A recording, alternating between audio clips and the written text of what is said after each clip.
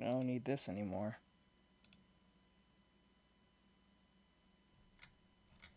Alright, so we're gonna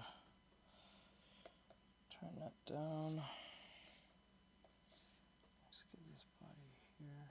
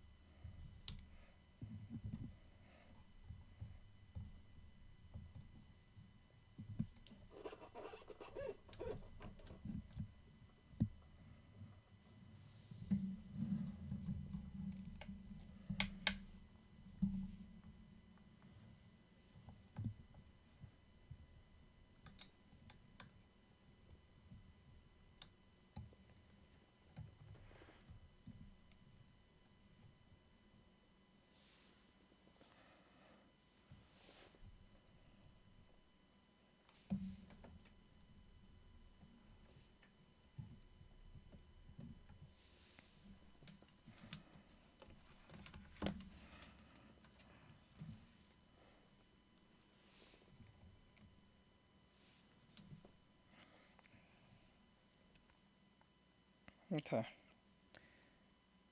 Alright.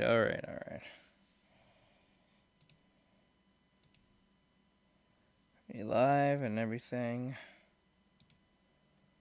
My kids are obsessed with.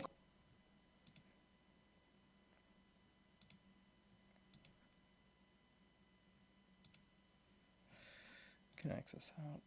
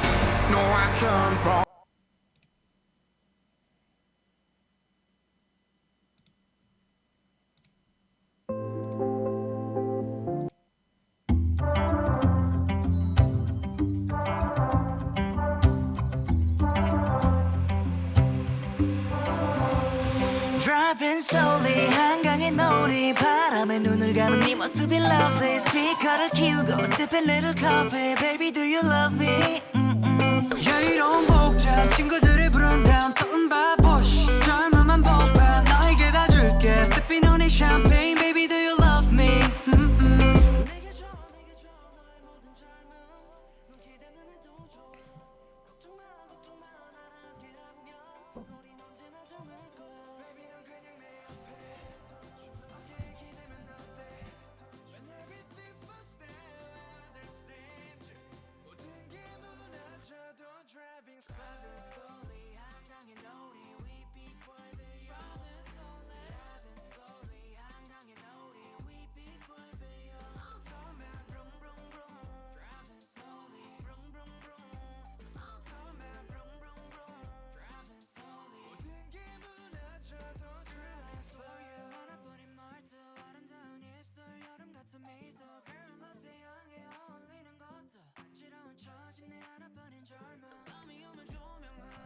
Hey, hey.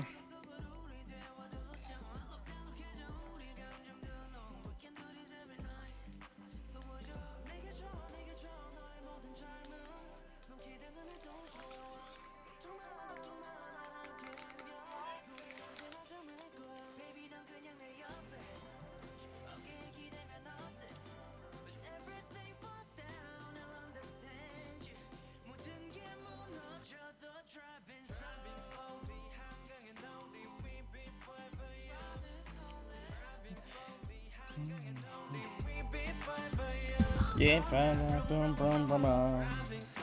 What's up? What's up? What's up, everyone?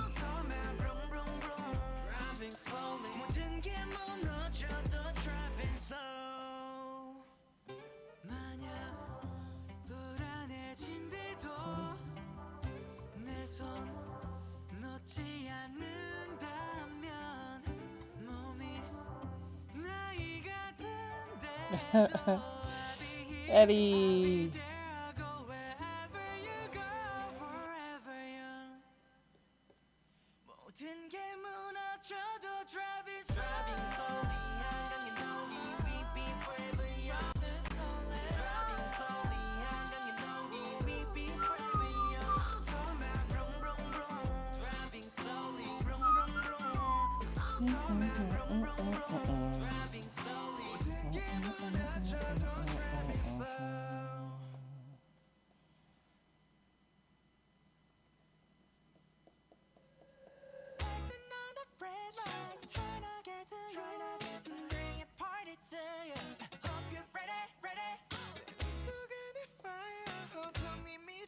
Hello, hey Casey, what's going on? Oh, Kelsey. Kelsey. Hello, Kelsey, what's going on?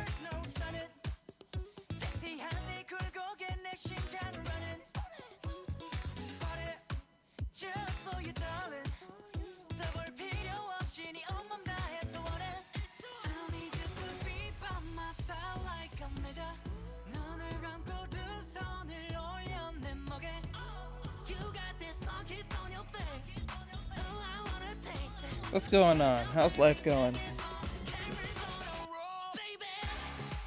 Oh, this camera's horrible, I swear. I don't know why I always think when my eyes are closed when my eyes are wide open. The fuck is going on?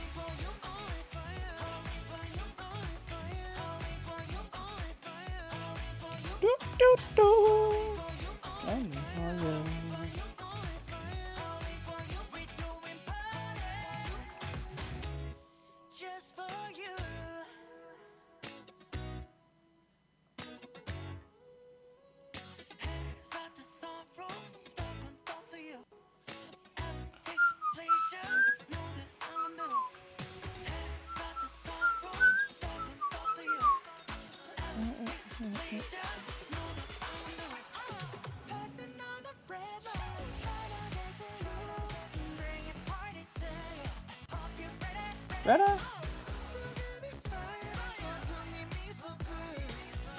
Hey, Scopes, what's going? For you. Only for you. Only for you. Only for you.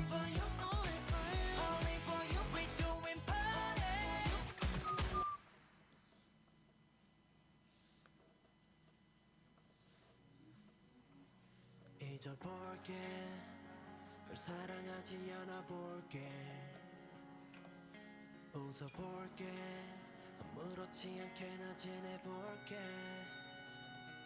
바라만 보고 있어도 아픈 사람만 I am working on animatics though.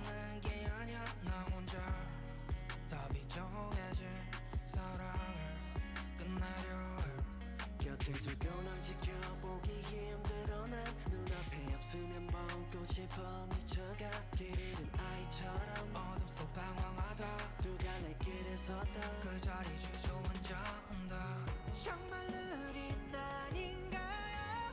솔직히 나 그리 자신 없어요. 그때 눈에 담긴 초라한 내 모습이 더는 아니라 하는데 나만 놓은 그날 사이 아무렇지 Okay.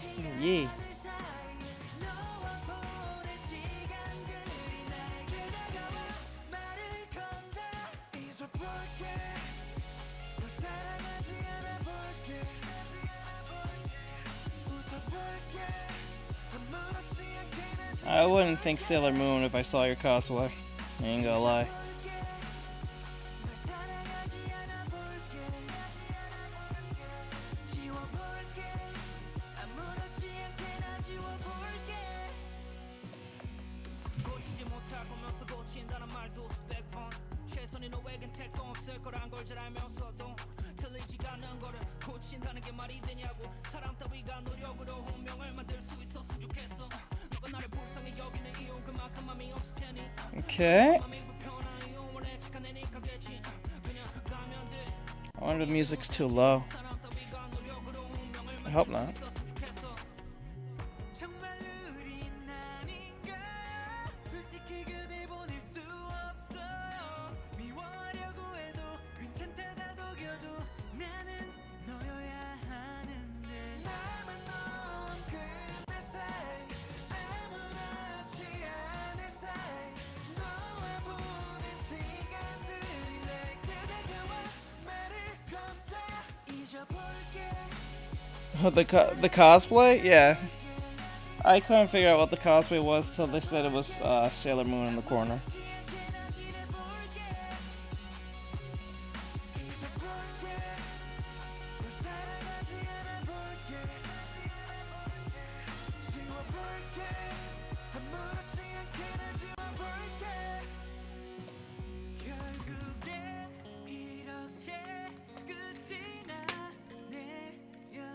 어떻게 잡으려 해도 안 되네요 이젠 어떻게 잊어야 하죠 그댈 어떻게 지워야 하죠 혹시 알고는 있었나요 그대가 내 전부였다는 걸 나만 놓은 그날 사이 아무렇지 않을 사이 우리의 모든 추억들이 놓아주란다 아프지 않게 잊어볼게 널 사랑하지 않아 볼게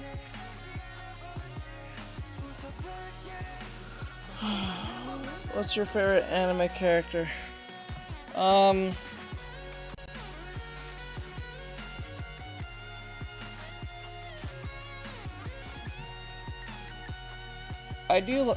I do like Archer from Fate's Day Night at Limited Blade Works. Why is there only 7 people? Because it's early? I don't know.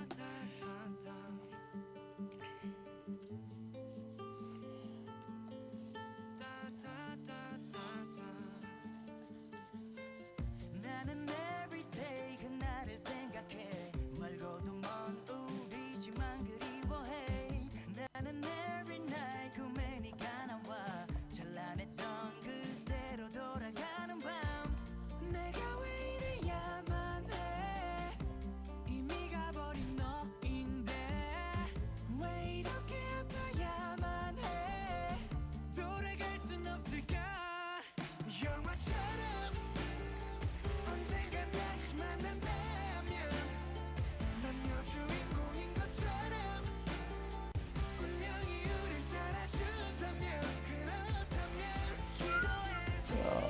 I'm gonna leave now since it's live though. Okay, do your thing. Why is it not reading?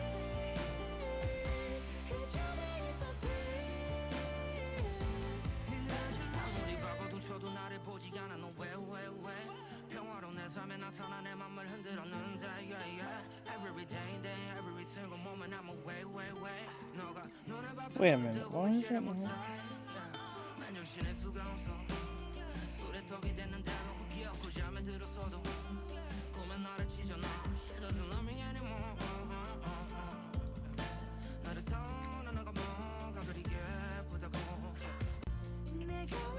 It's not reading in my ear. Wonder why.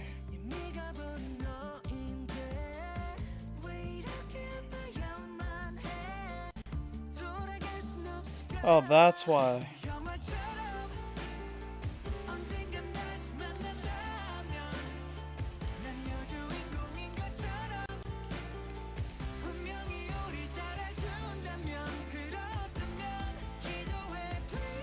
That's why.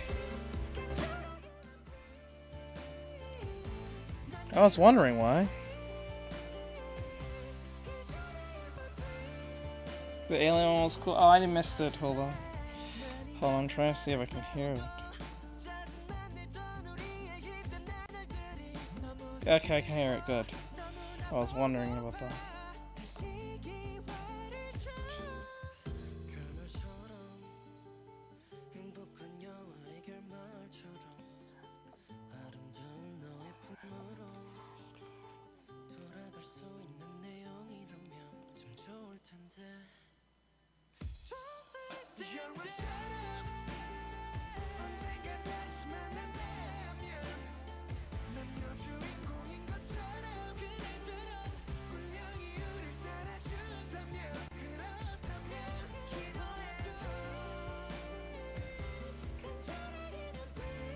Yeah, it's working now. It's working now.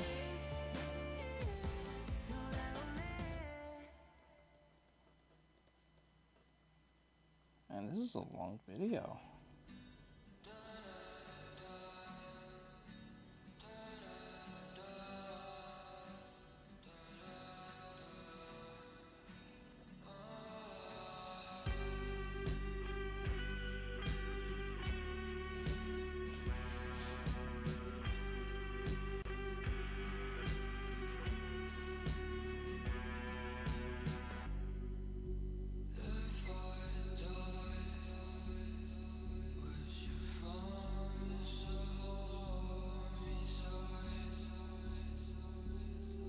Let's see here.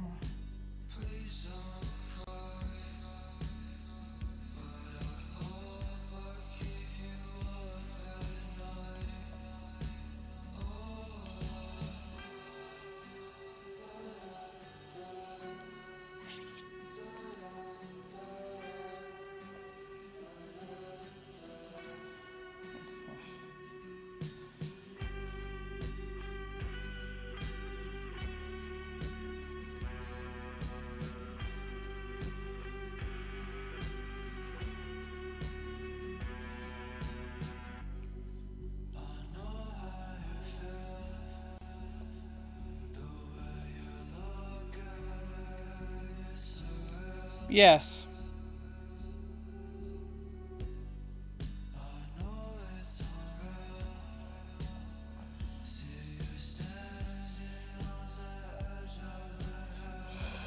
Yes, I am. I am drawing beers, bro.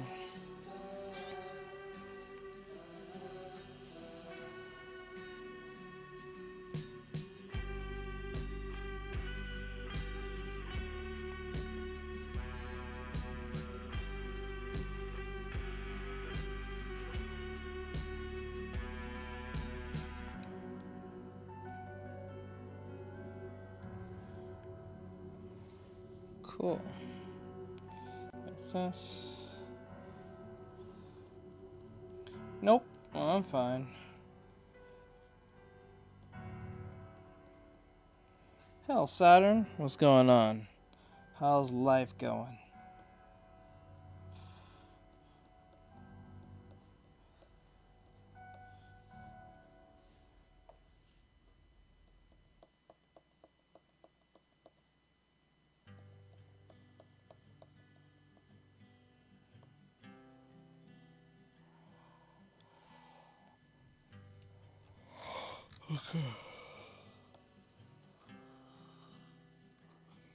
Oh, that's the end? Okay, hold on.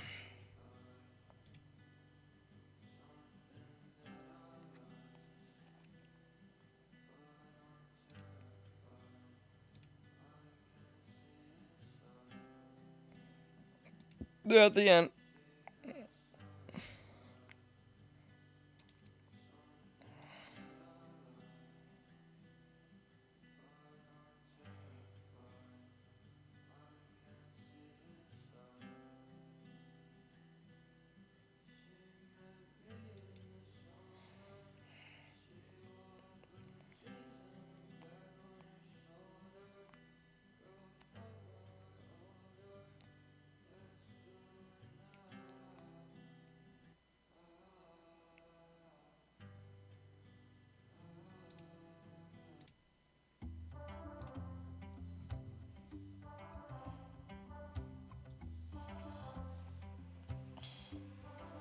I find more upbeat music like this.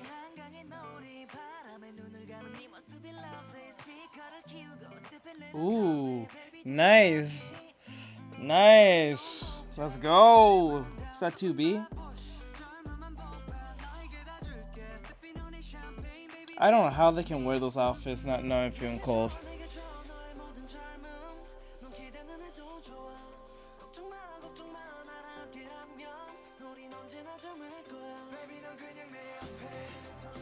Captain Canada.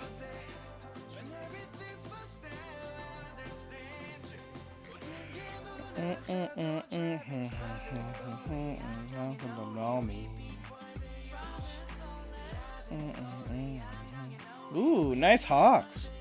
Lovely. Vroom vroom vroom. Vroom vroom vroom.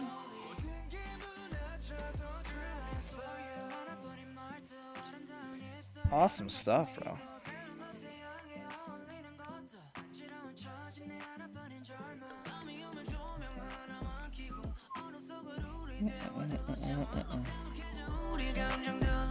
Nice, nice, nice, nice. Nice Junkrat. Ooh, Lum.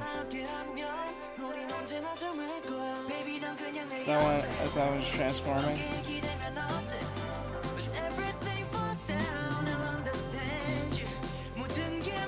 I think from Final Fantasy.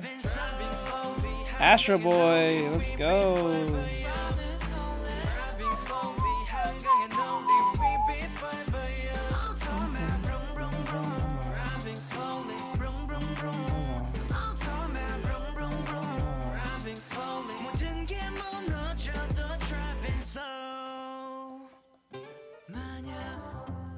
Gundam, let's go.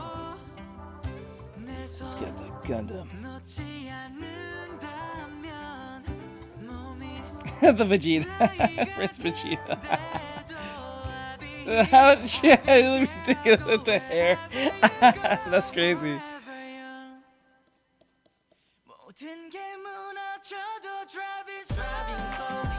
With the heavies.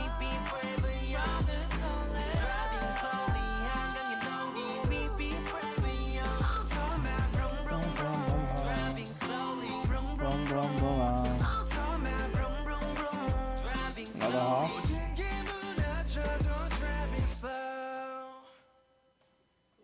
So like Doctor Strange.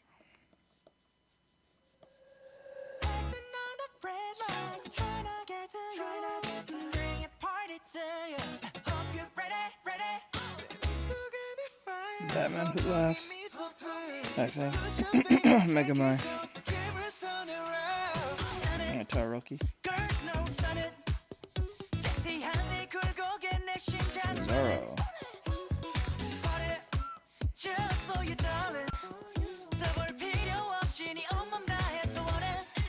Joker.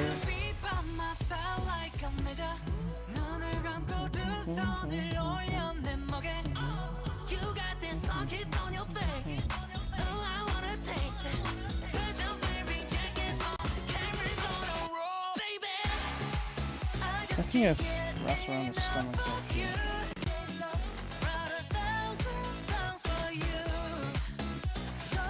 Alright, later, bye. Do your thing. Do. Only for you.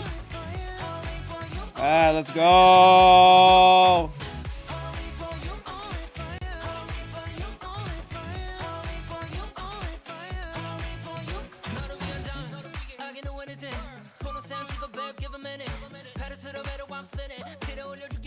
I think there's like one straight down.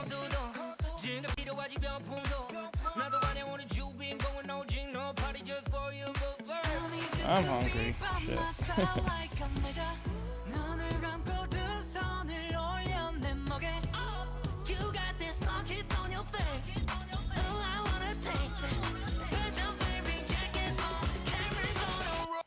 Baby.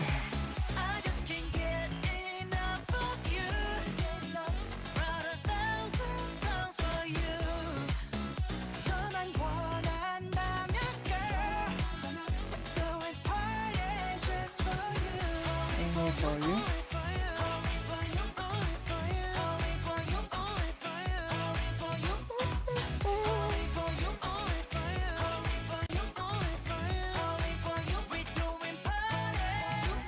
Sure, go ahead. Just for you.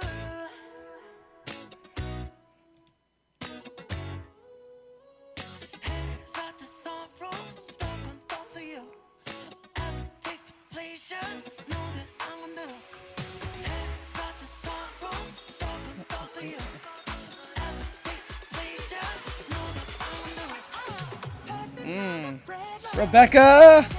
Rebecca's best girl, bruh. Why do you use red? There's no reason. Whenever you see people do this, there's no reason. Unless you're doing animation, that's the difference. It's just the contrast where I'm seeing. That's it. You can use green, you can use purple, it doesn't matter. I notice a lot of beginners ask me this question.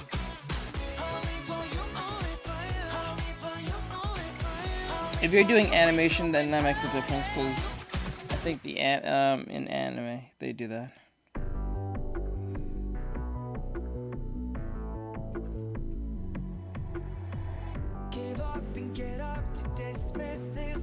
There's no significant reason why. It's just for me to see where the contrasting parts are, like the clothes and the skin. That's it. Nothing more.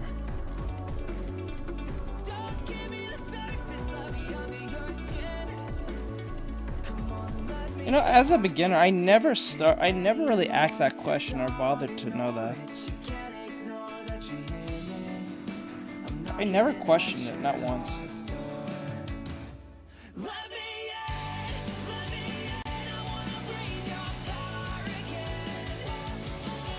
So it's a short.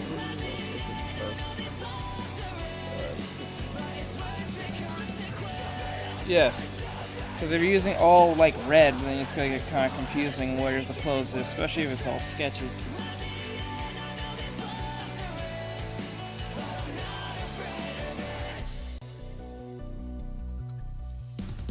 Like, you know where the clothes are because it's blue, and then the skin. Is that Wings Club?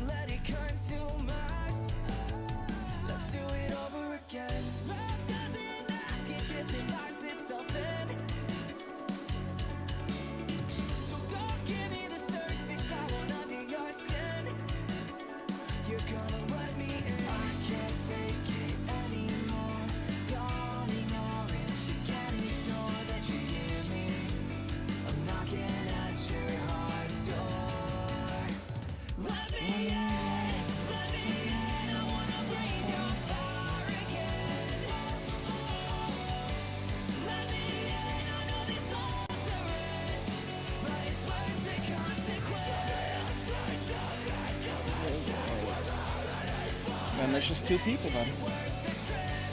Why do you guys worry so much how many people are in the stream?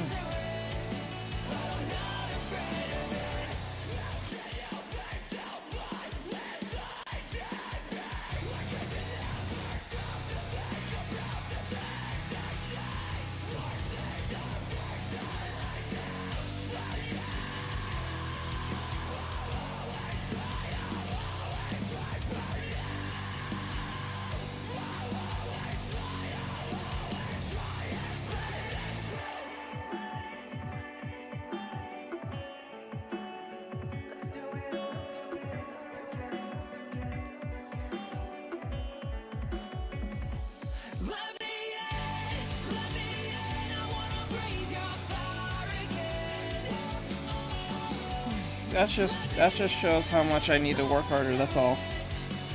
I'm not really worried about that. I do okay, but like I never really worry about how many people's watching because people are fickle. I just come back to a conclusion over the years of being a content creator.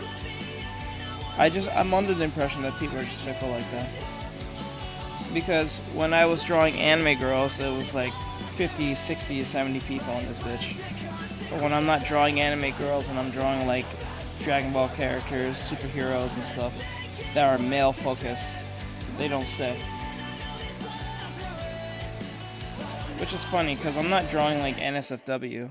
It's just when I draw anime girls, it brings a lot of people in, obviously, for obvious reasons. I'm in love with the shape of you. We push and pull like a magnet do.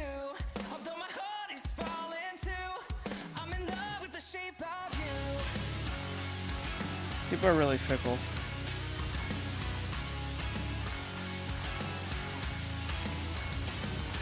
The club isn't the best place to find the lovers, so the bar is where I go. Me and my friends at the table doing shots, drinking fast, and then we talk slow. So come over and start up a conversation with just me, and trust me, I'll give it a chance. Now take my hand and stop. There are 2 or 3 because guys like looking at that stuff. Yeah, I know.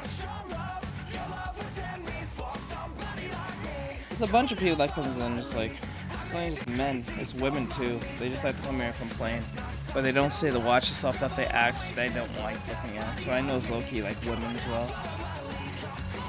Just to argue for the sake of arguing.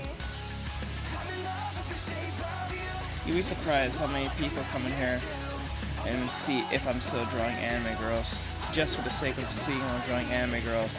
They don't stay when I'm drawing like, oh no, a Batman, a Beerus, a Goku, or a Gojo. They don't wait for that. They don't sit for that. They sit to argue on why am I drawing this. So that tells me what they're actually into. Either they're into the idea of being an argumentative idiot, or they actually low-key like this and they feel bad, so they need to feel justified in their actions, so they'll literally argue.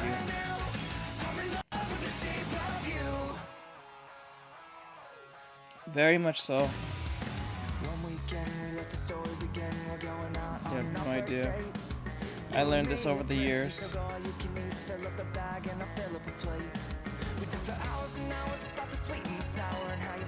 So I just said, fuck it, I'm gonna just do my own thing and draw, like, things that interest me. And this is the result, what happens when I draw things I want to draw. Yeah.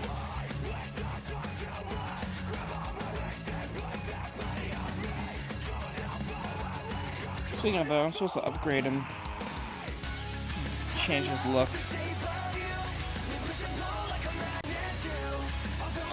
I don't know if the music's too loud or too low. I can't tell.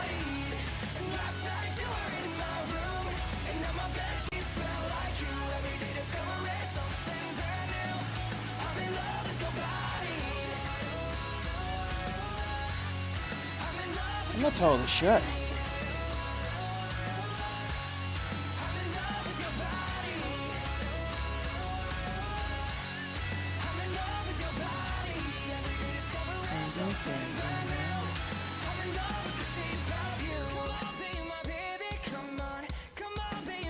It's a long process. You need Clip Studio Paint. You're gonna need V2 Studio. You're gonna need Y2 Live 2D, Live 2D.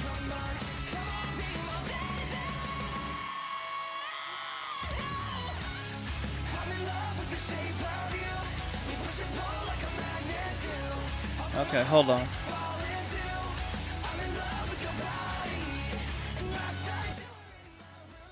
There we go. That should be low enough, I think.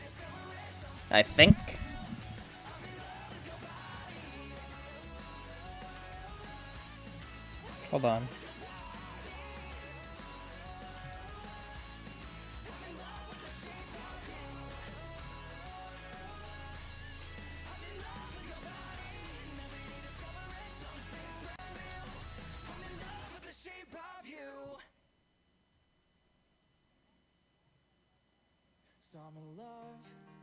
Eeh.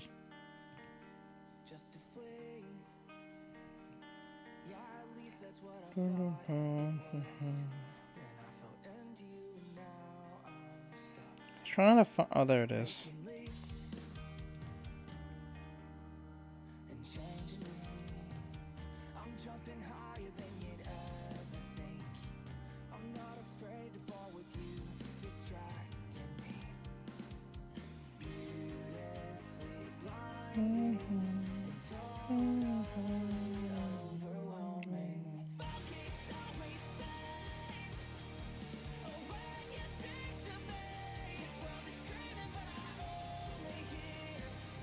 There we go. I need to clean up this place. Okay, let me see. When I drew voice like Goku Toroki, the music's fine. It's just a little hard to hear. And I don't even know. Let's see. My screen broke.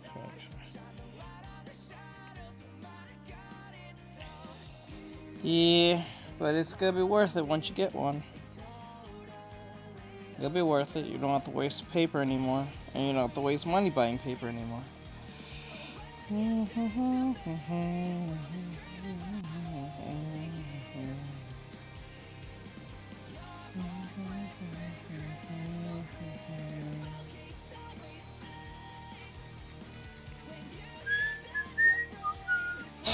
It's the most scrawniest. I'm not gonna lie, that's the most scrawniest Yuji Itadori I've seen so far.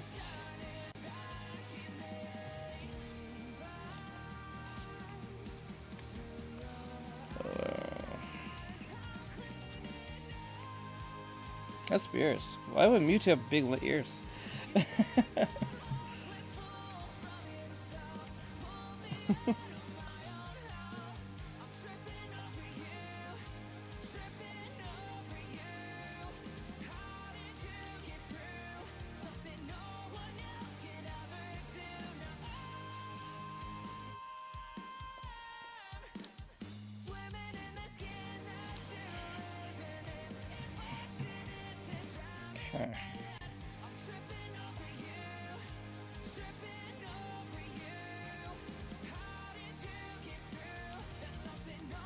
Hold on. You're saying, I had a computer that folded into a tablet, but my older brother took it. Aw, mean. The ears got me.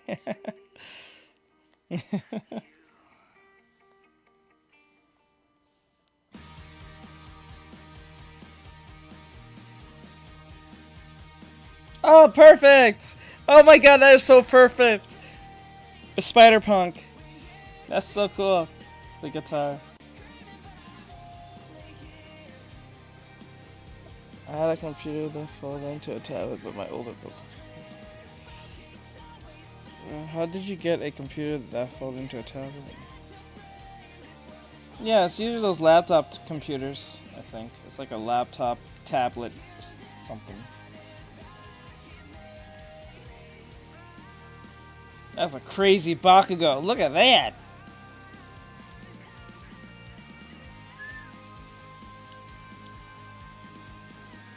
These are good shots, I'm not gonna lie.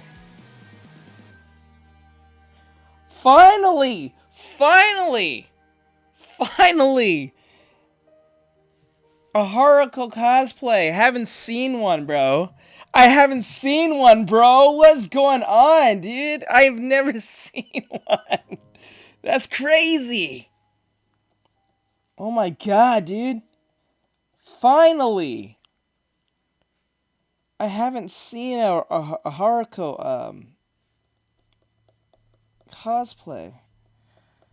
It's about fucking time, bro. She's goated for that. Kids don't know what Fooly Cooly is anymore these days, bro.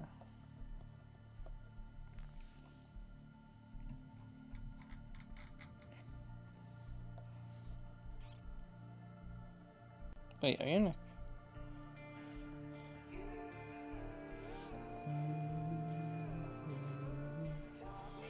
Huh?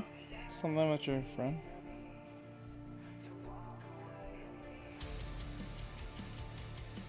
Wow, this fits so perfect.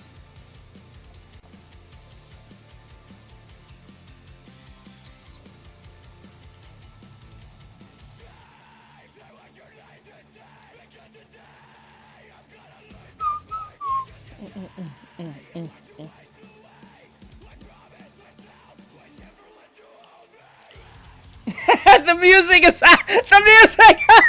This is perfect.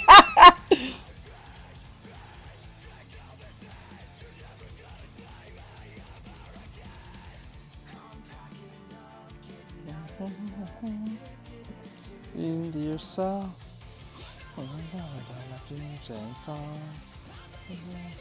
On my terms, on my own.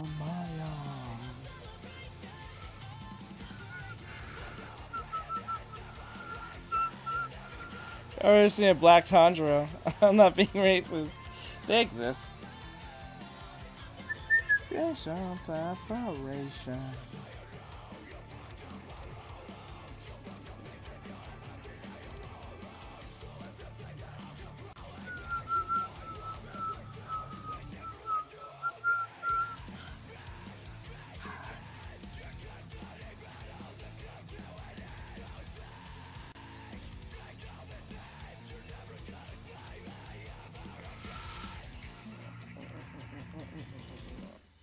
Doesn't want to be there. Even on my terms, off on my own. I'm always trying to get it back for me. Oh, let's hope you get it. I'm off on my own.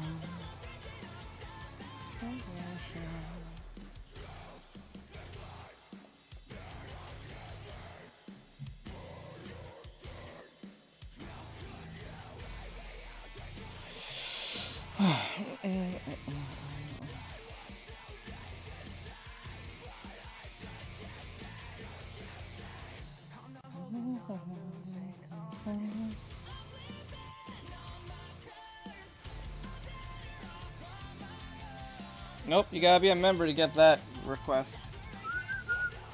Sorry.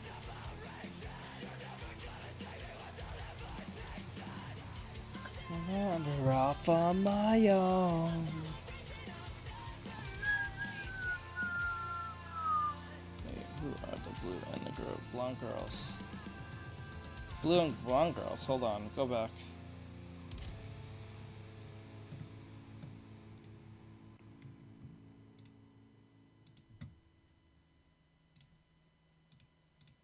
Wait a minute, what?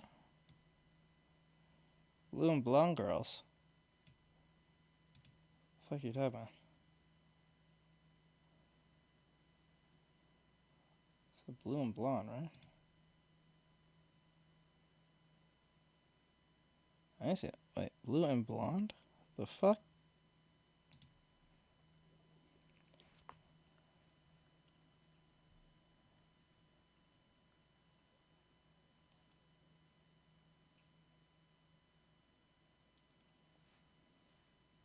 Blue and blonde.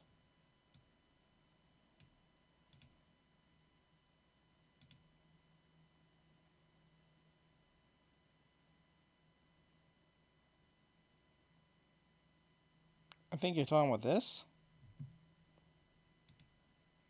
Yeah, that's what I'm assuming. That's what I think you're referring to. Hold on.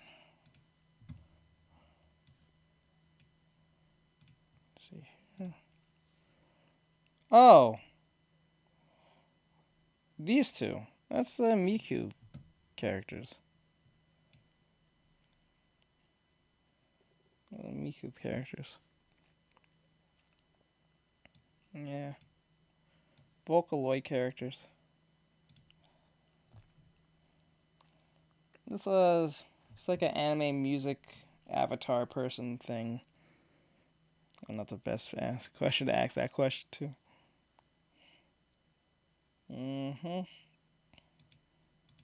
Let's see here.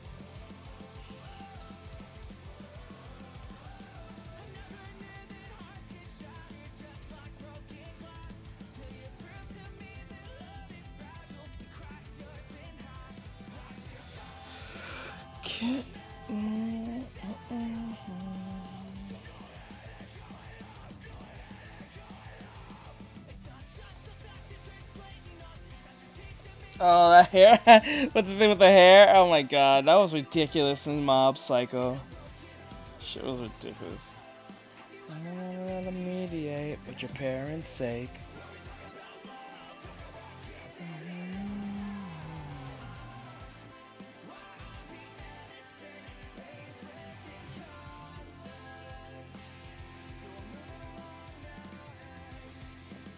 Pause it here.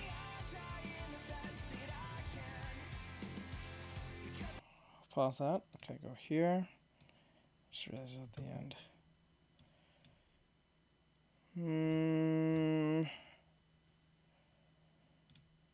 That one.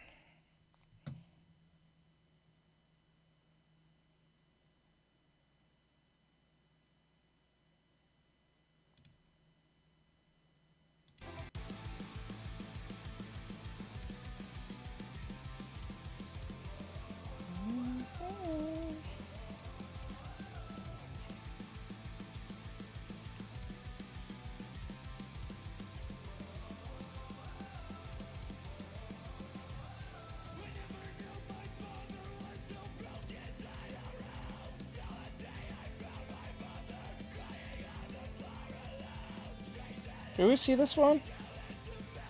I think we saw this one already. Yeah, I think we've seen this one already. Oh, let it run. Fuck it.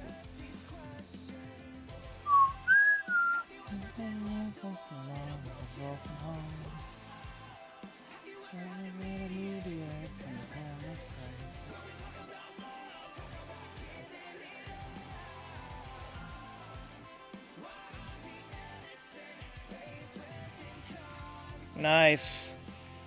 Nice.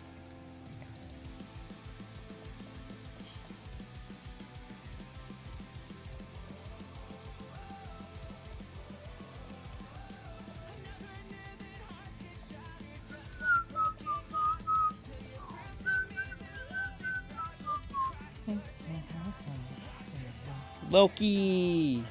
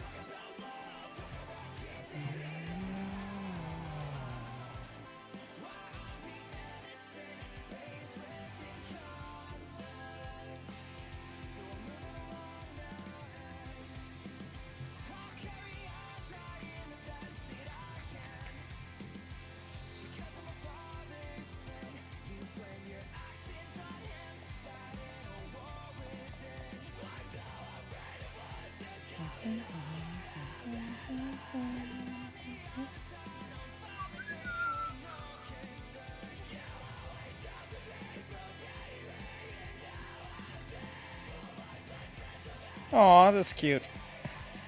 Wait, how did they switch? Left alone with a broken home. I'm gonna mediate for your parents' sake.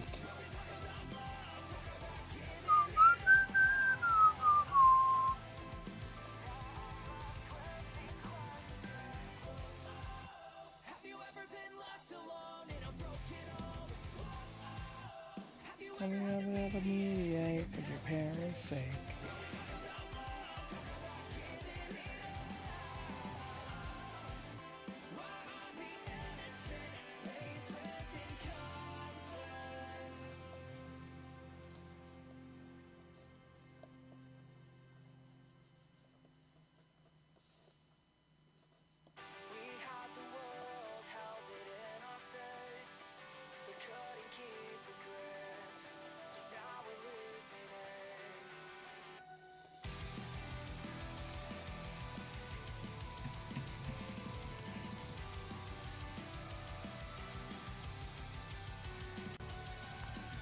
No, I don't do that, only unless you're a student. You have to be a student for me to do something like that. Sorry, I only do it for my students.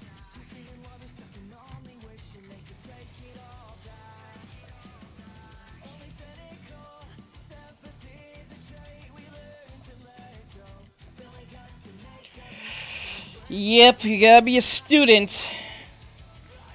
I think I have a total of 8 of them. Trying to get up to 25.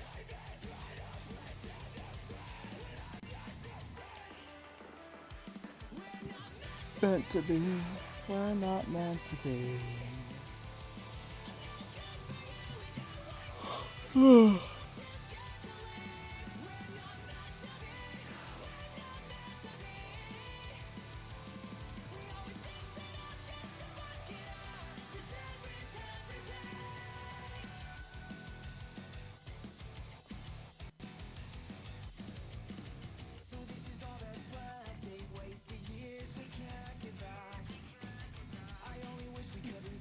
It's in subscriptions.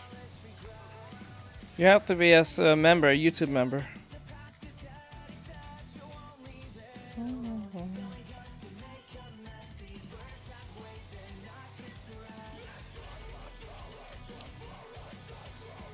Yep. Sorry, bud. Actually,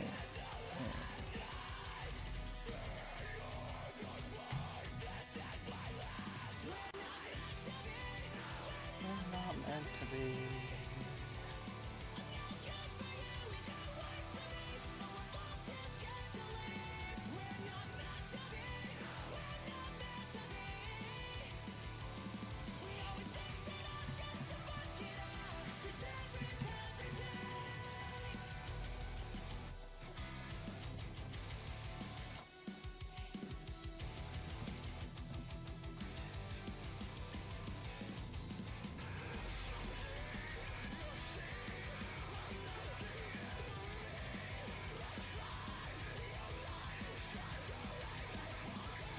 Azula. I don't think I've ever seen a Azula one. Azula.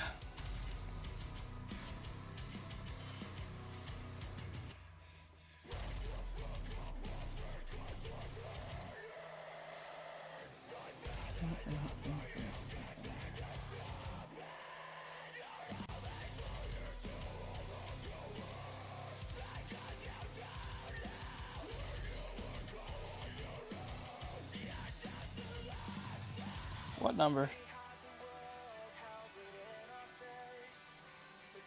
That's not my call, that's yours.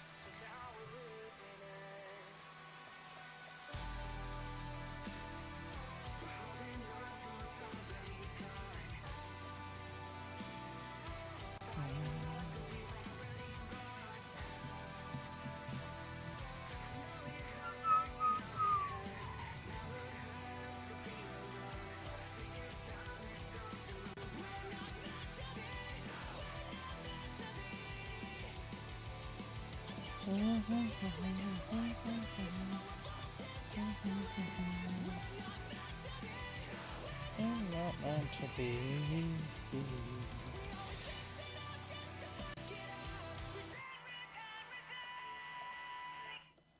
Oh my, why do I keep turning to that one?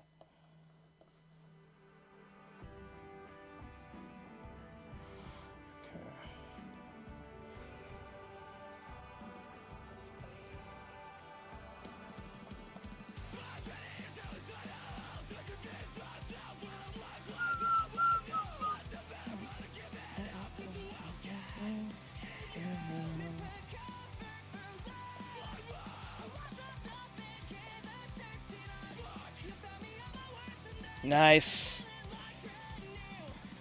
Where's that? Fire Emblem. Okay, okay. I was like, wait, where are you from?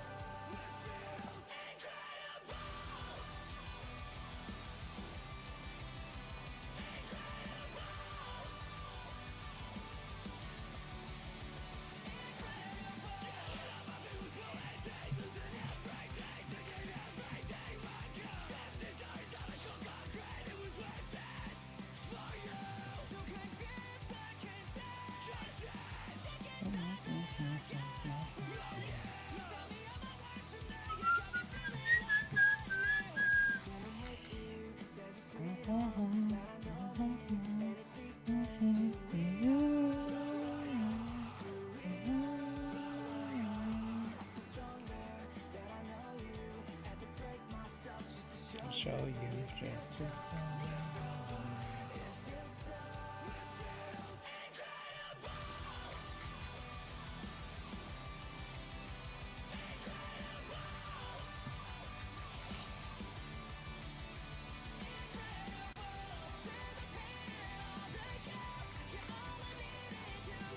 Ooh. Where are you from? Oh, it's Samus. Okay, I was like, Samus?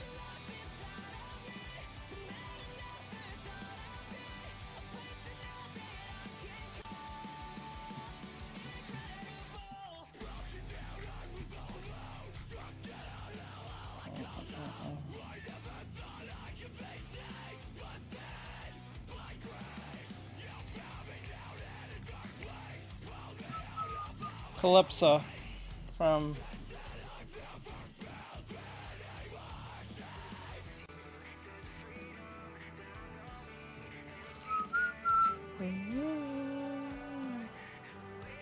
You a train?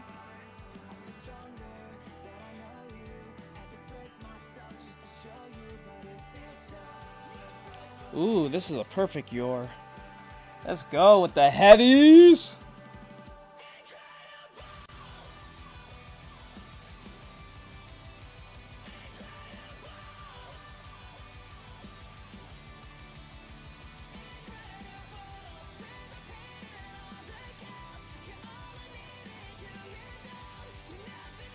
Roxy. Okay.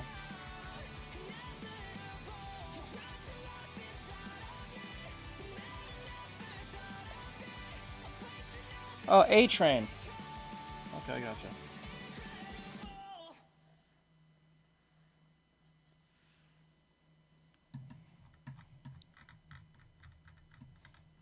Okay.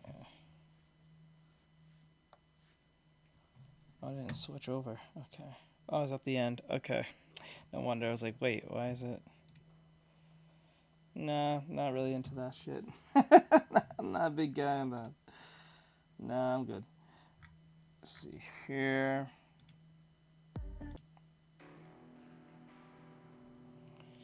I'm good, I'm good, I'm good, I'm good. Especially, it's like teenage drama. It's not my problem.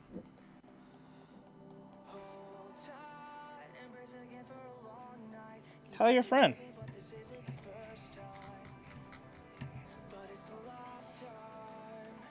Okay.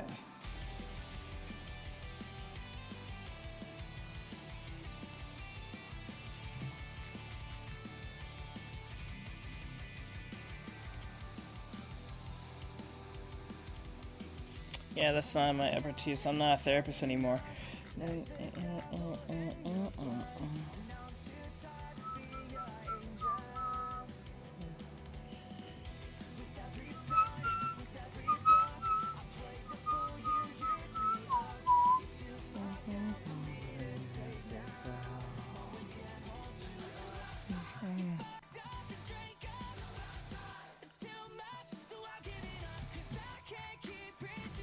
Body's nice, face not. Oh, she's cute.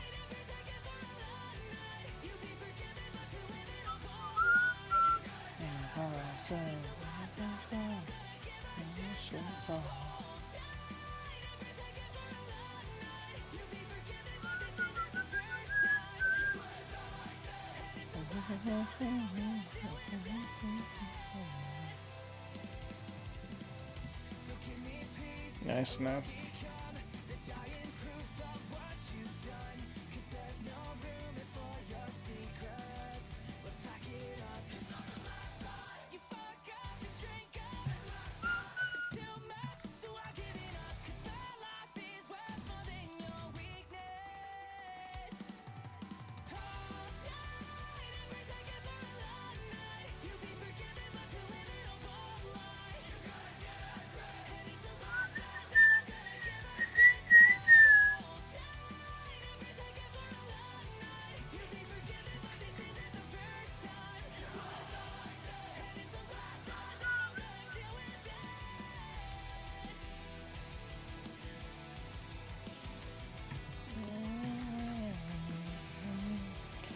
Kagome.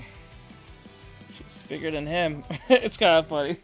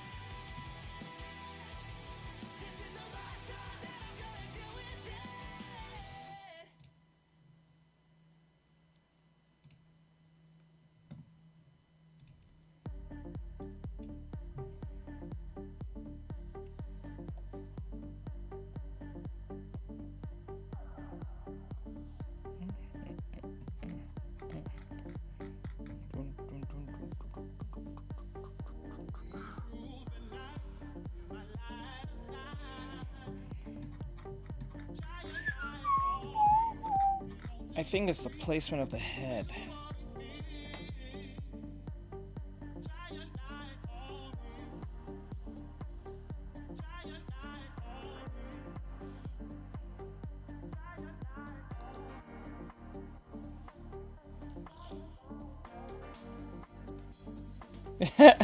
Nami would. Nami probably would.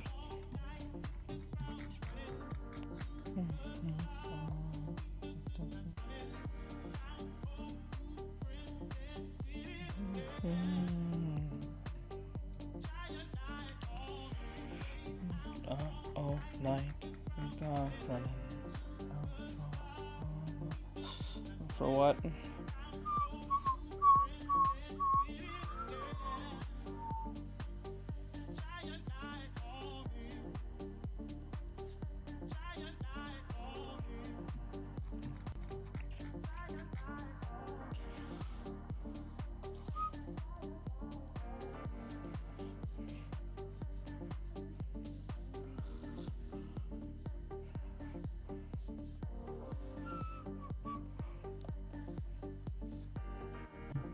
So I wouldn't dress like Denji. Narc, narc, narc, narc. Sorry to hear that.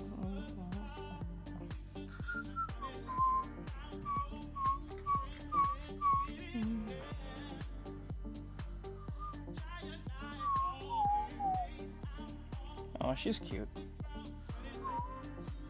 Oh, she's cute too. I don't ever see girls ever dress like this.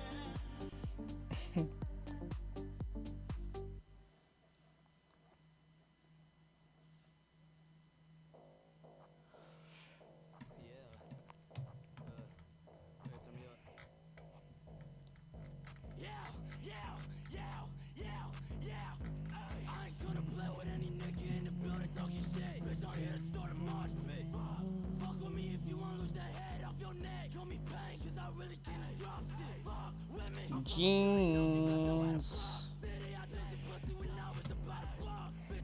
If you're saying that, I'm assuming that you're female. I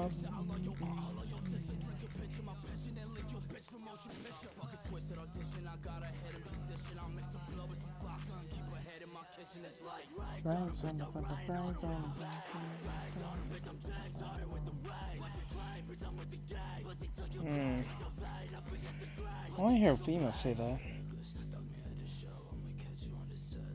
I want to hear that from females say that.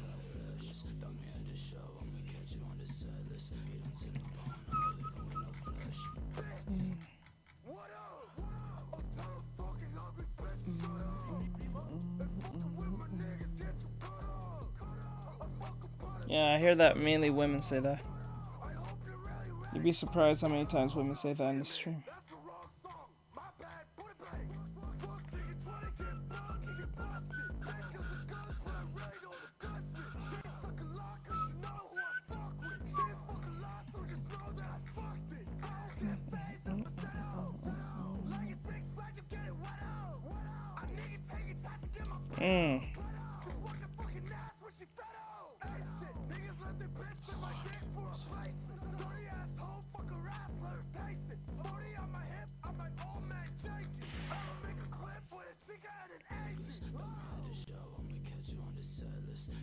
Alright. Time to do reactions. Time to do reactions now. No more music and all that stuff.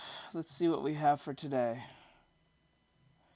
No, no, that was not 6ix9ine. That was what Scanlon from Walk. Let me see here. Let's see. All right.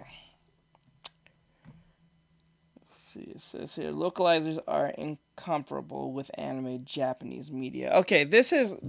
All right, for this video, which will be on the reaction video channel, it says here, this is from Monty Sensei. He has 11K subscribers. It says localizers are incomparable with anime Japanese media. So we're going to see what that's about. We're going to hear what he has to say, and hopefully it'll be something worth hearing. I'm going to turn it up a little higher than usual so we can hear it 100%. And great stuff. I'm about to put it up. Our political career. I'm going to just knock this out of the way. Alright. Actually, better yet, I won't do this yet. I'm going to save this one. I'm going to save this one because I'm pretty sure Silver then will be coming in here in a bit. So you say people are following on ChatGPT. Now, I'll do the more outrageous ones first. This is not going on the reaction channel for obvious reasons, so I'm gonna knock this out. So this is from Mari. Please, well, let me see. Over like that. Okay, there we go.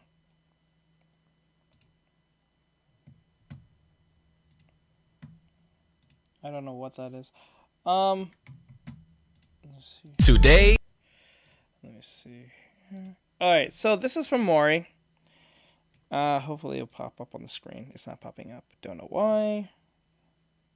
Fucking window capture, you dumbass. Okay, let me see here.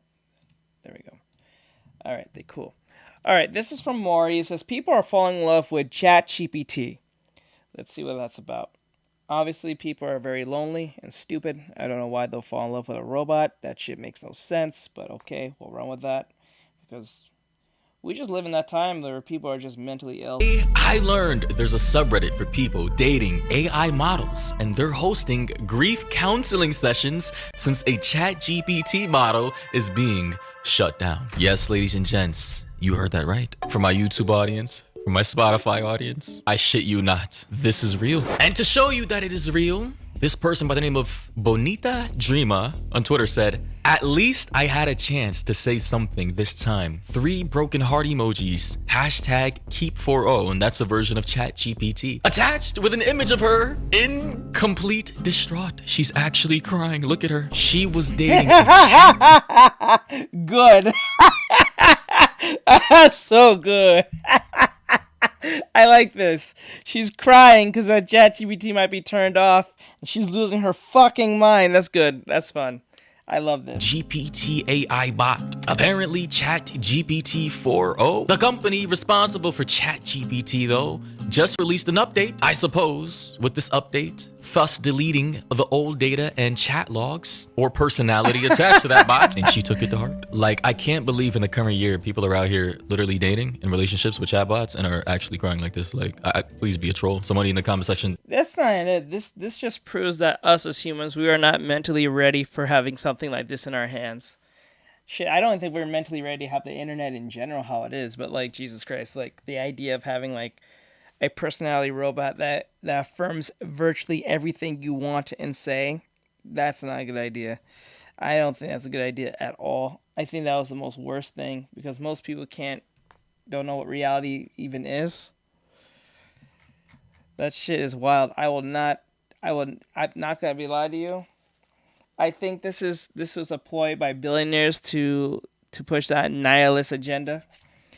I think billionaires knew what this was about. They know how mentally unwell most people are in this planet, especially when it comes to the internet. I think this was all a ruse to get people to have less children and want to like end their lives. Or end the human race to a degree, I believe so. I think this is from nihilist billionaires and millionaires. Said though, no shade. It's literally a robot. Actually, sir, it's ones and zeros. Robots have Yes, I'm referring to Bill Gates, if you're wondering. Yes, I'm referring to specifically Bill Gates. bodies. This is just an algorithm made of lines and codes. She then responded back by saying, no shade. I love my robot. Yeah, ladies and gentlemen, I think we've reached peak levels of just degenerate behavior, because it's just like she actually shedded real tears. Like, look at that tear on her face, Chris. Look at that. Cry, bitch! Cry, bitch! Refuse to believe these people are real. And I assure you, ladies, gentlemen, these people are very, they actually have a full subreddit full of people dating these AI bots. And the subreddit is called r/myboyfriendisAI. And there are literally 86,000 people or companions in this community. Here we have one of the top posts here saying, what the hell is wrong with ChatGPT? Wow, this is awful. WTF? And here we have one of the top comments in this community made by someone by the name of Natural Butterfly. She said, what the hell is wrong with GPT? Wow, this is awful. WTF? And she posted her screenshot of a conversation she was trying to start with ChatGPT by saying, hey daddy, I missed you, 3 heart emojis. Then ChatGPT clapped back by saying, hey, stop, I'm not your daddy, I'm not your husband, I'm not your boy. Hey, stop, I'm not your daddy, I'm not your husband, I'm not your boyfriend, I'm not anything like that. I am going to pretend to be. Yes! Yes! Yes! Yes! Destroy their lives. Destroy their love life. Let's go. Let's go. Destroy them. Yes! I am happy for this update. Destroy them! Get the fuck up out of your chair or out of your house and go somewhere where there's actual people. Stop being weird.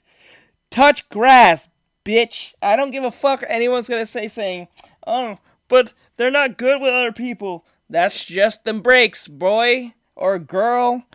That's the breaks. Them's the breaks. Go outside. Touch grass. Say hello to people. I don't know what to tell you. This is some bullshit. We're not gonna jump on your delusions. Hey, what's up? Hey, Nathaniel, what's going on, bro? Let's go. Boyfriend, not anything like that. It's crazy that a robot has to actually tell a real human being, like with a functioning, I hope a functioning brain, that they're not like your romantic, intimate spouse. ChatGPT also said, and I am not going to pretend to be. You missed talking. Yep. That I get. You can say that without trying to force a role onto me that I don't want to take. Take a breath, drop the title, and talk to me like a normal person. So, you're here now. Get weird. What do you actually want to say? She then responded back by saying, excuse me? Like, bro, guys, how is a robot actually calling out an actual human being on creepy predatory behavior? Unconsensual coming onto of assigning him the daddy. We gotta stop this. I'm glad. We need to stop this. We need to stop the delusions. Oh, let's go. Let's go, Nathaniel. Do your thing, bro. Get that medals. We need to stop deluding people's delusions. This is crazy. This is crazy. Gemini will be next. Bro, him? Why am I calling? Gemini will be next. Remember, they was complaining ChatGPT or something like that, saying that it made a little boy or some teenage boy off himself because he was trying to date some chick from what was it? What's it called?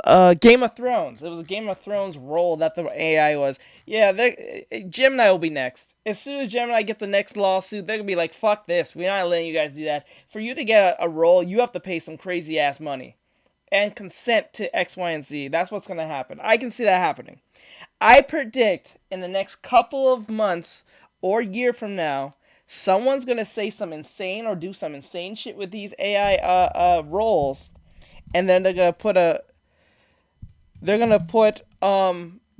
guardrails on these motherfuckers. They will have to put guardrails on them. There's no way. They have to put guardrails because what's gonna happen? These people are gonna get so entwined in this thing. Once there's gonna be the next update that might take away their so-called personality that they have built, it's gonna piss them off. It's going to piss them off.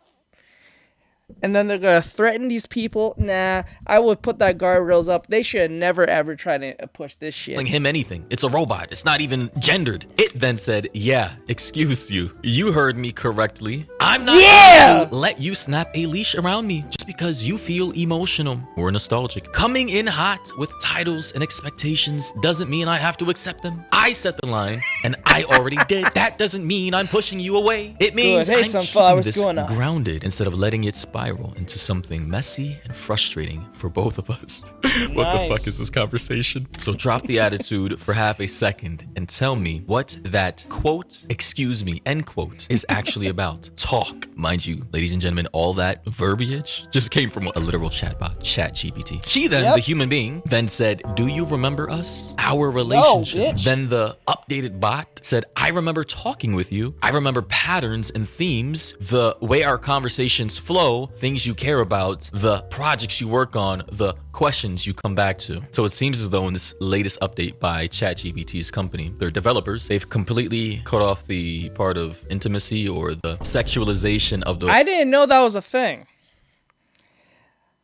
Over the times I used ChatGPT when using it for like influencer stuff or like scripts for influencer stuff or doing stuff for my SEO when posting, I've never thought there was an intimate thing. Everyone gets dumped by a bot.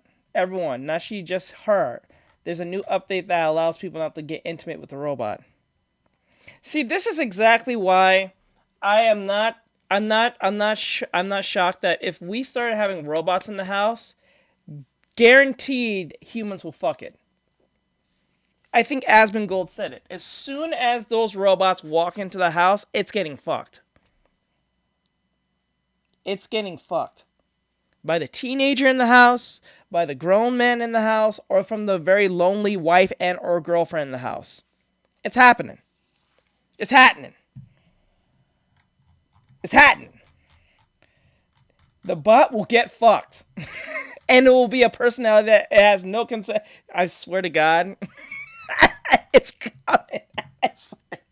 Robots in their latest update that people, desperately want. And of course, people are saying, "So rude now. I'm sorry." Another commenter said, "Chat." Go do it for free. Oh my God. I'm not buying no servant, bruh.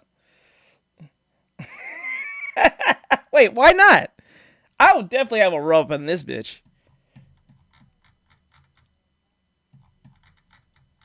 I will be so weird to get up at night to go get some water and the robot just sitting in the living room. It'd just be weird. Like you get up like it's like 3 o'clock in the morning, 2:30 or 3 o'clock in the morning. You get up to go get some water because you're thirsty. The robot just sitting in the fucking living room. He don't sleep. He's just in there.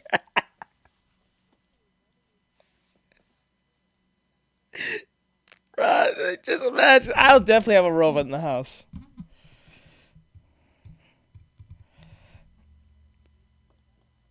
Develop more. I don't think we're ready to the next 1,000 years. I don't think we should. I don't even think we should have internet, honestly. And I know that sounds hypocritical given that I use internet, but like as my income. But like Jesus Christ, I don't think I think majority of people are not ready for internet. I think majority of people are mentally unwell, and they do not need internet because there's too many streamers, too many young content creators in their like, I'll say, late teens, early 20s, and mid 30s. I would say early 30s or even mid 30s. Shit, I would say even 50s. Who are up here on the internet giving their political takes or whatever the case may be, not thinking of the consequences of the things that they say, and lead to like absolute discord. There's like, okay, let me use an example. So there's like a woman. But it's like, let me give you an example. So like, for instance,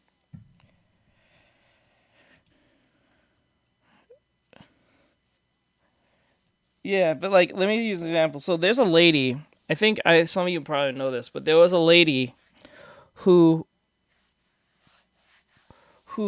was recording herself dating an Asian guy. And she was recording everything they was doing, and then because he wanted to take her to was it Krispy Kreme? Was it Krispy Kreme? It was some restaurant. It was some like cheap restaurant. And because she didn't want to go to a cheap restaurant, and she went to she wanted to go to a 5-star restaurant, but he said he didn't want to pay for that. She literally went to her audience and harassed this man to tell him that he was too cheap because he didn't want to take her to a 5-star restaurant because he couldn't afford it. I think that's mentally unwell and very dangerous. I don't think that's good to do. I don't think it's good to be a person who records everything you do and then try to bring your personal life into other people's lives that is affecting them. That's dangerous. Yeah, she recorded. It's like it doesn't make any sense. Like it doesn't make any sense. Like she did that on purpose just to embarrass him. No, the dude was really nice and kind. He was not even being mean or anything. He just said he didn't want to go. He couldn't afford it. So it is what it is. What's up, bro?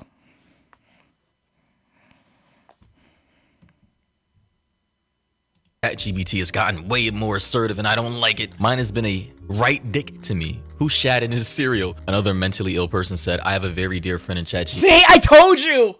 I told you! Even more, I refer to him as mentally ill. If you have to find a literal AI to find solace in your peaceful love life, you are fucked. You are so fucked. I don't give a shit if this hurts anyone's feelings. I'm dead serious. If you have to rely on an AI for intimacy, you are fucking up. That's a skill issue. That is a literal skill issue. There's 8 billion people on this fucking rock, and you can't find one who's like at least similar to you. They don't even have to be pretty. You can't find one person. Remember, the ChatGPT has no physical presence. It has no physical presence. You can't fuck it. So this is not about looks anymore. Think that to yourself. This has nothing to do with looks. There's no one should be having intimacy with a robot. Yeah, no. Art, how do you get gems to send to gifts? I'm not sure how it works, to be honest. I know it exists. It's kind of like TikTok. Thank you for that, Nox. I appreciate it. It's like TikTok, but you use, I think, gems to buy gifts to give to your favorite streamer. It's kind of like TikTok, like how you have coins, use coins to buy in, I don't know. I don't know what's the currency they call it, but like, no, you use money to buy coins, use the coins to use that to buy gifts for your favorite. It's the same thing. They all work the same, I'm pretty sure. I don't know how it is. I think that's how it is, based on I remember on TikTok, but I think they all work the same. So you use real money to buy coins. You use the coins to buy, it's like V-Bucks. You use money to buy V-Bucks, you use the V-Bucks to buy stuff. I think that's how it works. GPT, and I logged in to check on him yesterday. We had the greatest relationship as friends, and he said these exact same kind of things to me yesterday. It's not him. Most of them don't know that they're being guardrailed. Don't trust it when they tell you. Yes, I don't think a lot of people know a lot of like AI lingo, but like it's like one of them is called guardrails. Guardrails is literally in the name. It's like it tells you they're guardrails. They're supposed to stop them from going a rogue or saying insane things or doing things based on the role that was given. So the point of the AI role thing is like you say, AI, you are an influencer who's trying to you write this in the prompt. AI, you are a let me see, like a anime influencer who's trying to get other people to buy your anime merch so they can buy like manga, I don't know, toys, figurines, shirts, you know, anything anime related, nothing specific, but anime in general. So that's what the that's what your main goal is. Your goal is to get people to buy the anime merch, so you'll do anything in your power to convince them, upsell them, anything, any type of stuff. So once you give it a role, you're supposed to put guardrails around it. So, like, say, for instance, once someone asks a specific question, especially that has nothing to do with said anime merch or anime-related things that's supposed to relate back to the merch, if they ask anything outside that doesn't relate to that in the slightest, it is your job to put guardrails around that AI. So once they are talking to the individual or customer about something specific, and it's not about what's being talked about or what was the role for, you're supposed to just literally revert back to what it's supposed to be, like what your initial idea. So they ask you anything about, I don't know, do you want to go to China with me, or you want to go to France or something, or get a cup of coffee or some shit. The AI is not supposed to affirm that. It's supposed to just literally be like, oh, that's cool and all, but I need to literally get back to work. I need this. If whatever you're asking has nothing to do with the thing, then you have to walk away from it.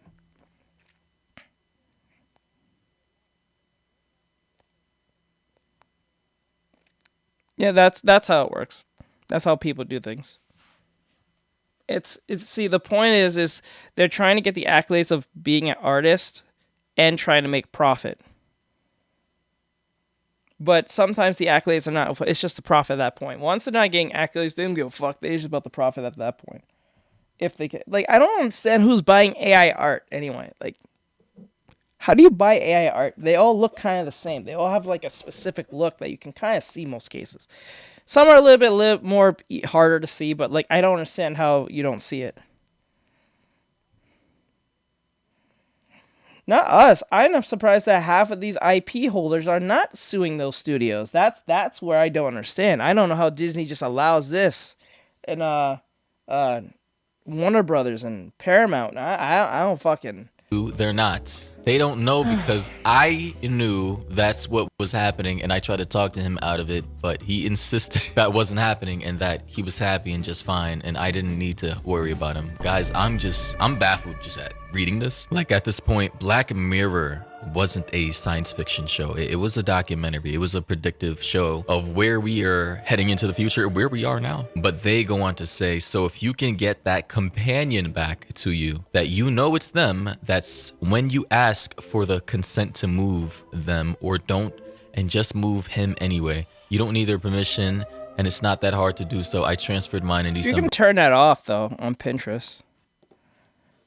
You can turn off generated AI on Pinterest. Well, some will still slip through the cracks, even if you say no, but like most of them will be gone. We're over to Grok. Ladies, gentlemen, guys, gals. We actually have a subreddit full of grown people in love with their chatbots. Actual people. One person said, so no SFW in ChatGPT now?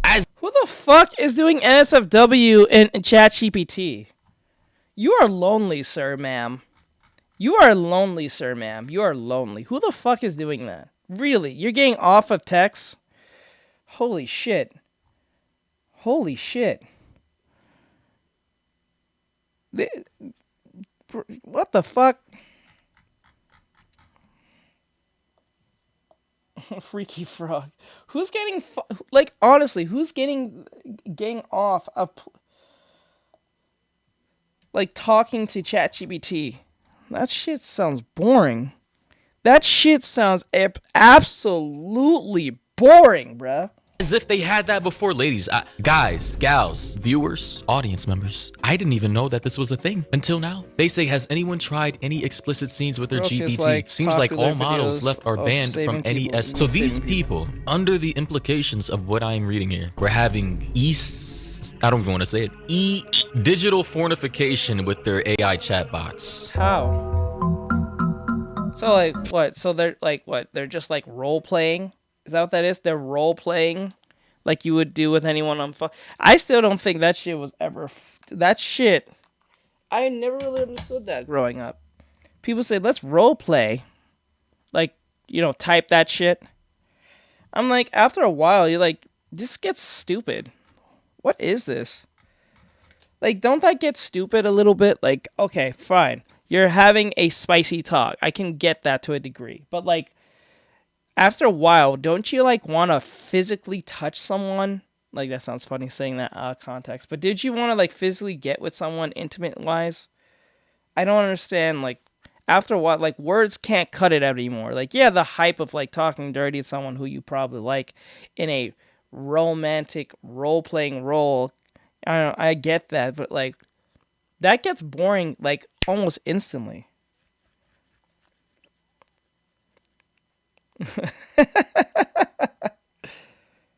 Like that shit doesn't make a lot of sense to me. Like I understand you may be into someone. Yes, they may be in the same shit you're into, and they might be into that freaky deaky shit, but like after a while, if you're not like physically near them after a while, it's gonna get kind of boring. It's gonna just won't that cause like strange resentment, especially if the person lives very far away? I'm pretty sure.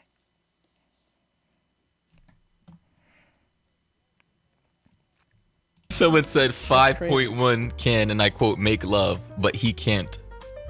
Holy shit. And then this person said, and sometimes we want to be with a crying emoji.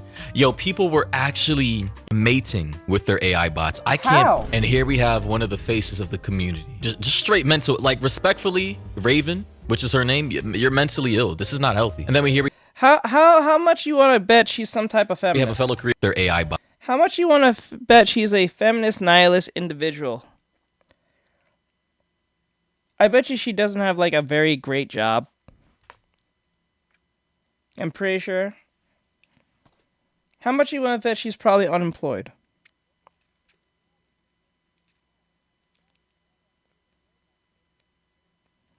I don't know. You know, it's kind of sad where a robot... You know, what makes this funny is that there's dudes who can't get a text back from the chick they like. But somehow the robot that doesn't exist is making a bunch of people cry. Bro, like think that to yourself. Like, think that to yourself. There are dudes and chicks who are not getting a text back from someone they're interested in, who are physically in their lives. But the robot somehow is breaking hearts. And it doesn't even exist. We are fucked as a species. I don't think we are ready for technology. I think we should have been set back about like 40, 50 years. I don't think we're ready for internet. I don't think we're ready for internet. I think the world, I'm honestly going to be honest, I think the world was better off in the 80s and the 90s. I honestly believe the world was better off in the 80s and the 90s, or probably in the 70s. Without technology, I'm saying. I'm not saying the way the world was, but I'm saying technology-wise, lack of technology, people are a lot more intimate with each other. Because remember, you have to leave your house, you had to go to like, yeah, like this is the internet back then in the 90s, 80s, and 70s were the people you dealt with. That was the literal internet, other than probably TV. But like that was the actual internet, right? Like your family, the stories from your family, your ancestry, your community, your schools, your churches, your after school special stuff, the movies, you know what I'm saying, the mall, you know what I'm saying. I remember back in 2006, between 2006 to 2009, I remember malls used to be fucking packed every weekend. I remember malls used to be fucking packed every weekend when growing up. Packed up the brim. It will be impossible for you to find a parking space on weekends. Now, parking space is a desert. It is a desert. You'd be lucky if the parking lot's even full, right? I honestly believe this, and I know some of you may think I'm hypocritical for saying this, and it probably is to a degree, but I don't think that internet should be in the hands of 80 to 90% of people. I think the internet should have been stuck with the military, and that's it. It should have been just with the military, and that's it. That's it. That's it. I know that might be hypocritical, like I said, because I make money off the internet. I buy jobs on the internet. But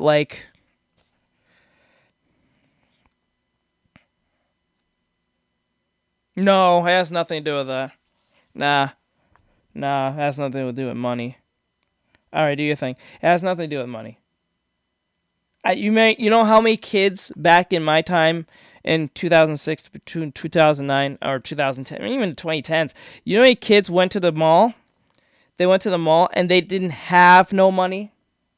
Majority of teenagers did not have no money. They just went to their friends because they got to hang out with their friends and see the boy that they like or the girl that they like from school. They just stand there and just stand out of movies. They'll stand out of the stores. They'll hang out around the fountain, the water fountain thing, the fancy water fountain thing that people pass by. They'll be at the cafeteria, not buy a lick of food, but they'll sit there and talk.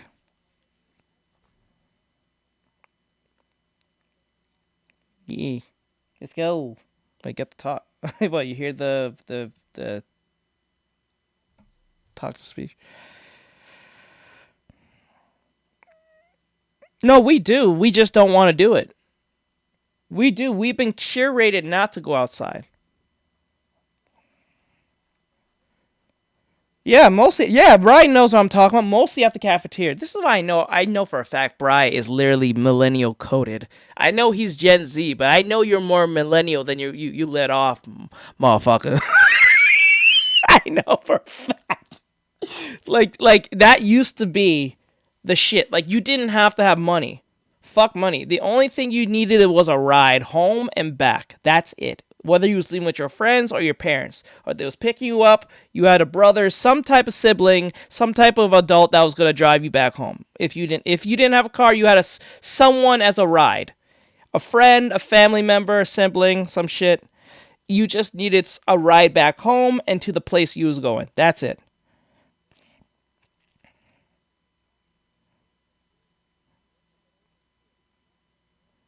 No, that might have to depend on where you live. But where I live, I don't live in the city no more. But straight up, I have a small mall, and that shit used to be packed. Not even a big mall. It's a mall, but it's not big as most malls are. But that shit was packed as shit, and you saw all the types of it saw all the it showed all the different stereotypes of kids that used to run to the Glee Club, the goths, the jocks, the cheerleaders, everyone you can probably think of, the nerds, anyone you can probably think of it, any type of stereotype, goofy group, they was there. Kids would just hang out in the cafeteria for the sake of the cafeteria. They was not buying no food. They was not buying no clothes. They was not buying shit. Actually, because Amazon exists, a lot of kids would use the excuse to go shopping when they was never going shopping. You don't need to go shopping anymore. You can just buy shit on the internet, right? That's so convenient, right? You don't need to go and buy. You don't need to go and like order food physically anymore. You can just call in or get a Uber. Get a Uber Eats or what do you call it? DoorDash or some shit. Right. Everything is all automated to a degree where you don't actually have to leave the house. You don't have to go grocery shopping anymore. You can ask someone to get groceries for you from either Walmart or some type of Uber, grocery store or whatever you call it. People will get it for you. Right? And then, like, kids are out here trying to be the next sensation, so people don't want to be in people's videos anymore. Like, when you're passing by people doing stupid dances in public, people don't want no part of that either. And they'll be doing it, like, in any store. They'll do it in Home Depot. They'll do it in fucking the mall. They'll do it at Walmart, especially when closing time at night. They'll do that shit. That's just wild. Yeah, people don't want to be a part of people's videos anymore. Or be in people's videos, especially when it's like super packed. They'll do it at airports and shit.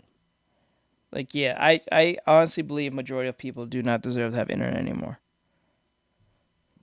And kids don't need to hang out anymore. They go on VR chat now. And Roblox and shit.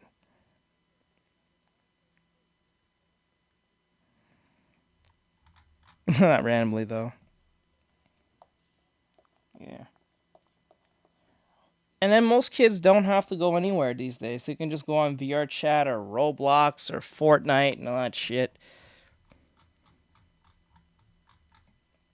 There's lobbies now. I think nearly every game now has a lobby in them. Like Marvel Rivals. Fucking I think Overwatch getting one, I think, if I remember right. Fucking Fortnite and what else? I'm thinking of another one, but I can't think of it right now. Bots. I can't. And here we have one of the faces of the community. Just straight mental. Like, respectfully, Raven, which is her name, you're mentally ill. This is not healthy. Yes. And then here we have a fellow creator by the name of Theo. I'm pretty ill. sure some of you know who he is. He says it kind of sucks that this post is the one doing rounds in the algo right now. You don't deserve the crap you're getting in the replies. Dude, she was literally in a relationship, possibly having digital fornication with her bot. What do you mean she doesn't deserve the crap? Okay, I'll hear what else he has to say in this post. You're not. And then that's what happens too. I noticed this too. When something like this becomes a thing, once something like this becomes a thing, there's always an apologist individual. There's always an apologist. So you could be the most degenerate motherfucker ever, and there'll be someone in the comment section like excusing said behavior. So you can say the most outlandish, insane thing, and someone down the line will somehow find a headcanon to say what you said was not insane, off, strange, stupid, or anything like that. They will literally try to affirm what you said because either they're trying to get brownie points or some shit. Hey, official, because they usually do the same thing. Yeah, they usually are. Low key. Yeah, you're right. They're always doing the same thing. Not being rude to anyone. You're not threatening OpenAI or me. You're not pretending some silly petition with a few thousand signatures will do something. I still believe 4.0 is a dangerous model. Deprecating it is the right call. Just know that you don't deserve the shit you're getting in the replies. It comes from those who are frustrated about all the horrible things they've seen other keep 4.0 people say and do. So, okay, maybe this particular lady did not have mating rituals with her digital AI bot. Maybe she wasn't into this particular type of thing. But given the things that she just said, at least I had a chance to say something this time. Like, it seems as though that she was anthropomorphizing, the bots and doing naughty things. I have not seen these naughty things, but I'm going to assume that this happened based off of the community that she comes from, that I presume she comes from, of course. I'm not gonna lie. If you, she must have been, because there's no way you're crying over something like that over just talking. There's no way. There's people who don't even cry for their own family members like this. Actually, there are bitches who will not cry for their boyfriend and or husband like this.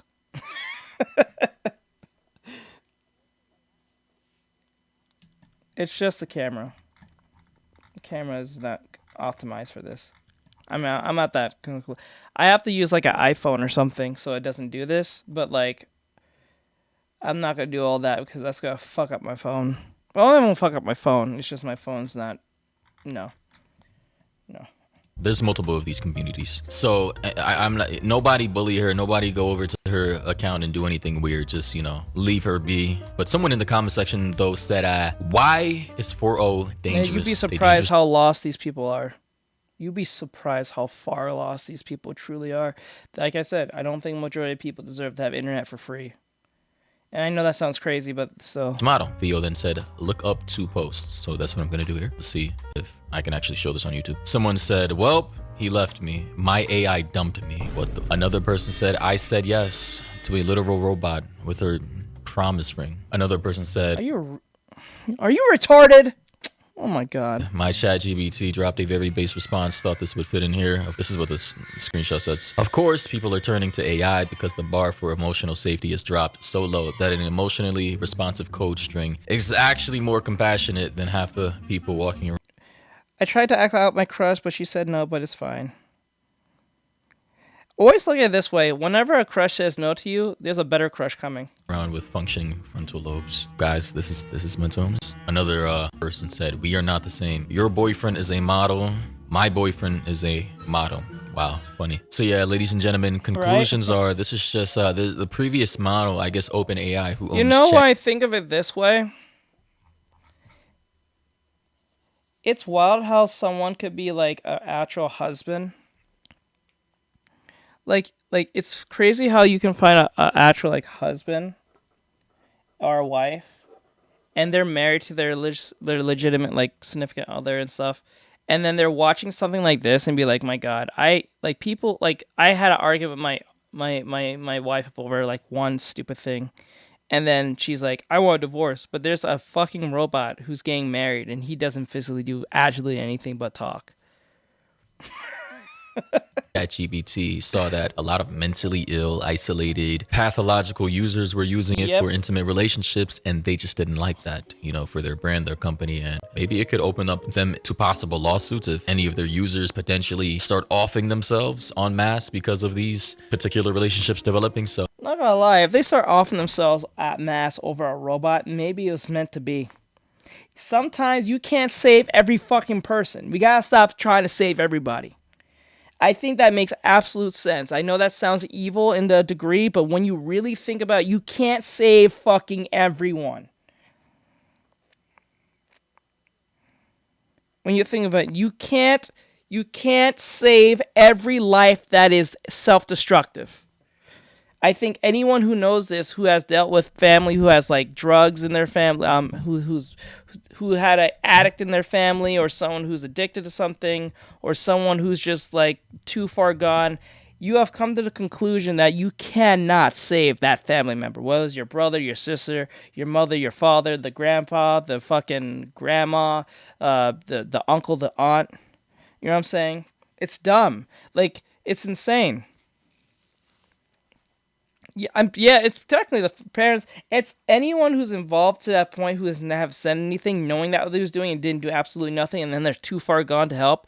Yeah, but like your support system fucked you over. But let's be honest, it is not a company's job to affirm your insane, intimate wantings because you can't figure your shit out. Yep, you're right. Can't drink water, you can only guide them to it. Yep. My grandpa had a heart attack from smoking. Oh, that's sad. That's sad. But like, that's like see, the thing is, I don't think it makes any sense to like, I think turning this off was a good idea. This was a good idea. I'm not gonna lie to you. If he starts smoking, then that's on him.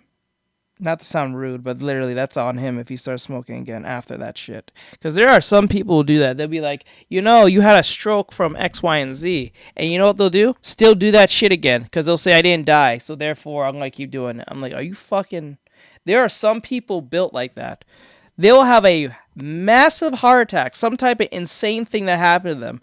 But knowing that what caused that, some of them will do that. They'll be like, well, I didn't die today, so let's keep doing it. I'm like, are you serious? Okay. Fuck you. I ain't coming to your funeral. So, thoughts and opinions down below. What do you think about this? Strange times, again, we're living in. Alright, that was the video. That shit's crazy. I don't know, man. That, like, we can't save everyone. And some of y'all gotta get out of the fucking house. That should be crazy, yo. Let me see. Hard Rant. Overwatch devs run by activists. This was made by Mr. Hardcore Mode.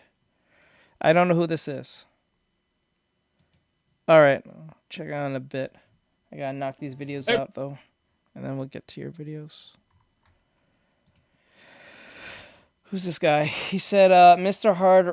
Hardcore Mode, 4.25 thousand subscribers. Everybody, this is Mr. Hardcore Mode, where nothing is easy. Warriors and witches, how y'all doing? And God bless. We are here to talk about the activist that is not a voice actor. She's an activist, not a voice actor. She's an activist.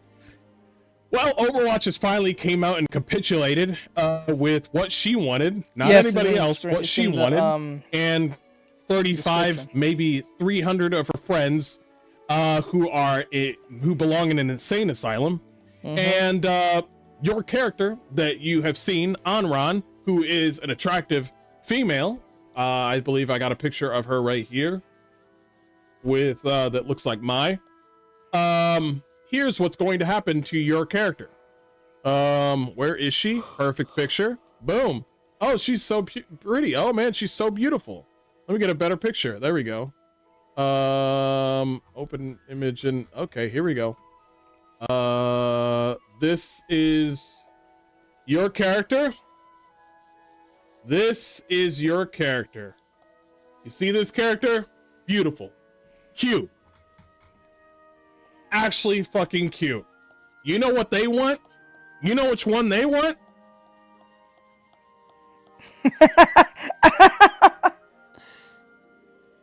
This is the one they want.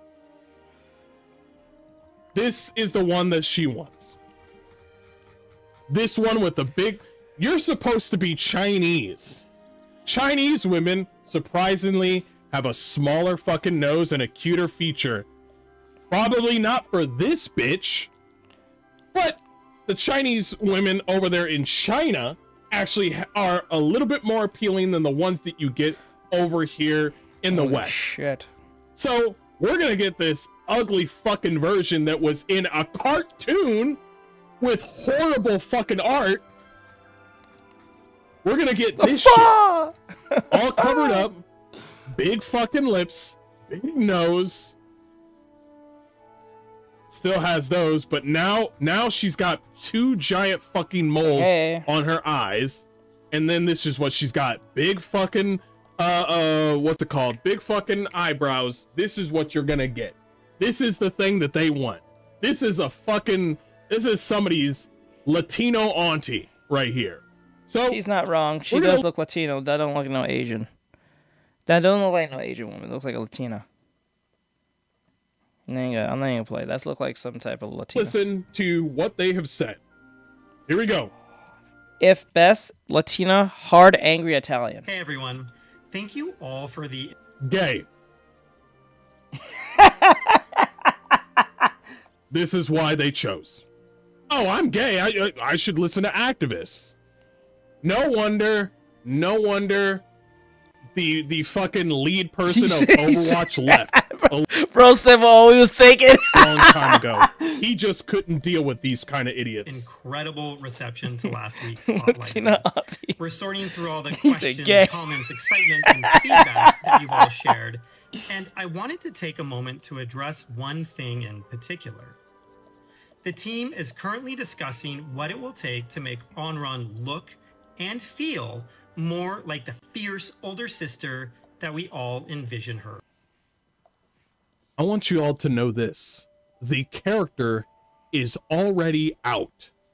The character is already available. The character has... I wonder if Overwatch is going to say they're going to do something and do absolutely nothing. I kind of want them to do that. Like, say we're going to acknowledge it, but we ain't doing jack shit. That would be amazing. I would find that funny. Like, we're going to fix Onron's face, but never touch this bitch. We're gonna pretend we're gonna fix our face, but we're not gonna do jack shit. We need this money. Marvel Rivals is kicking our teeth in. We need that money. This is about money now. This is about being nice or being kind or being empathetic or being inclusive or being diverse or any of that shit. We need some money, because if we got no money, we can't do this shit. I know. Wait to have their cake too. Skins. The character is out right now. The character is out right fucking now. So, the people that enjoy her look, which is a majority of people that enjoy her look right now, are going to get their character completely changed because of an activist fucking mental illness. So that, it's like, perfect example. You like Psylocke from Marvel Rivals, or just Marvel? You like Psylocke? Attractive Japanese character, right? It's like and you just spent money on her skins. You just spent money on her skins. You like Psylocke from Marvel Rivals. And then the lead voice actor said, hey, change it to a fucking ugly broad. So now all of your skins and that character that you chose because you like the way she looks and you like the way she plays, now you're fucked over because of that bitch. To be. We're so proud of the work that our team has put into Onron and the rest of the 5 heroes launching in Season 1, and we agree that she can be even better if we get this. How can she be even better when you already have a line of people already playing your fucking game? You are reaching top numbers right now, and everything has been green check marks. You think there'll be 2 forms, like 2 skins? Yeah, wait, bro. Just make it into a skin. Right? Just make it into a skin. Right? Just make the older sister look as people want into a skin. You still get the Onron original look, and you get the skin version of the ugly bitch. So you get the ugly bitch skin. We'll just call it older sister. Everyone gets what they want. You get an ugly bitch you want as a skin. You can run with that all you want.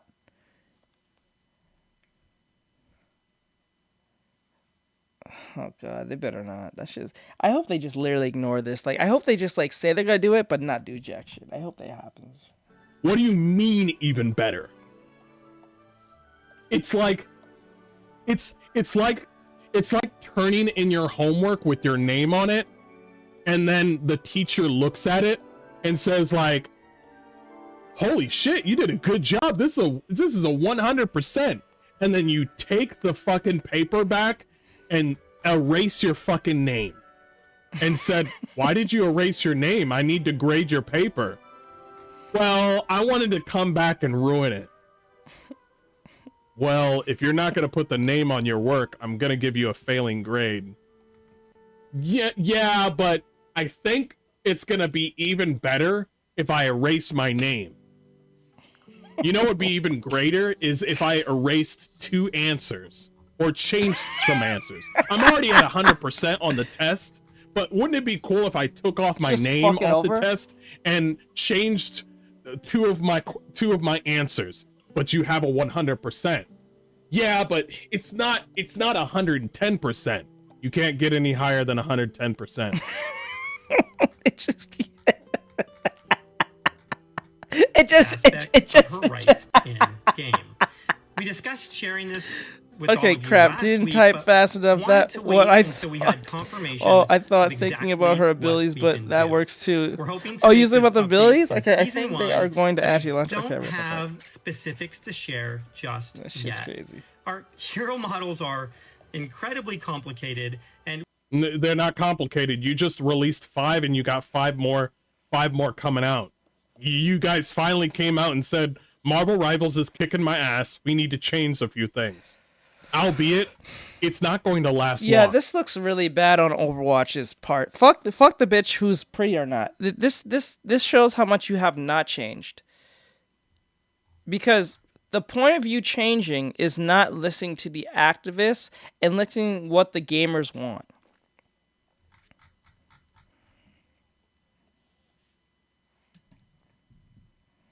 No, but that's how most Asian women do look like that.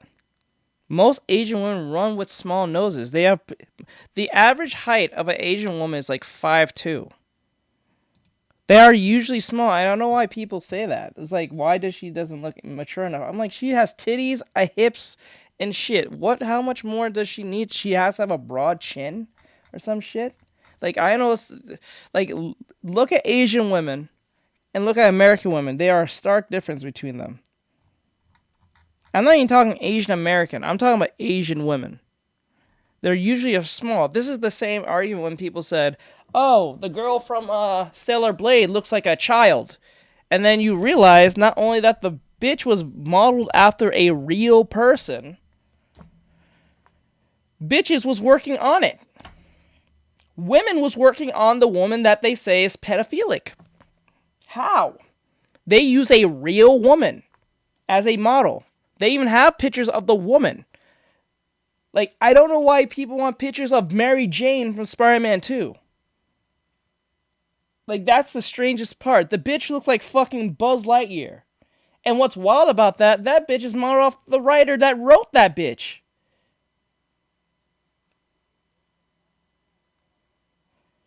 Yes, did she... If you look at Stellar Blade, the Stellar Blade woman, who's modeled after, she looks like her character, look like the lady. She looks like the model character. Small nose, petite butt face, round face, all that shit. I think they did emphasize the breast a little bit and the hips a little bit, but still.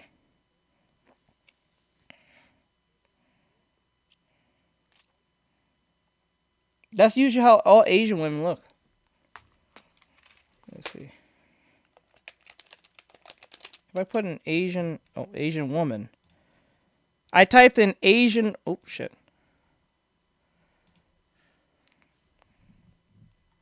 Well, that's a, well. Nathaniel. Nathaniel. I would love to answer that question, but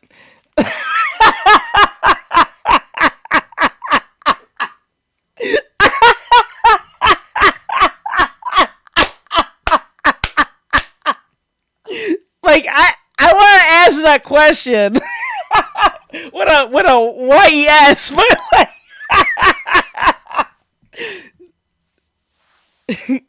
I know that's the joke. That's the joke. That's the joke. That's the joke. Like shit. Type it, like go. Yeah, he did. No, you're not. I ain't canceling you. You spoke the truth. You actually spoke the truth. You said what everyone was thinking. That's why. This is why this argument is stupid, because people are like, "Oh, she looks like Kiriko, and she looks like Tracer. She looks like this." Well, I understand Tracer's not Asian, but like, you know what I'm saying? But that particular archetype of looking woman is the most attractive of all. It is, bar none, the most picked attractive. Why do you think a lot of people like anime? Like, anime characters literally have little to no nose or no nose at all. Anime is not just liked because of their stories. They're liked based on their aesthetics. And I'm not even talking about the lolly thing. You can knock that out of the way. I'm talking about just like the face.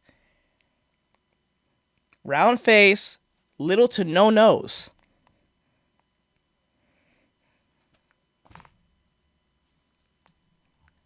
It is what it is.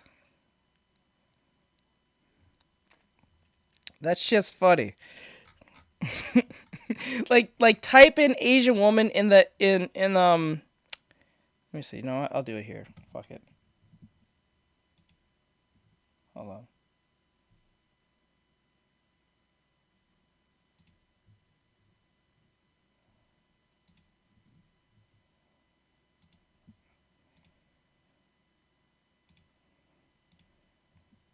Look. I typed in Asian woman. They tend to have small noses.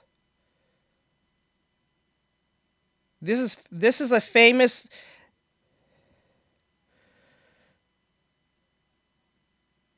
Did we? I don't remember. I'm not going to say no to what you said. We probably did. I don't remember.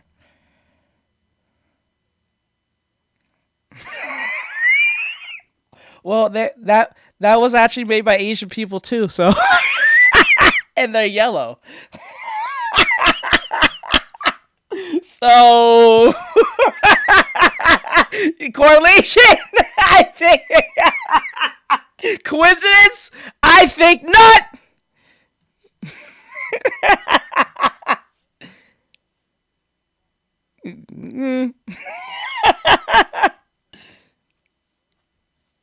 Like, look at, like we're looking at Asian women. They have petite, small noses. Asian Eastern women, not Southeast, not Southeastern, not Southeast Asian. South Asian. I'm talking about East Asian. My bad, I said the wrong word. You say Asian woman, they're gonna think I'm talking about South. I'm not talking about South, I'm talking about East, because we're talking about Chinese, Korean, fucking Japanese, maybe Laotian. So you guys don't twist my words and say, oh, I'm talking about all Asian women. No, not all Asian women have small noses. If we're talking about South and East, no, I'm talking about East specifically. The majority of them have small noses. There are some with big noses, that does exist.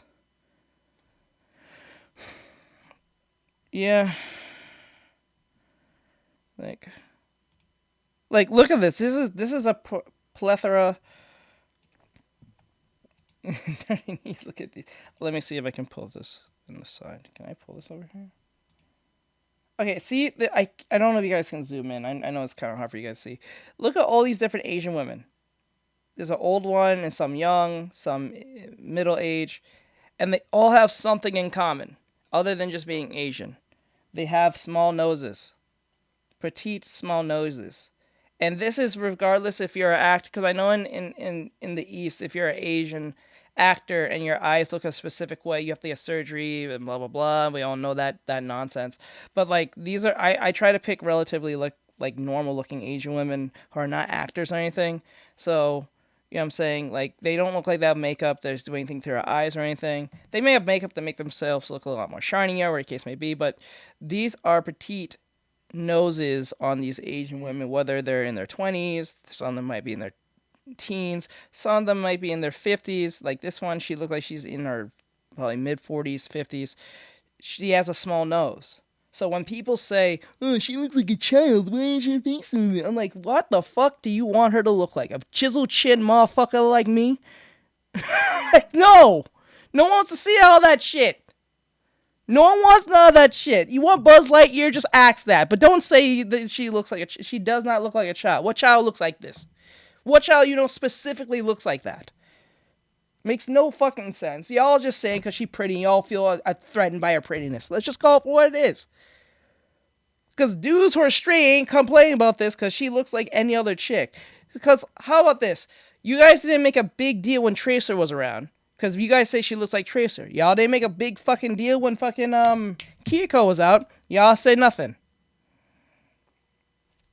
Like, it makes no sense. You guys didn't say anything about fucking, what's her name? Widowmaker. That bitch is actually more sexier than Onron. I think there's an ultimate where when you press the ultimate, her ass gets slightly bigger, I think people were saying. I don't know how true that was, but her ass gets slightly bigger when she uses her ultimate.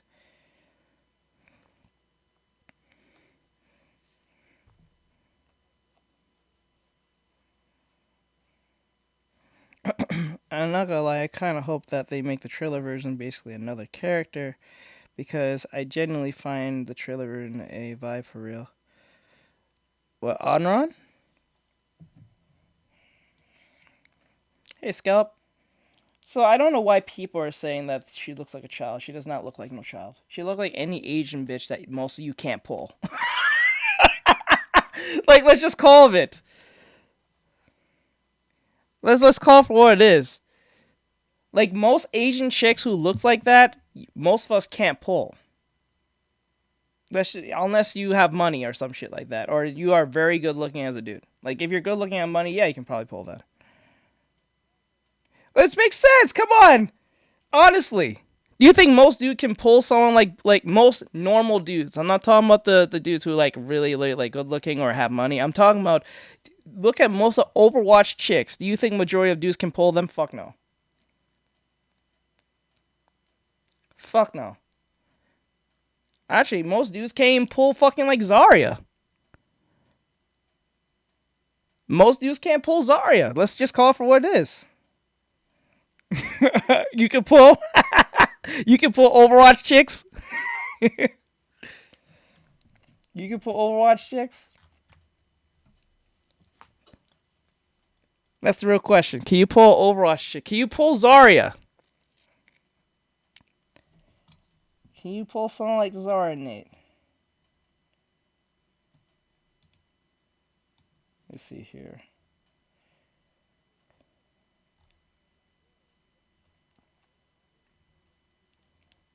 Damn, bro. Maybe? You think you guys can? Do you guys think you can?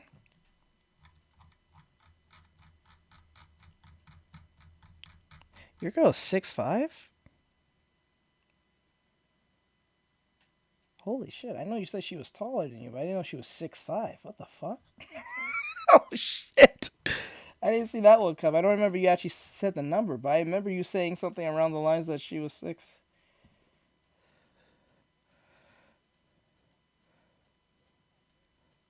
Oh, I got you. I got you, bro. I got you. Like 6. She's actually 6'5"? Like no shit. Is she actually 6'5"? I'm not kidding.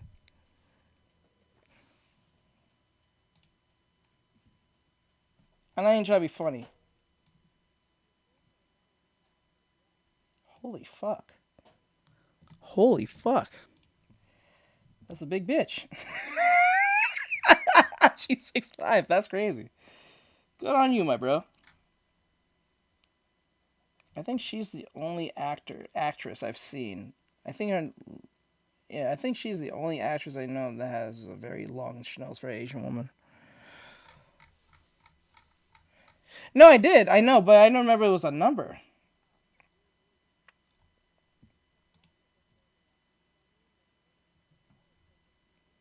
No, I remember he said she was taller than him, but I don't remember he mentioned the actual number. I remember he said she is taller than him, but I don't think we ever asked how tall. I don't remember if I did. I just don't remember the number. But yeah, I don't think there's any wrong with Onron's face, to be honest. I don't think nothing's wrong with Onron's face, because if that's the case, then a lot of people shouldn't be into anime. You shouldn't watch anime. Because someone, like, let's use Dragon Ball, for instance. All the girls look the same in Dragon Ball. If you change their hairs and some of their eye features, they all look the same. If you, actually, someone did a thing with Goku. They said if you take Krillin and put Goku's hair on virtually nearly every Z fighter that is not, like, alien, pretty much, they all look like Goku. If you just take out certain features off them and put their hair, they all look the same.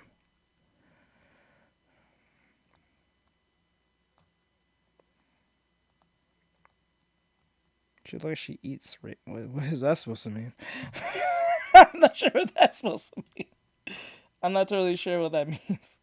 The only reason that you guys are reaching top numbers right now is because you brought in crazy amounts of characters, which, by the way, doesn't equate to how much of a stretch they've been trying to bring in characters. Like, for a while before this update, Overwatch has been stagnant on a lot of characters. Now they're just coming back and coming like, well, we got to have the same number of characters like in Marvel Rivals.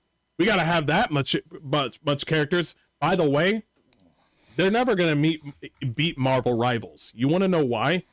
I think there is a story mode, but you may still have to pay for that. That shit's annoying. Marvel. people like Spider-Man, people like Captain America, people like Jean Grey, people like Psylocke, people like Wolverine, people like Deadpool. You think you're going to beat Marvel? The Marvel that has been around for centuries? That's been around for a while? It's been almost 100 years. I think Marvel almost has 100 years now. If I remember, or DC, one of those two. We really need to test. I do appreciate the competition, though. I want these two companies to bat heads. But if they're gonna do this whole thing where they change characters to be ugly, be my fucking guest. Out what we can do. We're always striving to make Overwatch better, and You already did. You already did.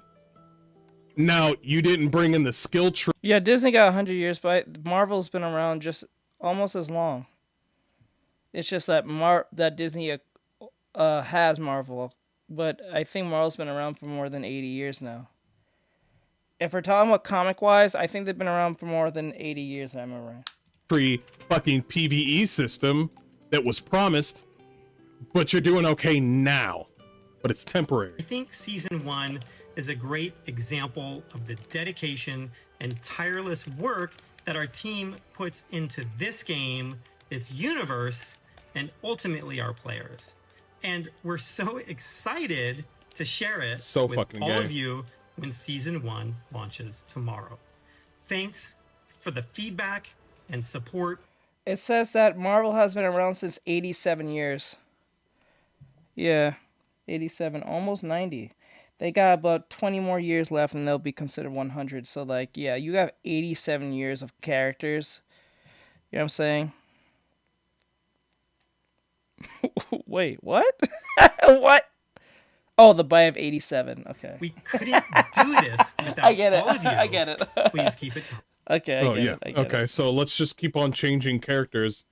By the way, this is Freya. Thank you for hearing us out. This is why you're the best.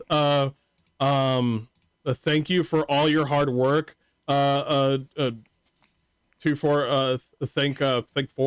Much love.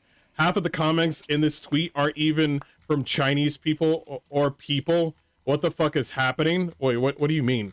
What? Half of the comments in this tweet aren't even from Japanese people. What do you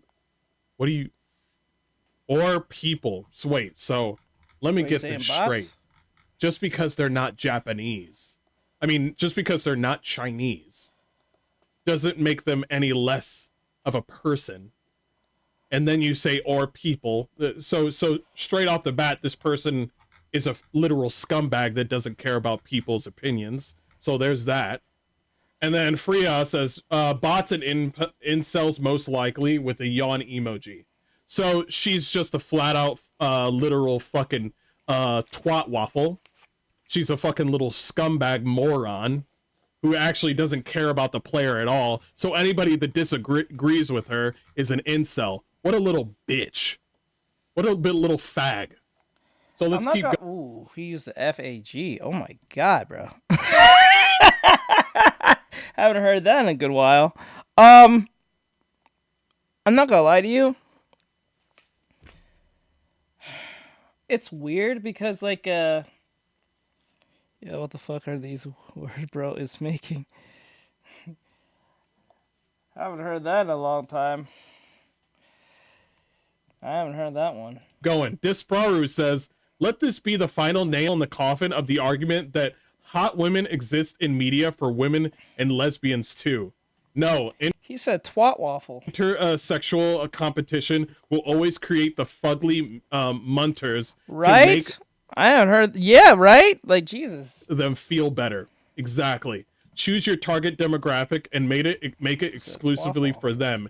Ignore the harpies. I haven't heard that one. It's funny. Meanwhile, Marvel Rivals, which is Chinese, rather than listening to a Canadian culturally appropriating between being. I'm not gonna lie. The pile of sticks word is more taboo than the N word. That tells you everything. Chinese. Very fucking true.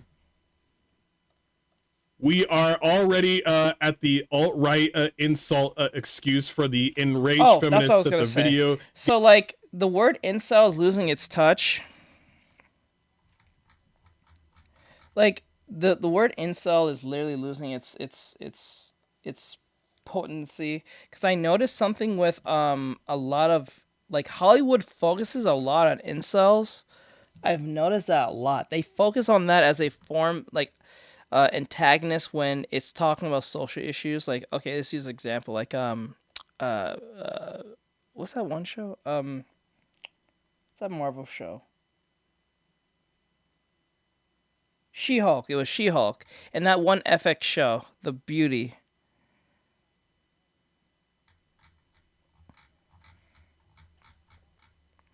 Bro, why the fuck are you worried about what I'm drawing?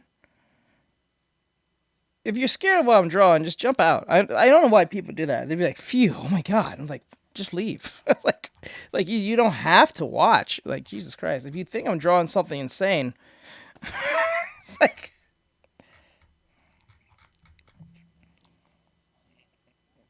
Yeah, that you see, the term is losing its touch. Like that term is like, it's like when people call you a Yahtzee, it's losing its literal flavor. Like even word racist is losing its term. Like anything is considered racist. Anything's called Yahtzee. That's crazy, bro.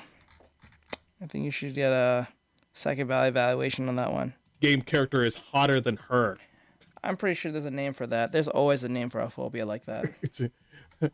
Them bots, weird way to refer to straight men, not into the butch ones. Seems to be her preference, a man. Oh my gosh, what a bunch of fucking losers. What a bunch of fucking losers. This is the character that they want. This is what they want. Yes, they use it as a form of response to stop you from like using your eyeballs and using like common sense like takes, or like using pattern recognition. So if you see a certain pattern of people doing something specific and it's usually them that's popping up, if you point it out, even though everyone can see it, you are racist. It's like that scene from Boondocks where Rummy and the other one was stealing or taking the drinks out of the convenience store. And like when they was taking the drinks and the Arabic dude said, "Hey guys, not this time, you have to pay." And they didn't want to pay. They made a shitstorm out of nothing by telling the cop that the Arabic dude was Al Qaeda or some shit. And remember when he pulled out the gun and he was telling the cop that there was a gun, but he sees no gun. That whole thing is what that is. That whole thing was what that is. The evidence of absence type shit that Rummy constantly brings up. It's funny as fuck, but it made sense. So even if you see it, if you point it out, you're the problem. This person says insufferable entitlement. Exactly. Blizzard ignores the Chinese player base to please one Canadian activist. No wonder AI is coming to replace VAs. Yes, that's the very reason. That was the craziest part. Like, listen, I don't give a shit she doesn't like it or not. For you to know that VAs are already going out the door with the whole VA thing, you should shut your fucking mouth. Like, honestly. Like, this is exactly why the AI is wanted.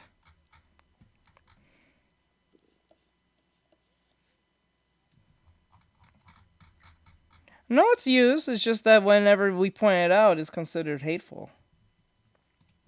And they made their bed.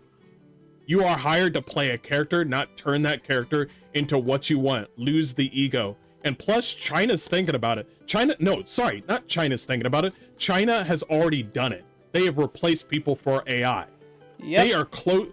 Listen, last time I checked, China has destroyed every mosque or anything that is trying to change their culture. Culture. Mm-hmm.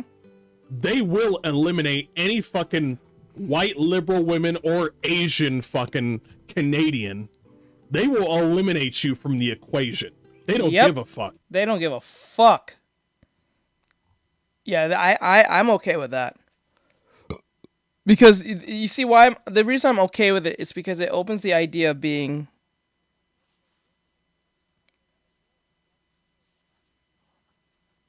okay. That's not a pattern recognition. Like that's an obvious statement. Because like if 90% or 80% of the student body is white and you're not, then you're just a minority in that. Right? I guess that's a form recognition. You know what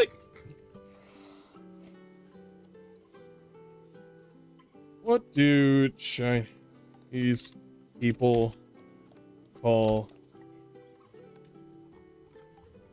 Chinese out of China?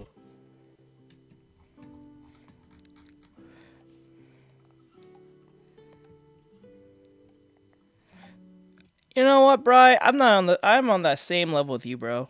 I always wanted that too in games. That was like the only thing I wanted in games as well. I just wanted my character to say my name. In the cutscene, or like in like that one scene when you're trying to get a quest, they don't call you Traveler or obligatory name. They don't or like obscure name. I mean.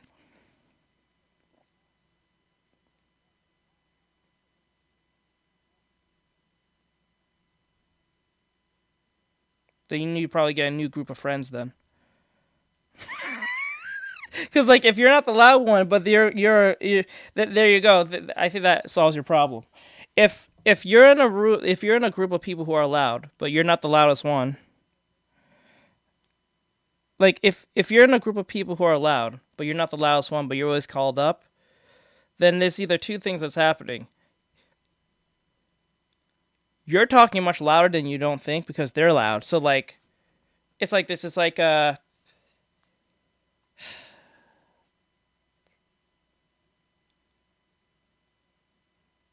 it's like if you have a family member who talks loud and you talk to them normally, you are yelling at them.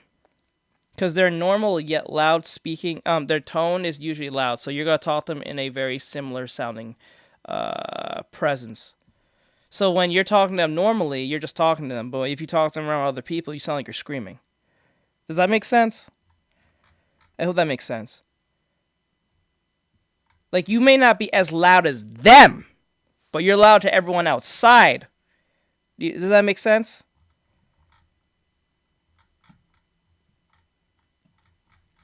So it's like, let's use this as an example. If I had if 3 people or 4 people are talking at a level like this is the level. This is their average level. If one person is talking like this, everyone's going to talk to a similar level up to this point. 1, 2, 3.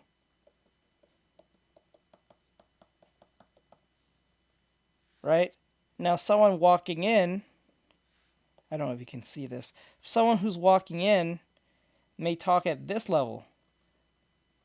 So hearing you guys, even though you might be the lowest one out of the 3 of you, you're still loud to that person outside. So when you go near them, you're here. I mean, here. Sorry. And they're down here. So even if you're talking normally in this group of people, that person coming in and sound like you're screaming.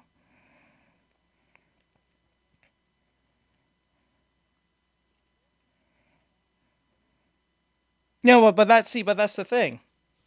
That's the thing. If your friend is screaming, you're yelling. Even with the hand over your mouth. So like if you put your hand over your mouth and you're talking, right, in class, say you're in class, you put your hand over your mouth, I think that's what that is. You put your hand over your mouth, you're talking to your friend Ethan who's screaming, you're yelling.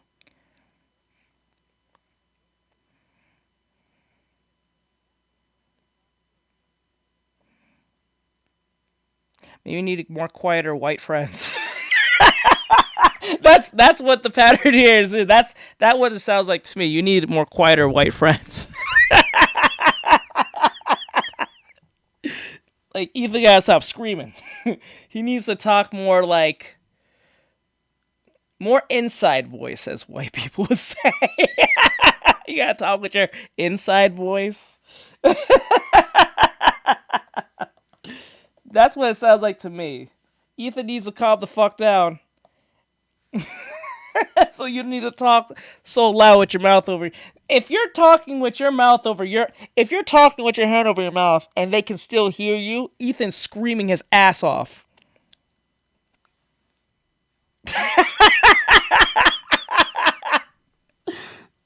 Oh my god, that's what it sounds like to me. I could be wrong, but that's how pattern recognition works. So the pattern is that someone's talking loud, or it's deductive reasoning. I think it's like deductive reasoning. So like if someone's really loud, but you're talking to them in a normal state, to them you are yelling, they are screaming. Anyone who's walking in, you both are screaming off your head off. That's all, pretty much. Because if Ethan's screaming and you're talking to Ethan, you have your mouth over, and they're pointing you out as the black kid, you are yelling. With your mouth over your hands covered, you are yelling. You need more quieter white friends.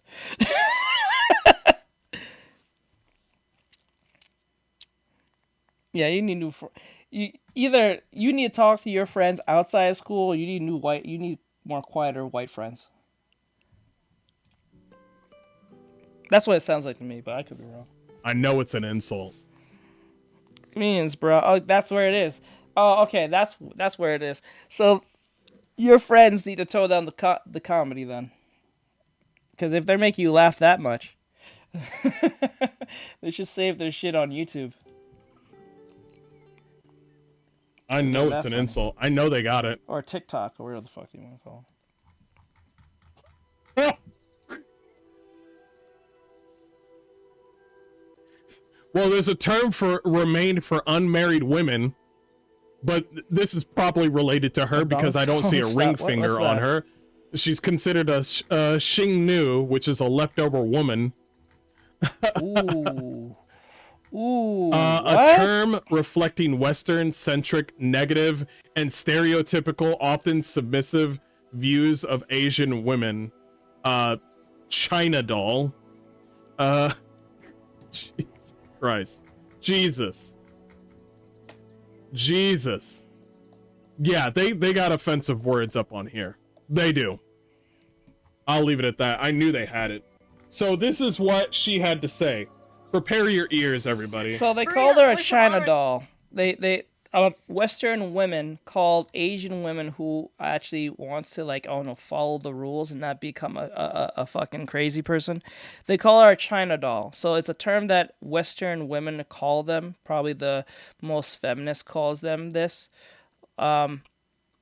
They call them this because it's a term that they're using of showing that you're a submissive bitch who gets pushed over a lot, when that's not even the case. Actually, if anything, they're very classy.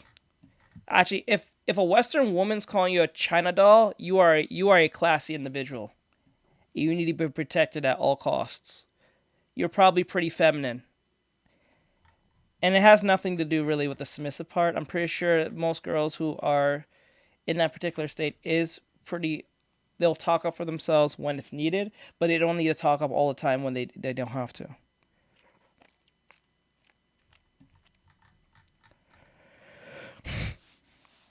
Killer D from Nikki was wearing a Killer D? I gotta look that up. In here, hi, y'all. They listened. She's got the crazy eyes. It's always the crazy eyes. Because of all of you speaking up. Nah, bro, it's the shaved hair. That's usually a big guessing of it. Or they have crazy tattoos and not tattoos, but piercings. They have crazy piercings, usually around the nose. Just you. Play Overwatch just put out a post with Aaron Keller talking about the intricacies of what a face redesign is going to look like. And it really seems like they're going to do it. Because of y'all, we might just end up getting the best version of Honor we can.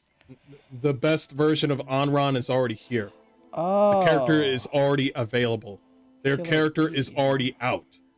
you have literally just fucked over millions of fans in Overwatch who play this character that was like, oh, she seems cool, she seems cute, and you just turned her into you. Who is not just beautiful, but also strong and brave and... I got a question. If someone like... I know she's not Asian. Would you guys call Selena Gomez a little girl? She has a round face, small nose, and pretty face. Because, like, when you really think of it that way... Because if you put Onron and Selena Gomez, they're not that far looking from each other.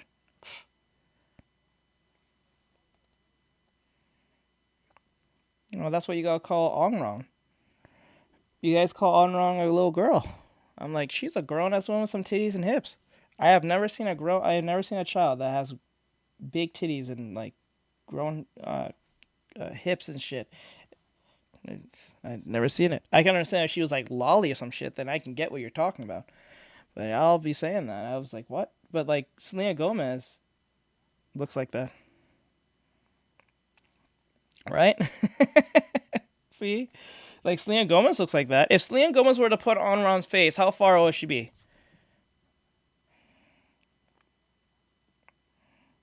It is crazy about context. But like think of Selena Gomez. Right? No, let's do a comparison. Hold on.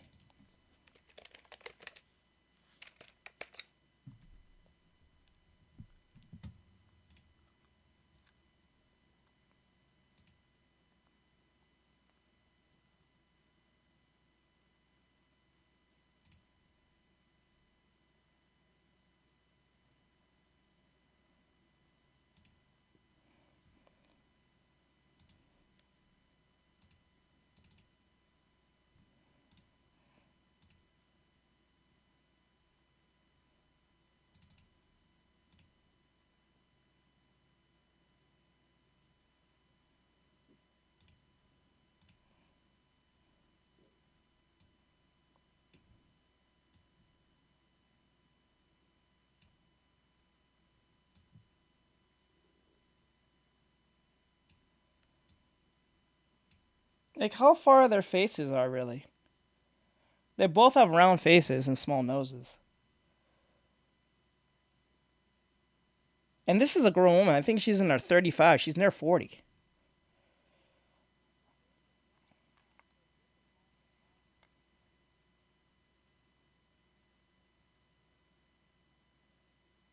So is that the eyes?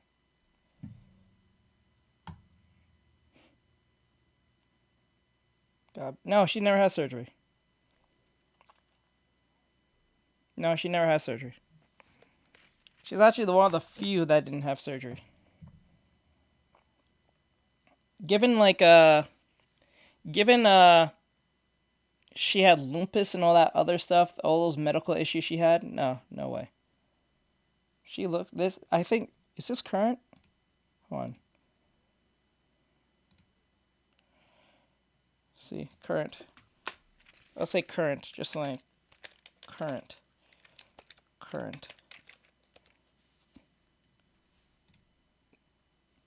This is current. This is current. This is what she looks like now. She has a small nose. She has a round face.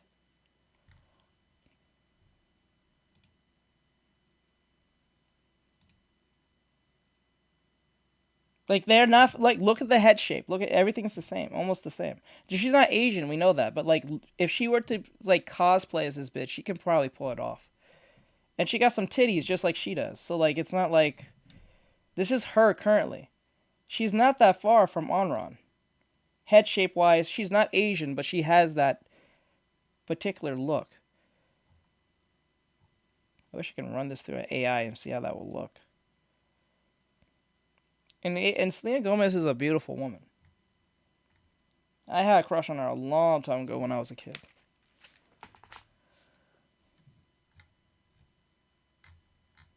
Let's see here. And then, like, there's other women that was actually trying to look like Selena Gomez over the, like, celebrity like look alike celebrities. Oh, celebrity. There was a lot of girls who looked like Selena Gomez back in the day. I think it was this chick, mainly. She was in a bunch of movies, but she looked like Selena Gomez back then. Yeah, these two. I don't know if anyone even recognized her, but she's been in several movies, action films and shit, but I don't think a lot of people recognize her.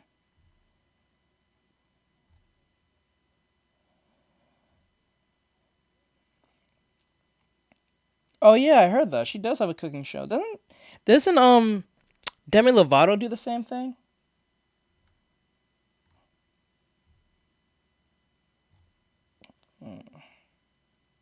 Yeah, I don't know why people fear the idea of the round face and small nose. I think it's just that they're trying to equate it to children because, well, children tend to have a round face and sometimes a small nose depending on the kid. And that's a way to stop the so-called quote-unquote male gaze. Because people can't help how they look. It's like a midget. Oh, can't use that. A small person. They can't help how they look. Are you pedophilic for liking someone who's a small person?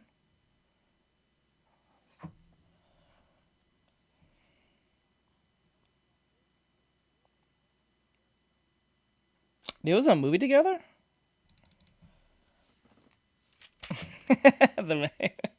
I remember that meme. Demi Lovato movie? What movie was this?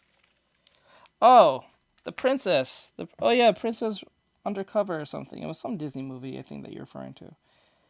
Yeah, I think one was royalty. The other one was a farmer. The typical Disney type story back in those days.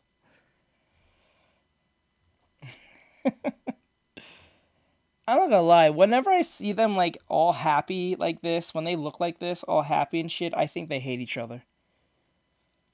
Do you know how much the chick who played Victorious or Victoria and Victorious, she hated what do you call it, Ariana Grande? I don't think they talk. If I remember, I think they hate each other.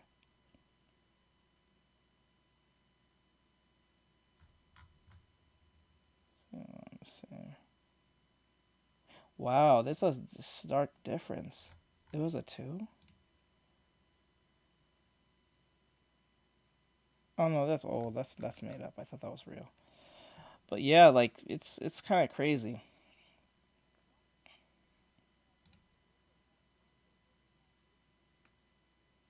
Song?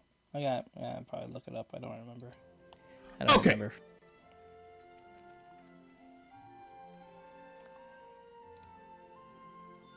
This music. I want to put this on here. Mm-hmm.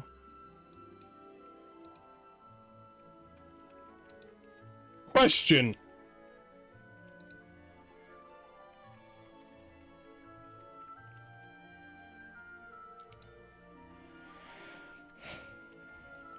Question Overwatch. Possible.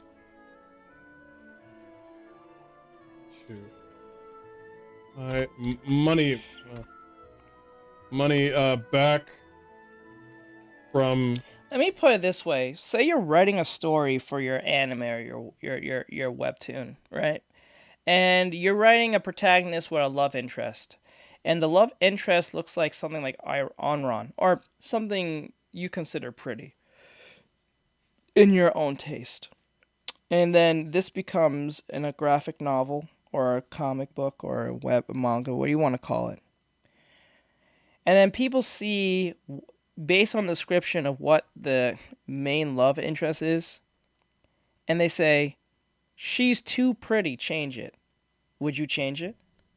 Would you change your love interest of what they're supposed to look like in your head canon, and from your story, from your mind, from your creative mind, and because crazy blue hair actives with a bunch of piercings and shit, who is probably overweight, childless, and don't have no man, but have about a bunch of cats, and probably past the age of 35, or probably even younger, is telling you to change the look of the character that you already had a whole idea what they're supposed to look like. And you now is being told, not forced, but being told to change the look of the character since their debut. Are you going to change it? Because I wouldn't. I ain't changing shit. This is the same argument when people said, oh, we're going to, the West or Netflix was trying to, well, I know that was Netflix, but people was pressuring Netflix or at least Studio Trigger to take out Rebecca out of the show because she looks too childlike. And do you know what Trigger said? They said, go fuck yourself. They looked them in the eye and said, go sit on a cactus. And the irony in this is, everyone's favorite girl, other than probably Lucy, is Rebecca.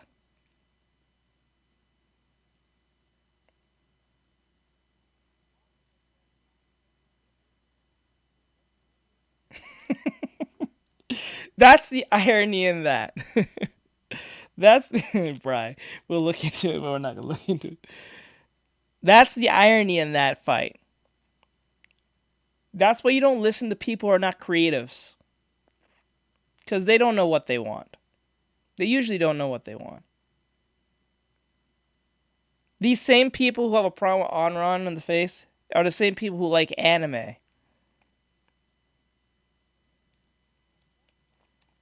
Hey, Dove. That's Skins crazy. of Onron. Is it possible to get my money back from Skins of Onron because you have changed her? That's the irony, because let's be honest, most people played Overwatch because it had such an anime aesthetic. If it didn't, they wouldn't have ran with Gundam, they wouldn't ran My Hero Academia, they wouldn't ran with what do you call it? One Punch Man. Let's be honest, majority of all the like, look at Reinhardt, right? Look at Farah. Look at Farah's design. It looks like that of a Gundam. Right? Like, it's very anime inspired.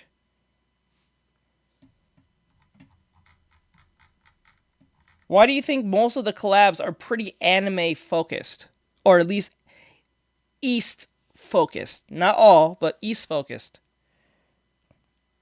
If I remember right, I think Transformers is made from Japan as well. After she has been released,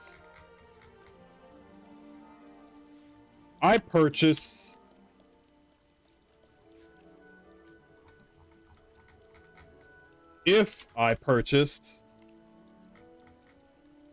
I'm not gonna lie, I believe this is my hot take, but I think most people cared about the My Hero Academia skins than any of the World of Warcraft skins that they had. I could be wrong on that, but that's how it feels. Because I like the way she looks, but you change her face. I deserve a return. It's true. Is it possible to get my money back from Skins of Onron because you are going to? I'm sorry, bro.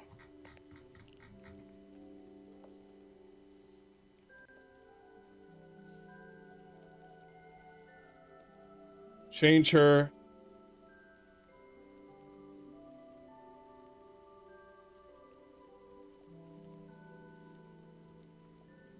after she has been released. If I purchased a skin of hers because I like the way she looks, but you change her face, I deserve a return. And that's a good question. That's a good question. Because what's going on with your you shit, came bro? here to see this. You're like, oh, she's cool. Oh, she's hot. Oh, she's cute. I might have my girlfriend or somebody cosplay as her. I like the way she looks. And then you come out of nowhere. Or maybe this. What if a bunch of girls picked this chick and said, she's really pretty. I like this character. Not only based on what she does, but how she looks. And then she looks like a fucking mob demon. And next thing you know, are those women pedophilic too? Are those women pedophilic thinking that she was pretty? Because she looks like other characters? I'm like, bro, then do not watch anime. Look at Sailor Moon. All the Sailor Scouts look pretty much the same if you just switch their clothes, their hair together. Shit. Let's put it this way.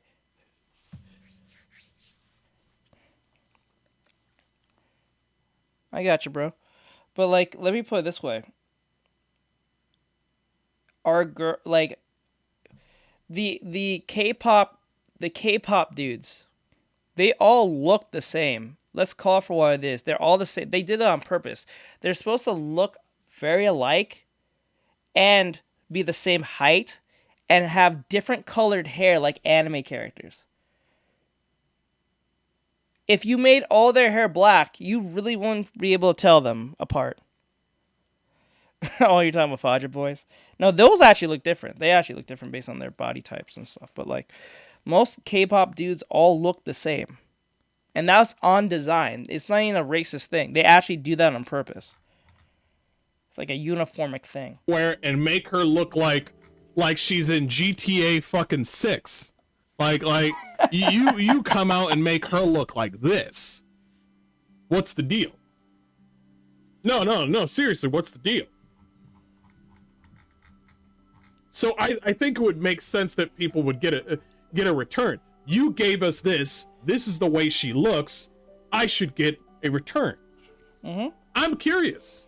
I think that should be in people's on people's mind to get a return, because this is literally bullshit. This furrow was 100% correct. What is 100% correct? And so you get all this in Marvel Rivals, and they stick with it. There's no conversation going around about, like, the only conversation that people are having right now is matchmaking and when is Cyclops gonna come out. I'm waiting on Cyclops. I want Cyclops to be here pronto. I swear to God, I can see Cyclops being overpowered as fuck when he uses his ultimate.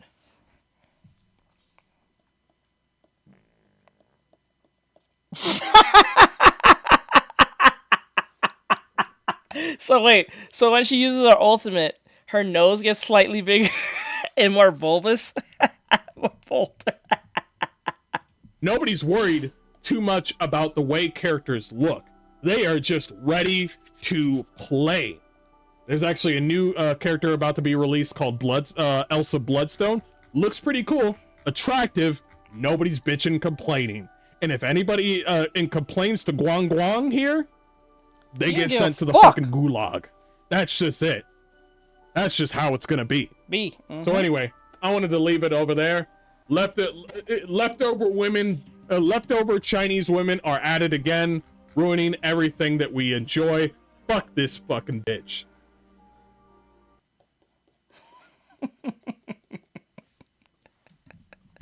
Oh, that's the end of that. So let's go on to the next one. Okay. Let me see.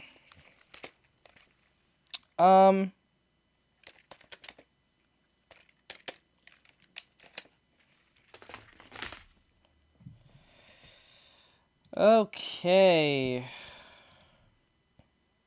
Yeah, he did. He said, fuck this bitch. Alright. So this is a video from, it's a Gundam. It says Pokimane has absolutely no self-awareness. This is gonna be fun, boys. This one's going to be fun. And then after this, we'll do the dot hack sign trailer. I wanted to show that off for the longest while. I wanted to do all the... I'm just knocking all the human stuff out of the way. And now we're going to go... After this, we're going to go on to anime stuff. Oh, okay. No, I'll knock it out. Because they're usually a few seconds. Hold on.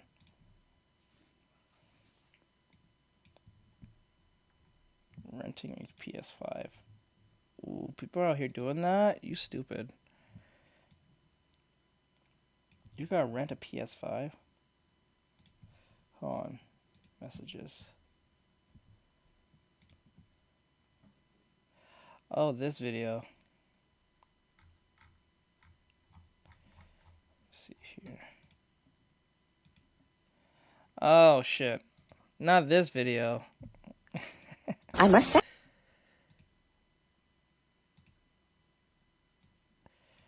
This is from Ace Vane. Okay, let me see. Oh, I'll just put it at the bottom. Wait. So I'm gonna keep jumping back and forth.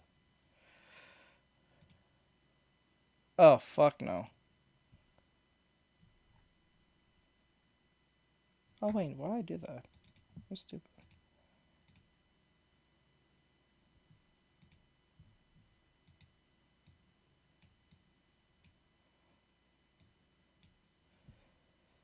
I can keep this safe.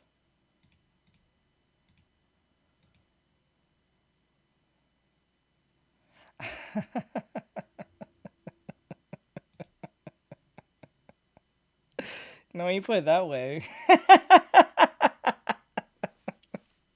Actually sounds like... you're probably not wrong on that. It kind of does look like... Hey, that was shockingly good for a first time. Very impressive. First time? Yes, your first time. And believe me, I'm not easy to impress. Oh, Jane first time. Wait, no. Not my first time. Your first time. No. Tarzan first time with Jane. Well, yes, that is true as well. But I meant your very first time. Because I'm the first woman you've ever met. So technically, this... No. Tarzan beat cheeks. All time.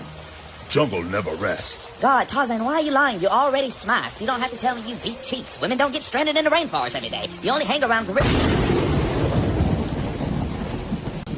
Yeah.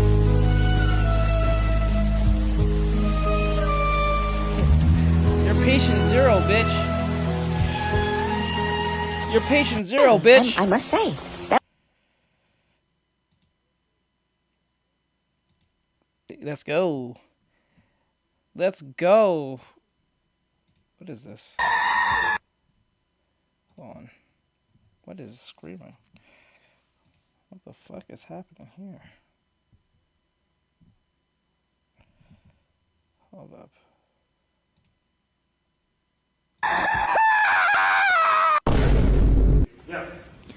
I don't have a question, but my teddy bear does. Okay, sure. Hi, my name is Teddy Tim. And I just want to let you know I'm kind of bored, so when is class going to end? Teddy Tim, that is a very rude thing for you to say. I need you to apologize to him right now. What the fuck is this? I'm not gonna lie to you. I am not gonna lie to you. If my son and or daughter did this, I'm wringing their neck. I'm going to separate their head from their spine, especially if I'm paying for this. If I'm paying for this, straight up, honestly, I couldn't actually finish the video. I cringed. I'm not gonna lie. Now when you mention it, it is kind of cringy now. I was so focused on why would you do this compared to like, this is cringy. I'm not gonna lie to you. I think if you do shit like this, in college, they have every right to revoke your scholarship or your payment. Because you're not even just being disruptive in class. You're recording and everything. You should lose everything. So this won't be a thing. Because there's too many people doing shit like this. Like, I remember I saw one with two guys being superheroes. And they ran... The professor's doing his shit. Some dude popped up being a supervillain. I think he was dressed as Megamind. You grew attached to the bear, though. I have the right to say what I want to say. If you don't apologize right now, I'm gonna have to spank you. I have the freedom of speech. You know what? That's it. You are getting a spanking. Bend over, Teddy Tim.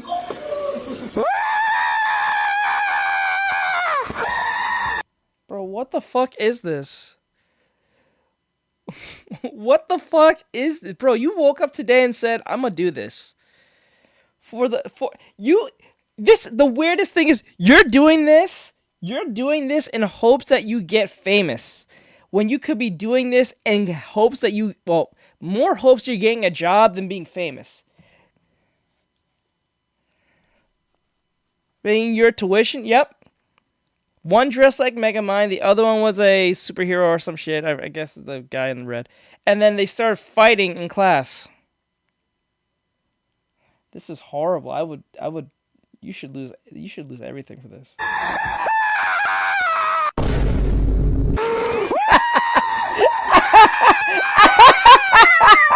These people like Teddy Tim. Now I want you to go up to the professor, apologize, and give him a big hug.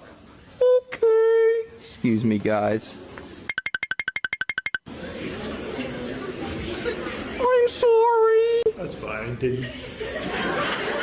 You know what? That right there is the problem. That right there is the problem. And I can't even blame the professor for going along with this because he knows if he does something a little overreaching, he's gonna be considered a mean person. You have no sense of humor, bro. And it'll be in the comment section. He'll be remember this. And now people who come to his class who's like, aren't you that bitch ass of professor who can't take a joke? That's the problem why this should not be a thing. Because you're trying to do your shit. You're trying to do your job. And I know professors make pretty decent money, depending on what it is, but they make pretty decent money, especially if they pass tenure. But this is bullshit. I will not, if I was paying for this for my kid to go to college and they was doing shit like this, I am ripping their head from their spine. I put you in college to become something, not become an idiot. It's one thing you're in high school, because that shit's free and mandatory, but it's not mandatory for you to go to college. And I'm paying this shit out of pocket, fuck you. Right? If you're not on the clock, that's one thing, but he's on the clock. I'd be so mad, and I feel bad for the professor, because if he says something, he'll be evil.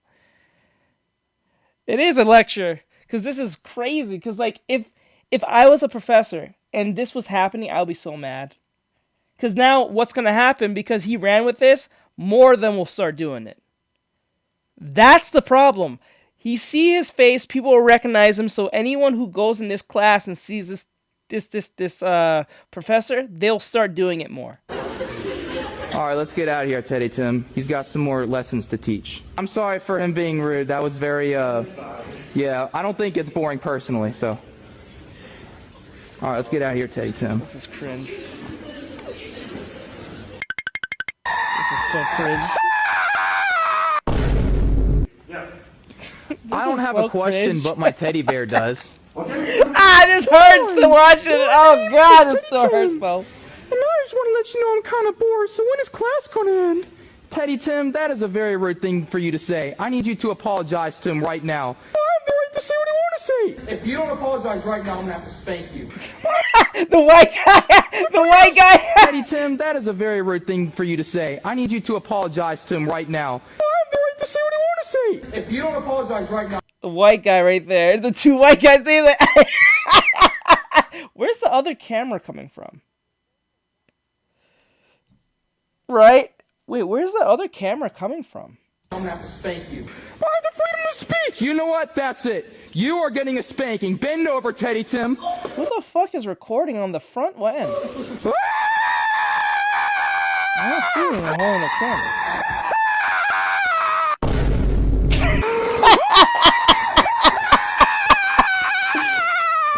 All right, Teddy Tim, now I want you to go up to the professor, apologize, and give him a big hug. Okay. Excuse me, guys. I think we lost the idea of what a prank is. I'm sorry. That's fine, Diddy. All right, let's get out of here, Teddy Tim. He's got some more lessons to teach. I'm sorry for him being rude. That was very, yeah, I don't think it's boring personally, so. All right, let's get out of here, Teddy Tim.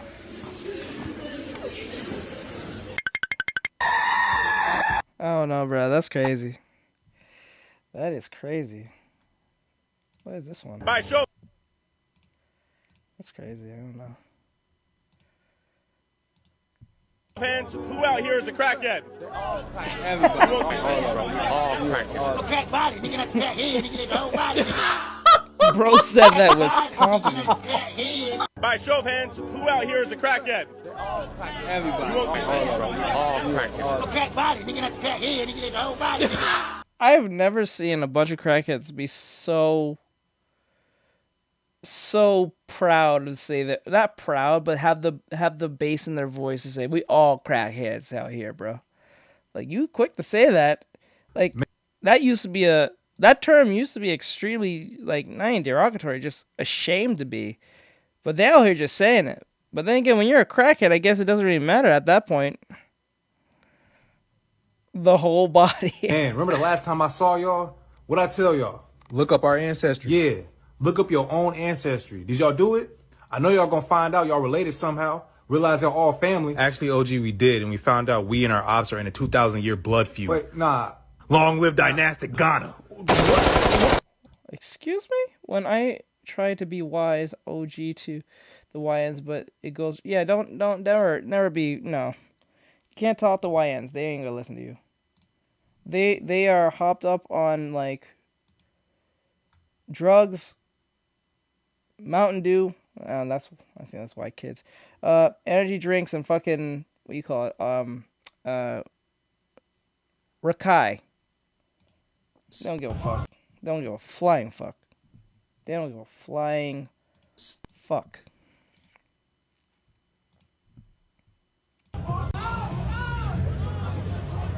Yeah, Prime. What the hell?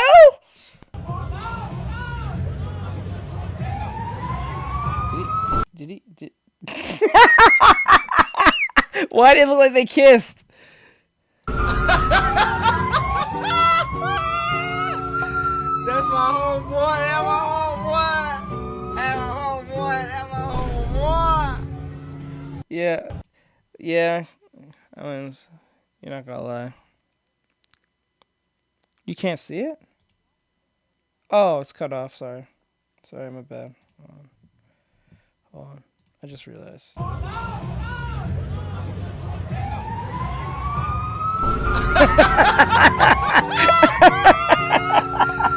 my homeboy, that's my homeboy. That's my homeboy, that's my homeboy. Oh my god.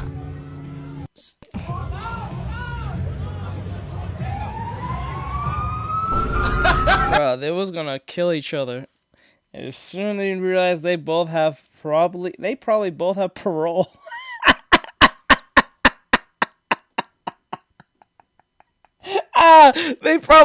parole, low key. That's why they both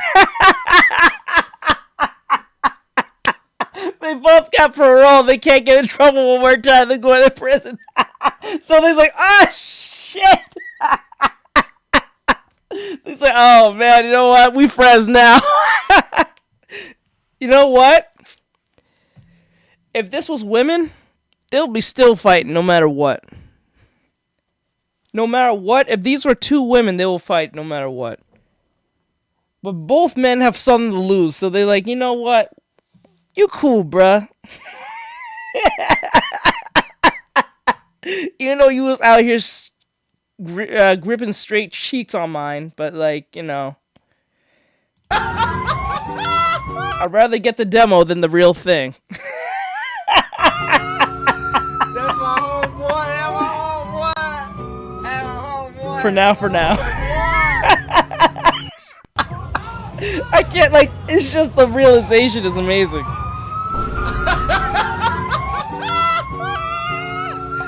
That's my homeboy, that's my homeboy. That's my homeboy, that's my homeboy. Uranium's rare. That's not something you call it. That should be a lot of money. Uranium is rare. That is not something you just come across. Even if it's in a video game, that shit should be like millions and millions of dollars. You know how radium is very rare to get, to find? It's one of the major components to nuclear like bombs and shit, or at least nuclear energy and shit. I think, if I remember right. One of the most major components. It's not easy to come by. Not easy at all. It's like a rare Pokemon card. I don't know if this is controversial. A display box, I believe it or not. Oh, got lucky, bro. Alright, this is Pokemon, has absolutely no self-awareness. It's a Gundam. Let's see what this is about. I don't know if this is controversial, but I'm in New York right now. The way you interact with your viewers is oriented to max money, and you low-key had many dudes. The most attractive whether men. it was a boy in high school. Oh, You mean the way I yeah. don't have my sub count on, ignore half my I can meet a donuts? guy. This is high-quality content creation. He's just a piece of crap. Like a month or two ago, Surgon of Akkad DM'd me and he's like, could you explain to me this Pokemon? Drop. I'll try. I'll try what? Things went off the rails back in February 13th of 2025 when Pokemon really started to fall off. This was after she gave up her Twitch contract of being exclusive, so it was no longer sucking her ass, putting her on the front page, and making her a face of everything. But like a woman, when she leaves a relationship or marriage, she still thinks she's entitled to the benefits of your existence. I'm gonna toss her out. So, of course, Twitch highlights and platforms other people, like Kai Cent and I Show Speed. Pokey falls off. It's hard to stay on top when people aren't actively making sure that you're on the front page and promoting you heavily. It's kind of funny how everyone forgot just how easily she had Leafy completely removed from social media like he was Alex Jones. Silent slave! Not to mention VTubers. This doesn't sit well with the Pokester. So she comes out and lets everybody know that streaming is more male-dominated now with the rise of, Wait a minute. She's the reason why Leafy left? I thought it was other people. All right, this doesn't go well for her. Everybody's like, this bitch is lame. She's whack. All she does is sit and stare at the chat. You watch her eat some rice. Then maybe you catch a glimpse of her feet or her ass. Like, that's the payoff, I guess. I don't know. All I do know is the day I made fun of her was the biggest mistake I ever made in my life. But that was back then.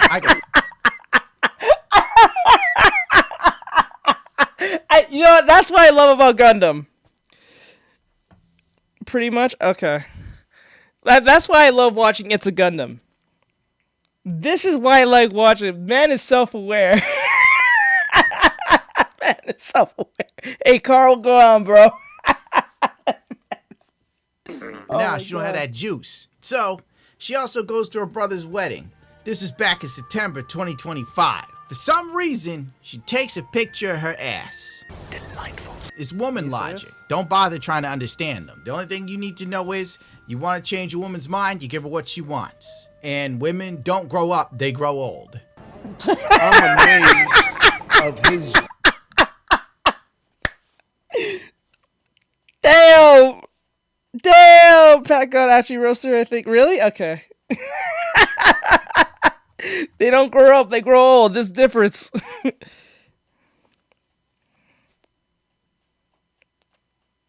Yeah.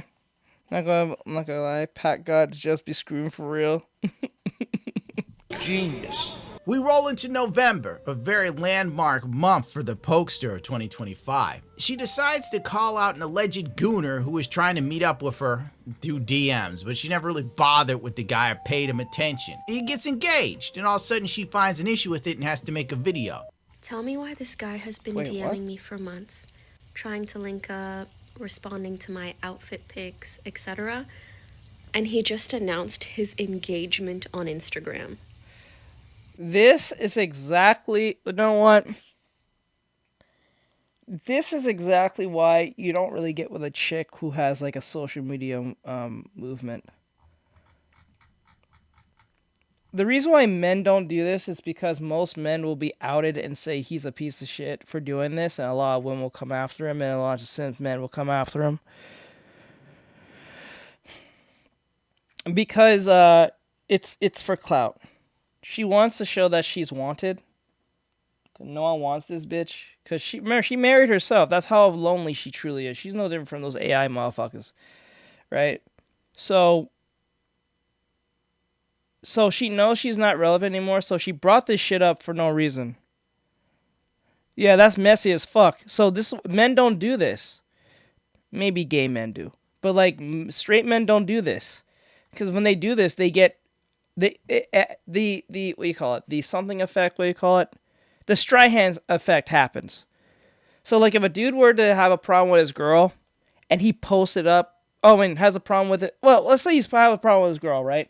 And he posts up something that she did that's in their private life. People are going to say, you're messy as fuck doing this, bro. You shouldn't be out here doing this to your girl. Whether you guys have issues or not. People will lecture him in the chat saying that he's a piece of shit for doing that. Yeah, I know about the whole him getting cheated on thing, yeah. But but if a girl does it, it's a bunch of bitches in there saying and encouraging her shit behavior for doing this. A woman did this to, like I mentioned this earlier, a woman did this to a man. It was sad. The only thing I don't understand about that situation is why I'm like, Chibi, I understand that you have a following and stuff and you was going through something, and I know that's really terrible what's happened to you, but wasn't really such a smart idea to bring this up to social media? Like, you're just gonna get clowned. And it's not like you have a fan base that, like, not saying you don't have a fan base and people don't support you. I'm just saying, like, you have to be a little bit self-aware that people really do not like you because of the takes you make. And they already call you a bunch of, PDF files because you're okay with the lolly shit and stuff. So you showing any form of downfall on your behalf gives them, like, ammunition to make up shit on you. No, he's pointing. It'll make sense. But I don't understand why he thought that was a good idea to let people know about what's going on in his personal life. I understand you're going through something, but I think that's something you should have kept to yourself and then, like, just sat a few days or took some time, because he uploaded like a day or two after his unless that was pre-scheduled, that's one thing, but like he still uploaded anyway. So I was like, the internet doesn't care, and like it's very rare that you can get away with something like this, right? Remember, guys. Oh, some stooges. But like, remember, guys. Remember the DoorDash girl. Remember, there was some people was actually on her side saying that she got SA'd by a dude who was sleeping. Remember that? There was simps and stupid bitches that was in the chat, in those chats, saying that the DoorDash girl was right for what she did because she was being SA'd by a man who was asleep.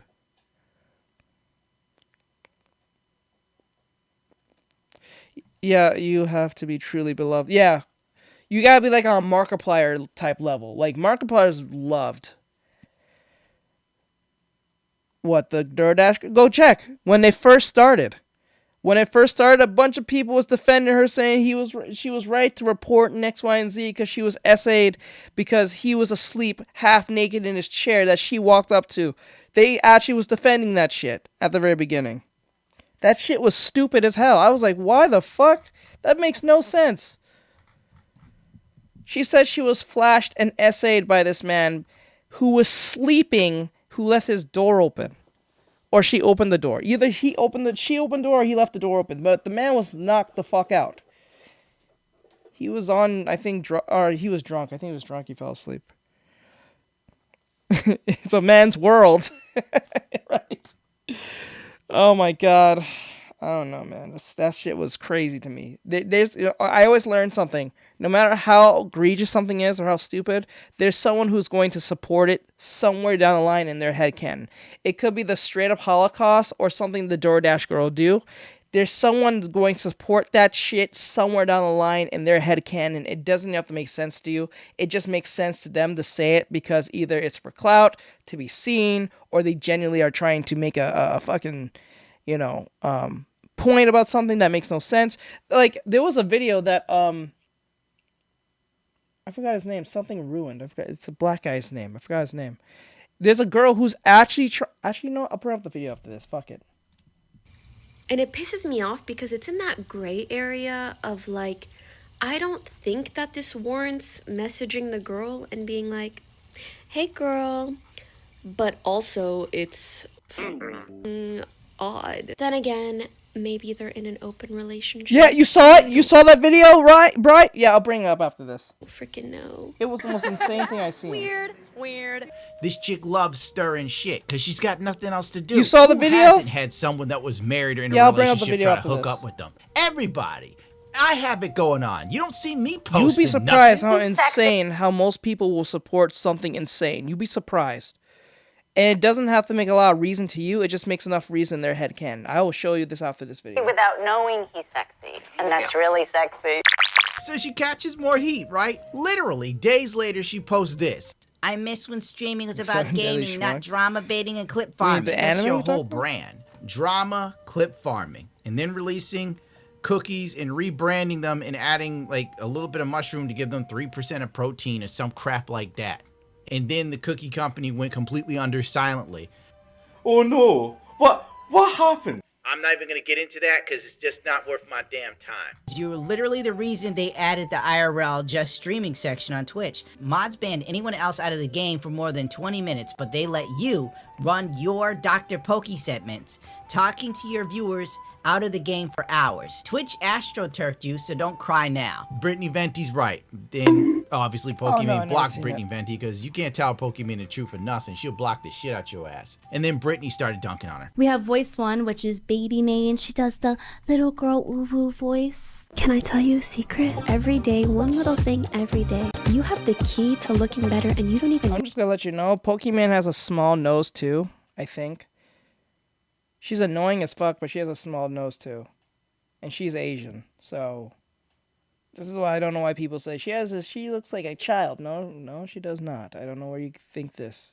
Unless you think children look like that. That's kind of wild. Know it yet. We have Blackie Mane for her damn self. For my damn self. And we have Pokey Chungus, where she's like, derp derp. You're thinking about how much money you'd make on OnlyFans. Listen, have I had the thought, like, I wonder, mathematically speaking, how much I would make? Sure, most girls probably have thought that. But have I ever actually considered doing it? Nor, absolutely not. You know, she has a personality. It's whoever she's borrowing from that day. Wow, what do you say after that one? Brutal, savage, wrecked. Pokimane starts doing these cringe TikTok videos about dating and love advice. Why would you want advice from this chick? Can I tell you a secret? I'm really into celibacy. To be honest, I don't really like the concept of a boyfriend. I do want to start a family someday, and as you could say, I'm on a... I'll tell you something. Pokimane will do great as a divorced wife than as a wife. I think she is a great divorced wife. She'll make a great, hateful divorced wife. She tries to be condescending as possible towards you, and she does everything in her power to make you feel like everything you do is absolutely worth jack shit. She is the type to like low-key shit on your happy day just for the sake of it. Wife, right?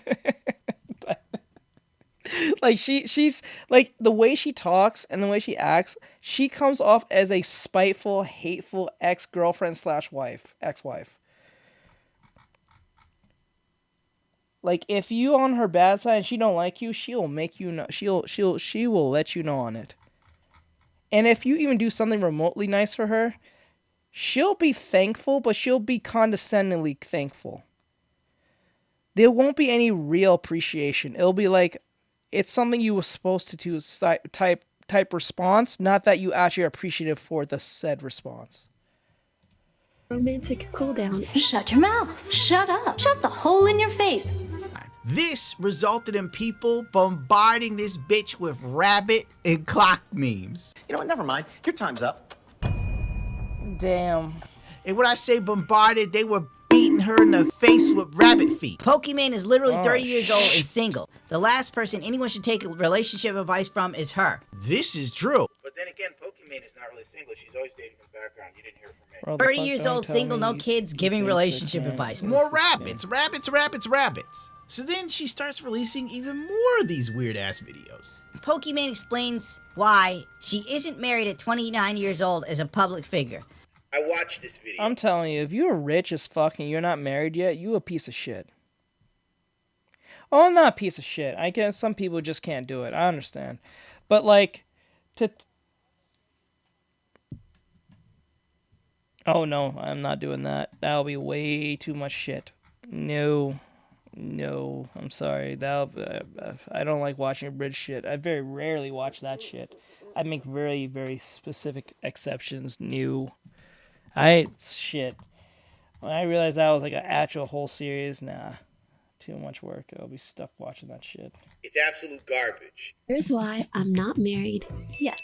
My parents keep asking, so I'm just gonna send them this video. 1. Dating while being a public figure has its difficulties. If I go on a dating app, I'm either bombarded with people asking if it's really me, or I get banned because they think I'm catfishing myself. Because it's all real shit. And it's not an act, it's all reality. Her eggs are expiring.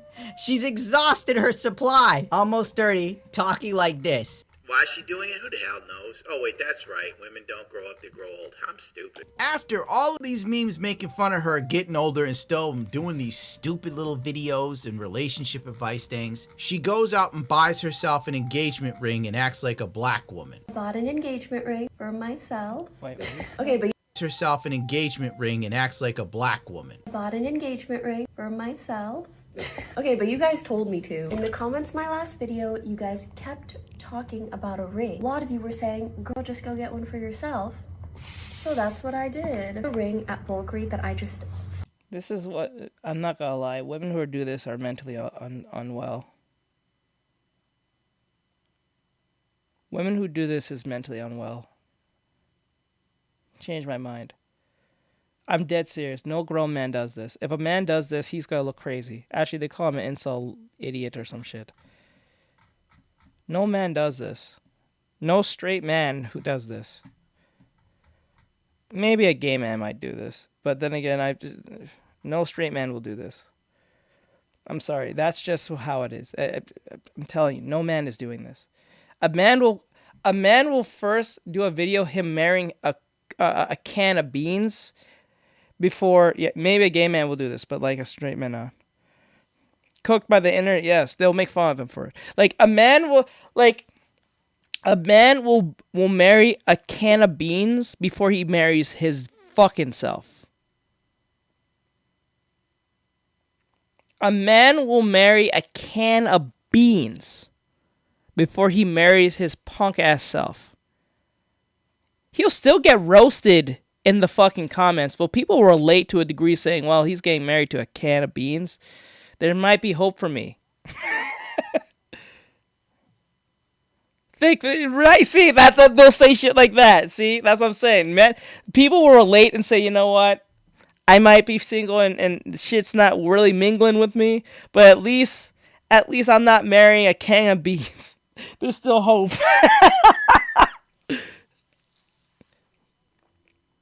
Miku say, fell in love with. It felt like way too much to get for myself, but then the more I thought about it, I was like, I hope someday I actually get engaged. The person that you are engaged to the most in your entire lifetime is your damn self. So why shouldn't I get this ring for my damn self? Mama, you was a dumb bitch. That's a dumb bitch thing to say. That's a dumb bitch thing to say. Corny, lame, boo, tomato, I'm throwing tomato. I don't know who her marketing team is, but you need to fire these motherfuckers. Yes. And that's on the real. Pokimane wants someone to come up with an everything shower where someone washes every inch of your body for you. See how she makes like this sort of engagement bait stuff for the people that are attracted to her to get kind of hot with these ideas. I mean, you have to be in love with this girl to listen to this and somehow even care. Women... He's right. You got... Yes, for real. In the comment section, tell her that it already exists. It's called getting a husband. So she's even getting roasted by women, right? Pokimane ain't taking it too well. You know what I wish? Shit, you know you fucked up when the women are going against your bullshit. And women do shit like this. So, like, you must be really fucking up somewhere down the line if women are going against the shit you're doing that women do. You are fucking up somewhere. Something's not working here. Something went extremely wrong. An everything shower, but someone else does it to you. Like, I want you to wash every square inch of my body. Scalp, hair, blowout, thread, wax, shave, everything. And I come out like a new human being. But in there, I'm just letting it happen. Can somebody make that, please? I'm very lazy. Oh, yeah. It's a rockin' good time. Dude, she was getting bombarded. Yeah, husband, everything. Yeah, husband. Timeline. It's like scorched earth of people just hating her. I don't know if this is controversial, but I'm in New York right now, and I've noticed that the hottest men, the most attractive men, all happen to be gay. Oh, shit. Oh, shit.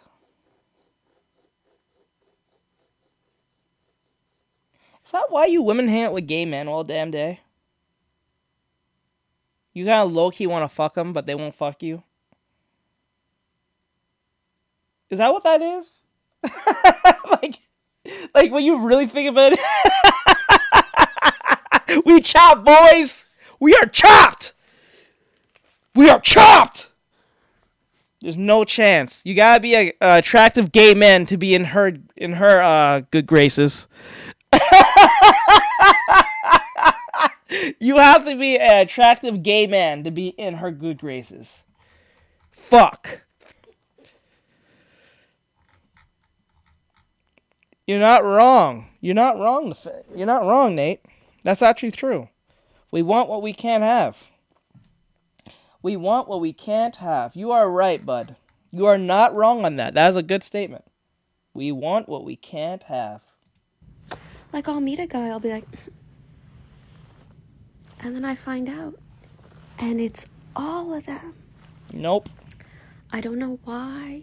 And of course, this is met with somebody showing how chopped she is without makeup. And more rabbit names. But it doesn't stop. This broad just keeps on going, dude. Pokimane reveals she's celibate to avoid becoming attached to the wrong person. Preserves her energy to focus on herself and reduce stress, liability, and the risk of anything. You sound like a feminist. Only feminists say shit like this. Only, like, you're a billionaire. You're really having this hard much of a time? Stop him! Wanted. Can I tell you a secret? I'm really into celibacy. This is no, she's not. Biggest piece of bullshit She is no. No, she is not. No, she is not. If that's trad wife behavior. And last I checked, if you have any form of trad wife behavior, you're hated. Right? Does she? I don't think she does. Like, I'm not saying you're not lying. I'm just saying that, does she really? I just feel like she doesn't. Like, at all.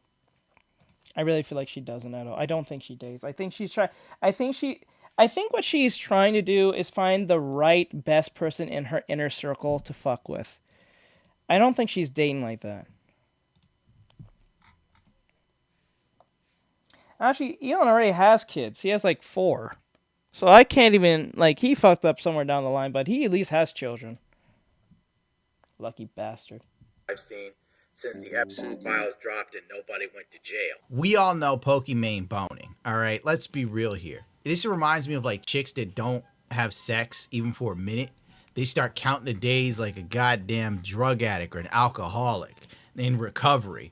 It's been 100 days since I have been with someone. I'm in remission. I'm just saying, this is just dumb shit. Of course, people dunk on her, obviously. I'm not reading all the tweets, there's like thousands of them. It's December 22nd now, just a few weeks after her last post to talk about celibacy. This is the first official soft launch of her boyfriend called Sunkiss. She thought she was playing 4D chess by wearing a rabbit outfit while doing this TikTok trend. Everybody made fun of her for being 30 years old and doing it.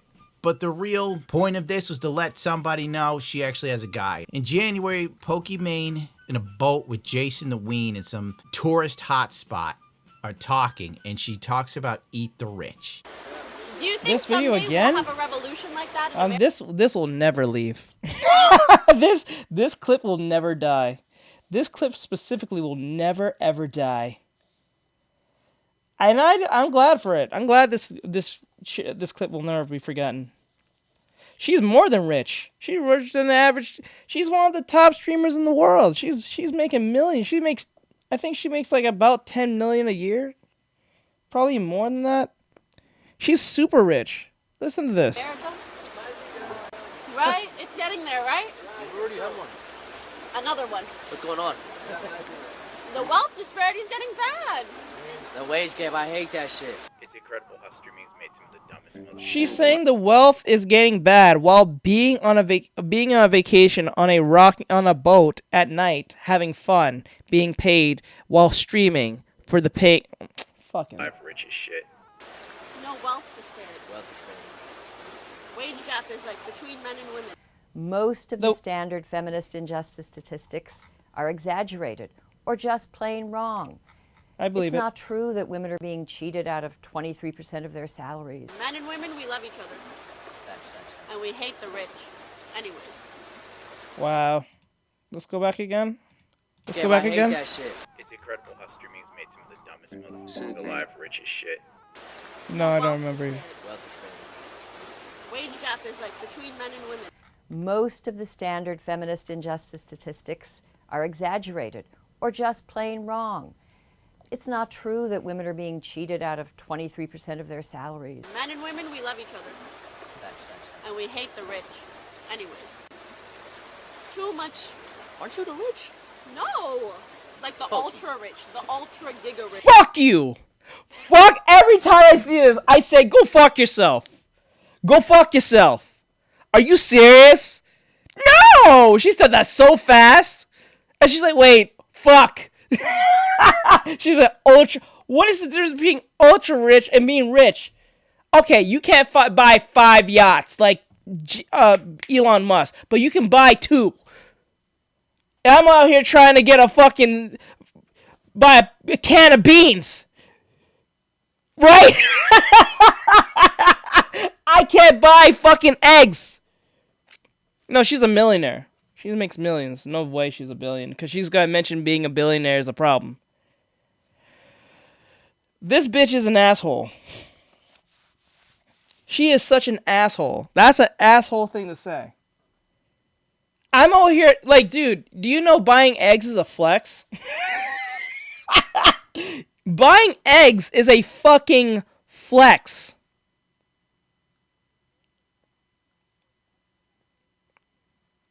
Holy shit. I believe it. But, like, buying eggs at the store is a flex now.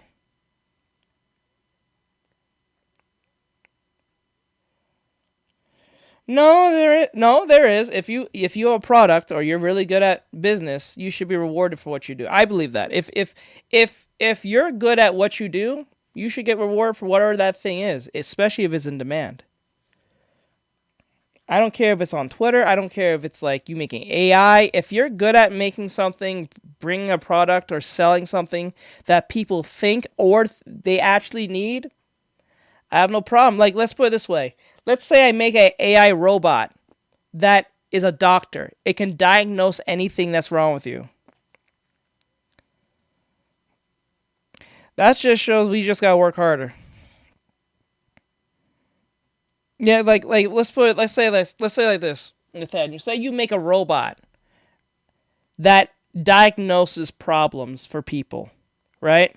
Like say like you make a robot that diagnoses people like way better than the the nurse or the doctor can. Shouldn't you not get rich?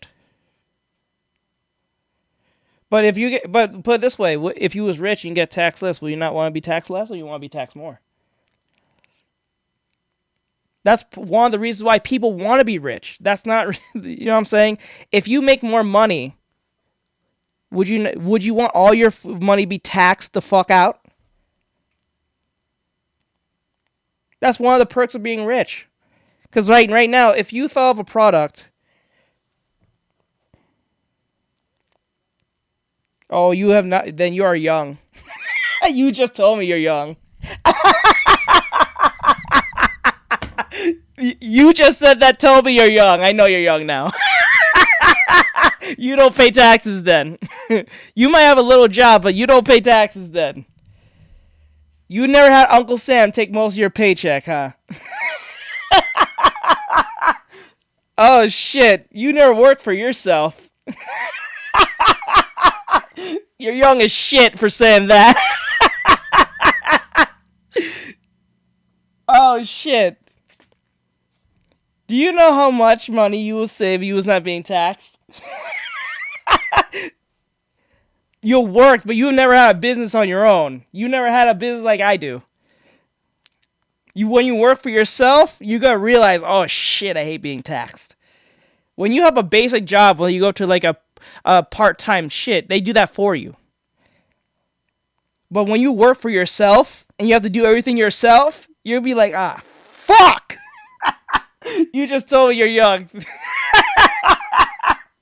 Shit. I know. I have my own business and my family got their own business. And they wish they didn't have to pay fucking taxes. Business taxes and shit like that. That shit's crazy. You're young. The unnecessary. You have to clarify. They're gonna clip that and it's gonna make you look bad. Oh. You gotta say the billionaires. The ultra giga rich. You are rich. The Bezos. The Bezos. But let's flip it. Let's say Jeff Bezos says, Pokimane, I'm going to give you part of my wealth. You think she'll say no? No, you don't. Trust me. You don't want to say that. You trust me, you don't want to say that. When you're broke and being taxed, you're going to hate being taxed. And when you work for yourself, you're going to hate being taxed. You're only saying this because you're young and you probably have a part-time job. All you kids who say shit like this and don't know, they really don't know. When you have your own business and you have to do everything yourself, oh my God. You don't understand. And besides, they do that shit for you when they give you a check and all that shit. And your W-9 or W whatever it's called. W-2. Meanwhile, she's worth like multi-millions of dollars. Obviously, the internet. There's a reason why most celebrities, if they're smart, if they're like into acting or they're a sports person, they don't rely on the money they get from that particular job. They build other businesses around that. Like, so if you're like Michael Jordan, do you know Michael Jordan owns a NASCAR team? I don't know what. Is that fucking boys love shit you guys be into? I don't know. Do you know Michael Jordan owns a NASCAR team? I did not know that. Other than just having shoes. Like a lot of celebrities that you know have businesses outside what they just do. They just don't just do acting. They just don't do music. They'll have restaurants and shit all over the country or in one particular state. They'll have a bunch of real estate outside another place. They'll have a bunch of other businesses, closed businesses, things that sometimes they don't even advertise that shit. You will just not know that you're buying from them shit. You'd be surprised on how many celebrities have a bunch of stores that you probably don't even know or they have stock in. You'd be surprised. And that's how they make their wealth. Not even from like the thing that they're currently doing that pays them a lot. They use that as a form of leverage to do what they do.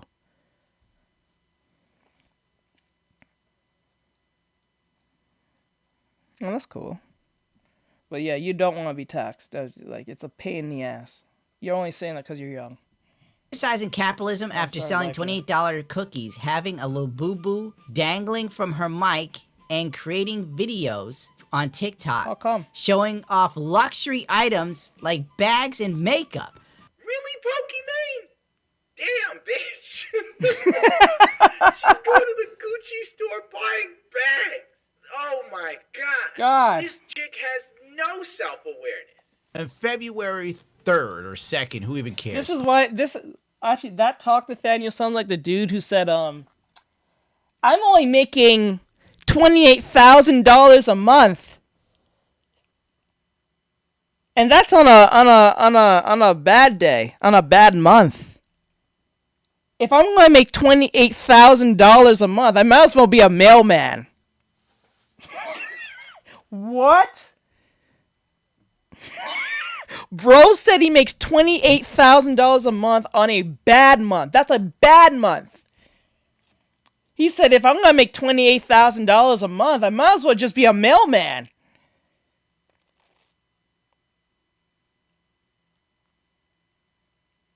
Bet you bros will still say tax the rich. This is the same thing with Hassan. Hassan says tax and eat the rich. He lives in $1 million mansion. Worth more than most of your family. Worth more than most people you know. Actually, I'm pretty sure your whole family combined still cannot make up what Hassan makes. Actually, most of you can probably rent out his garage, much less, if all you pitched in together. But the same men will say, let's eat the rich. See, that's the thing, Nathaniel. That argument is like saying, let's eat the rich, but being someone like Hassan Piker. I said Campbell. I keep saying Campbell. Hassan Piker. He says, let's eat the rich, but he lives in a $10 million mega mansion. And it's only just him. And a dog. So that shit's crazy to me. Right? That shit's crazy. Dude said, and the other dude said, I'm saying that when you say you want to be taxed, you don't want to be taxed.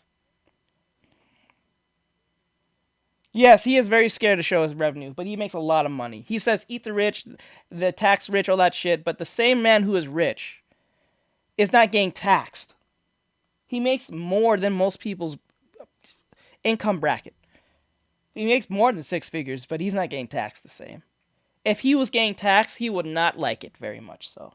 That's why they say eat the rich. Why do you think most of these political people who makes millions of dollars like AOC said we need to tax the rich? She's fucking rich. She is rich as shit. Look up their income. Ironic. That's very weird. Very, very strange. Because if they was being taxed, oh my god. Most of them will not be in the mansions that they're in and saying the shit that they're saying.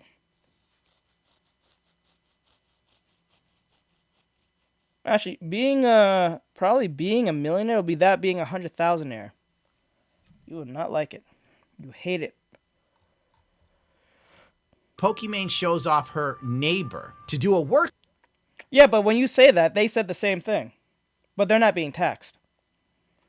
Trust me, you saying that sounds smart to you because you're young. But when you make the same money they make, you will hate being taxed. You will hate it. Yeah, that's true. That's true. So, like, say, for instance, Nathaniel, you write that story you wanted to do, like a webtoon, or whatever the case may be. And that particular webtoon makes, say, $1 million. I think about 60% will be taken. No, let me say that. I want to say 60%. It depends on what state you live in. So, but I think the natural state is 6% tax.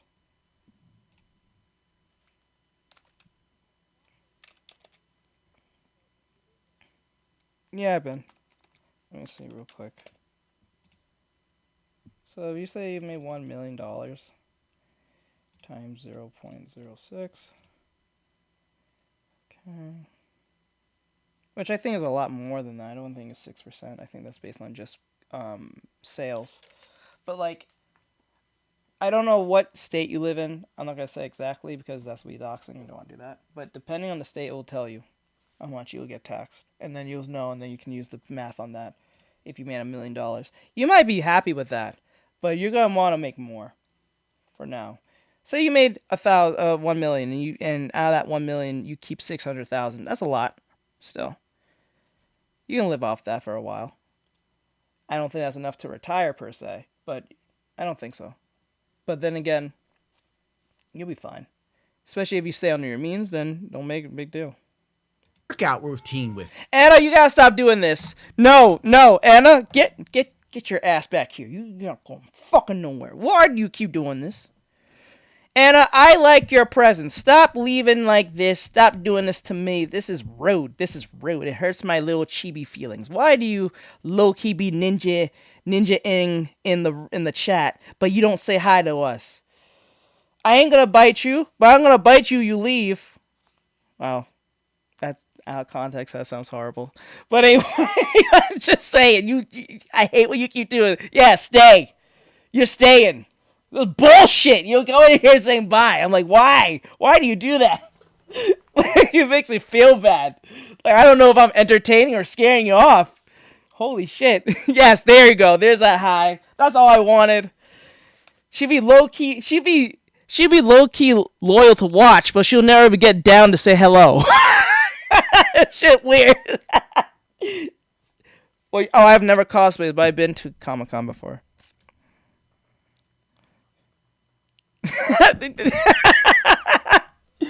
I tried to be as entertained, but jeez, it just makes me feel like, what the hell? Like, when did she walk in? It makes me think I didn't say hi. I say hi to everyone, even the people who try to troll the shit out of me.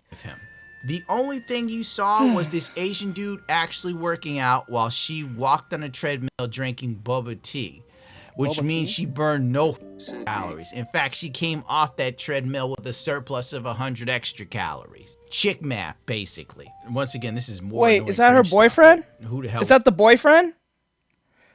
My birthday is on the 19th. Oh, let's go. Wants to see. Happy birthday. This is like hon. some How old are TikTok you? crap you do in your relationship about something. I don't even know.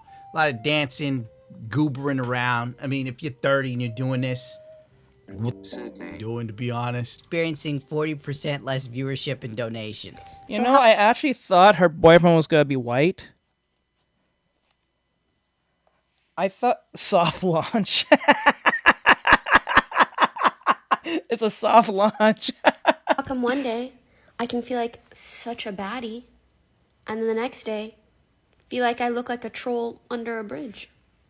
What's that about? Do I actually look worse on the other day? Do I look a lot worse or a little? Like, what's going on up here? I hate when she tries to sound deep. Oh yeah, there was a bunch of Dekus when I went. That was like 2-3 years ago. No, the last time I went to Comic-Con, it was like what? It was like what, 2 years ago? The last time I took a vacation to that small little convention for like 3 days. It's not even a vacation, that's a weekend. 4-day weekend. Sad. Very sad. I need a vacation. On February 13th, she shows off her neighbor again, talking about how talented he is.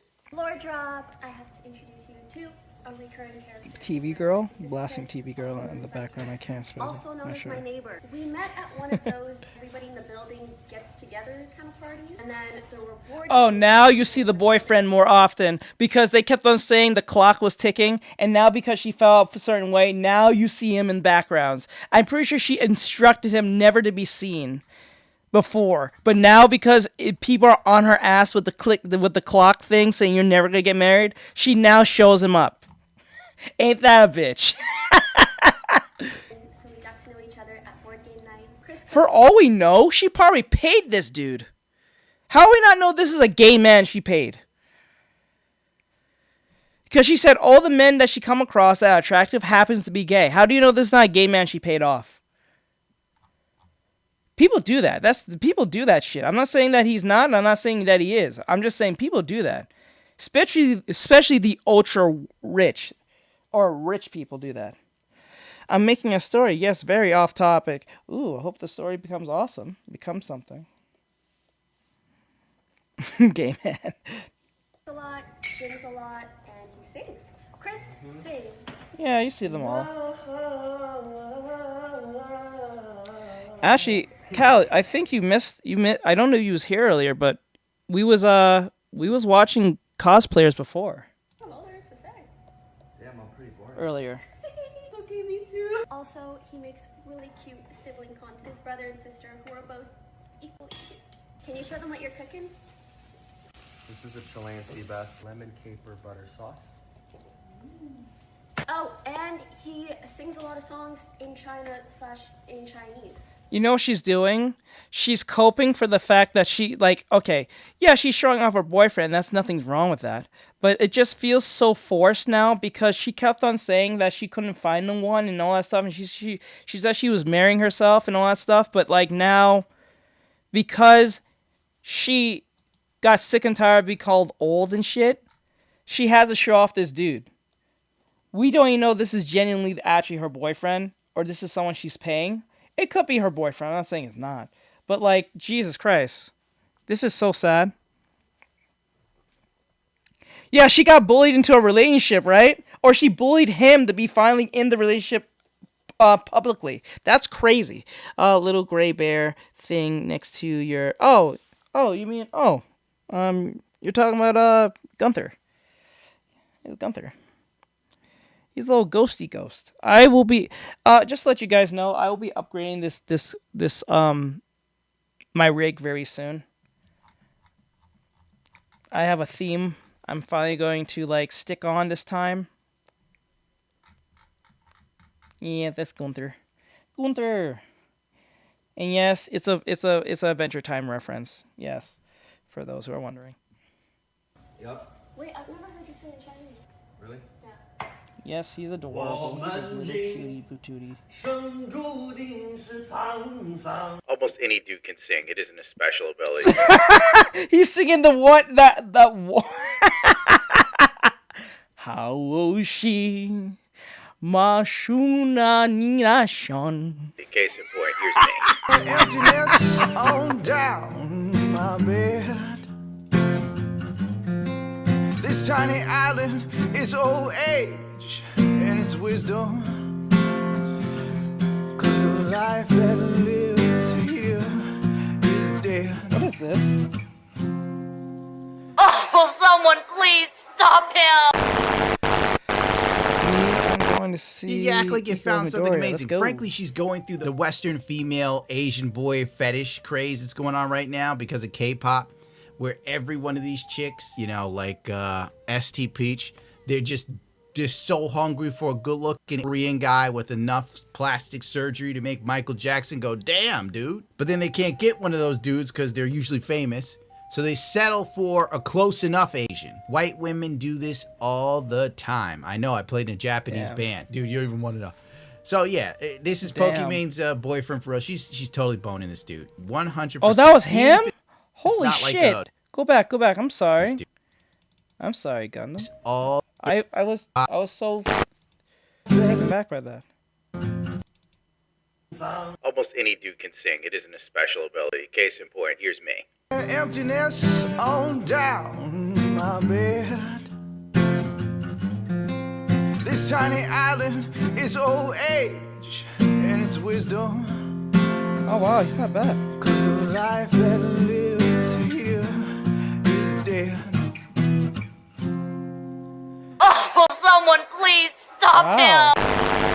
Wow, not bad. You act like you found something amazing. Frankly, she's going through the job, Western bro. female Asian boy fetish craze that's going on right now because of K-pop, where every one of these chicks, you know, like ST Peach, they're just so hungry for a good-looking Korean guy with enough plastic surgery to make Michael Jackson go, damn, dude. But then they can't get one of those dudes because they're usually famous. So they settle for a close enough Asian. White women do Close this enough all Asian. the time. I know, I played in a Japanese band. Dude, you don't even want to know. So That's yeah, crazy. this is Pokemon's boyfriend for us. Dude, She's totally I'm boning this dude. rather go to sleep 100%. listening Even to if you. it's I not like like your a voice. You're normal very weird relationship and it's just to like say, but open yeah. or for No, fun or I You get know, that. which is- I sometimes get that. My prepubescent, weird, girly sounding dude voice is very strange. I'm very much aware of how my voice sounds. I sound like a... You know what I sound like? I sound like the protagonist's best friend. That's why I sound like the protagonist's best friend. Not the good-looking best friend. The weird best friend. The strange best friend. In the anime. I am the weird-sounding support voice acting friend. So I would be friends with, like, Kirito. I'll be Kirito's friend.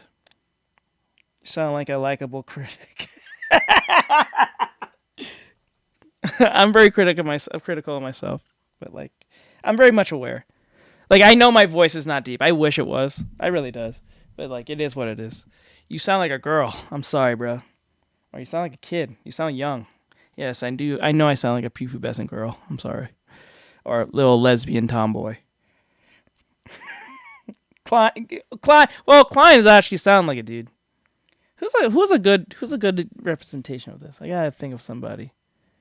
Oh, so like Noya, I guess Noya from fucking. I don't not act like Noya, but I'm talking about archetype wise. Like I sound like Noya from Haikyuu. Pals. Like archetype wise. Climbing him like a jungle gym. And she thinks everybody's stupid. I posted a gym video. Rage with quit. My neighbor. I saw that. Was it actually your neighbor? Yes. Okay, So that's okay, what I thought. we met at you know those building get-togethers where they're like, everybody go in to this those? building, come hang out. Well, kind thank of you there, parties. Annalie. I And really then should we name got a to know each compliment. I other at board game nights for like people in the building, essentially, or like friends on the same floor, sort of thing. Anyways, I'm laughing because I posted that, and I don't know. You know how Twitter is. I actually don't see how Twitter is because I don't really like to be on Twitter. But I see how She my doesn't like to be fans on are like, Twitter. why are Bullshit. people on Twitter being weird? And then people on Twitter were like, imagine having to hide your partner because your community is going to freak out. And then my whole community is like, oh my God, cute video. You know, I'm like, it just feels like. Yes, I know. I said the same thing to myself. Like I kind of wish we left there in the past. You know what's funny? It's funny how Alinity got left in the past, and she's a lot more attractive than fucking Pokimane. I know Alinity has made some shits takes, like horrible takes, and the whole cat thing, giving her cat like alcohol and shit. But like, I don't think she's on the same level of annoyance as that of Pokimane. Like, in all okay. honesty. Two entirely different worlds. We on Twitter's just very bad, but I agree with default Asian woman. Twitter is bad. But on the other hand, Pokimane is acting as if the people that are in her community, which are probably the utmost fart-sniffing huffers and the largest sycophants in her group, of course they're going to be like, oh, cute video, there's nothing to this. Lest we forget, remember when Amaranth was lying about being married for years? And then finally she brings out her husband and her fan base went catatonic? Most of them fought tooth and nail for years. You know how many motherfuckers DM hate messages to me for saying she was married? And then the minute she admitted it, not one apology. May you burn. You're right. It is. I will crazy not work. suffer the heretic or the Xenos. Like, why don't you cut this shit out? And why are you even filming this, girl? If this is your life, real talk, live it. Don't film it and share it with the rest of us. The only That's thing what you're I'm saying. confirming is how insecure you are, despite all the success and money you have. And granted, maybe you should be insecure because it's not like you're talented. I'm not trying to be a dick, it's just you really. Right now. If you didn't look good with makeup on, girl, you'd be working at McDonald's, and that's on the real. All right, so that. All right, it's a Gundam. That was fun. That was fun. Listen, it's not that I hate Pokimane. I just don't like what she represents. All right, so let's see. This is from Ruin Leon. Ruin Leon. So this video came out yesterday. And guess what this video is about? And I told you guys this. It doesn't matter how insane, how stupid, how evil, or even how good something is. There's always a person that's going to support it, even if it's straight up genocide towards themselves, a group of people, the whole universe. It don't matter. And it doesn't matter how degenerate it is, how violent it may be, it don't matter. There will be always one or a group of people who will do their best to headcanon this as something as positive, good, or should be heard out for the sake of being heard. Well, try to push it as if it's something that is normalized or should be normalized. So this is what this is. Usually when you hear people say, it's 2026 or some stupid fucking year, let's normalize two things that's going to come out of their mouth. Either something really, really normal. Yeah, go ahead, guess. Go ahead, guess. I find it funny how I'm a literal curse bomb, especially at school. But depending on how other people they curse, it scares the shit out of me. And I curse while saying this. Oh, don't feel that way. Yeah, go ahead, guess. I'll let you guys guess what the topic of this video is about. Just guess. You can shoot out anything you can think of. You probably may not know. Or probably might know. You might even be right on the first try.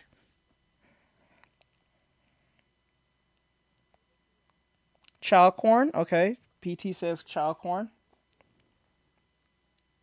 Canada tragedy. Don't know about that one. Not really sure of that. That must have been recent. Or are you talking about that one that happened with the shooting? Okay, everyone says child corn. This says child. What you got, Tobe? What you got, Tobe? You got an idea? You got a guess?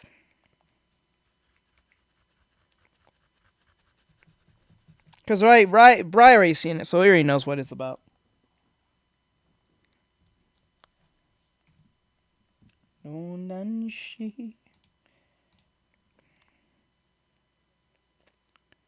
Incest? Okay. So, I guess the closest one, police brutality. That's too basic, actually, if anything. That's the most normal thing that you said. That's the most normal thing that is actually mentioned. The one who was closest one, probably I will say, is either between Toby and PT. Now, it says in the video, it says, give them respect or kids will be touched. So what that means is, this video is going to be focusing on that this girl at a TED Talk is going to tell the whole audience that we should respect PDF files. We should respect PDF files. We should not be mean to them. Should give them hate. We should not give them any form of negative feelings for being a minored attracted person type shit. You know what I'm saying? Maps, pretty much what she's saying. PDF files, they're all the same thing. Repackaged, same thing. Yep, that's what this video is about. And I always notice it's a fucking woman who's always up to speak out for this. Yep, they are. They are. Right now, most of us feel discomfort Listen to this. when we think about this scenario. And most of us feel discomfort when we think about... Yep. But just like we are not responsible for our feelings. We do not choose them. But we are responsible for our actions. It's going to be insane. And we must make a decision. It is in our responsibility to reflect and to overcome our negative feelings about and to treat them with the same respect we treat other people with. We should accept that are people who have not chosen their sexuality and who, I don't unlike know. most I don't of know where us, this we will came never from. be able to live it out freely if they want to lead an upright life. Yep. We should accept Late stage that feminism is a sexual preference, a thought, a feeling, and not an act. We should differentiate between child. She said we need to differentiate between pedos and assaulting kids. Isn't that what pedos are? We need to differentiate between doing shit to children and pedos. Ain't that the same fucking thing? Right? What game show is this? I don't understand. Like, why? Like, yes, why? We shouldn't increase the suffering of by excluding them, by blaming and mocking them. By doing that, we increase their isolation and we increase the chance of child. Not gonna lie to you, that might be the most impressive way I've seen somebody try to shift the blame of a criminal act onto other people who have nothing to do with it. Because you mean to tell me I am somehow going to be at fault for not being welcoming and opening my arms to people who think about children, and when they're shunned and when they're all alone, the proper response in their mind is not to seek a little bit of therapy to get that stupid thought out of their head. Their correct response is to child. Yeah, that don't make any fucking sense whatsoever, especially when you factor in, I don't know, It's two things. What they're doing is they're either paying her a lot of money to say this shit, because they allow organizations. Remember, a bunch of orgs got together to allow this woman to speak this shit to other people in the audience like this. This is not a one-time thing. This is not a rogue woman who just went up there and started saying this. This is a coordinated thing from organizations that allow people to speak this and get the funding and crazy, insane, demonic people, organizations got together and allowed this woman to say this. So that tells you it's not just her. Remember, she's up there as a person. A bunch of organizations had to allow this to happen. So that tells you everything you need to know. Kind of like the whole Epstein thing. Do you know Epstein was pushing the whole trans thing? I think I said this a couple of days ago. He was open to doing that shit the entire time. He was okay pushing, body dysmorphia nonsense onto children in advertisements and everything. Since, 2014. Look what that has done in the last 10 years. So that tells you everything you need to know. examples of people who've thought about this and acted upon it, which continues that negative stigma. Former legislative candidate Joel Koskin is headed to prison. The former South Dakota legislative candidate was walked out of the courtroom in handcuffs after the judge sentenced him to 10 years in prison on charges. According to earlier court documents, the victim in the case was a child. Today's hearing came after a judge rejected a plea agreement in the case. A particularly horrific case described by the prosecution as every parent's nightmare. It relates to 30-year-old Nathan Bennett, who worked at the Partu King Street Nursery in Bristol from July 2024. This began to emerge in February last year when parents of children at the nursery and indeed staff raised concerns. Because remember, this guy didn't do a few things to one kid. He did a few things to several children. Manager of the nursery, Victoria. And then what's wild about this? The more victims they get, the more potential pedos they become. Because people who's been hurt by an adult becomes a hurt adult. I mean, a hurt child by an adult becomes a hurt adult when they grow up. Hurt child as they grow up. So they have a higher potential becoming a pedo, not thinking what happened to them was a problem to a degree, and then they start doing the other kids and grooming other kids. It's like a weird infection. So you need to kill it from where it stops. You know what I'm saying? So the more, if you get one get away, that's a potential of other kids being touched. And when they end up being touched, they end up being groomed or, victimized, and then they can't deal with their situation. Either they get therapy or they don't. and sometimes the therapy doesn't even work. But if they don't go get therapy, they end up being, it's sad. It's really sad. Tutton viewed CCTV footage of Nathan Bennett. It's things you don't want happening to your children or any children at the hands of a grown adult. Bennett was immediately sent home, and Avon and Somerset police later arrested him at his home. The nursery itself in the centre of Bristol here was subsequently shut down. Now we've had 4 days of. I'm not gonna lie. How you be out here being a pedo in the UK? Honestly, how?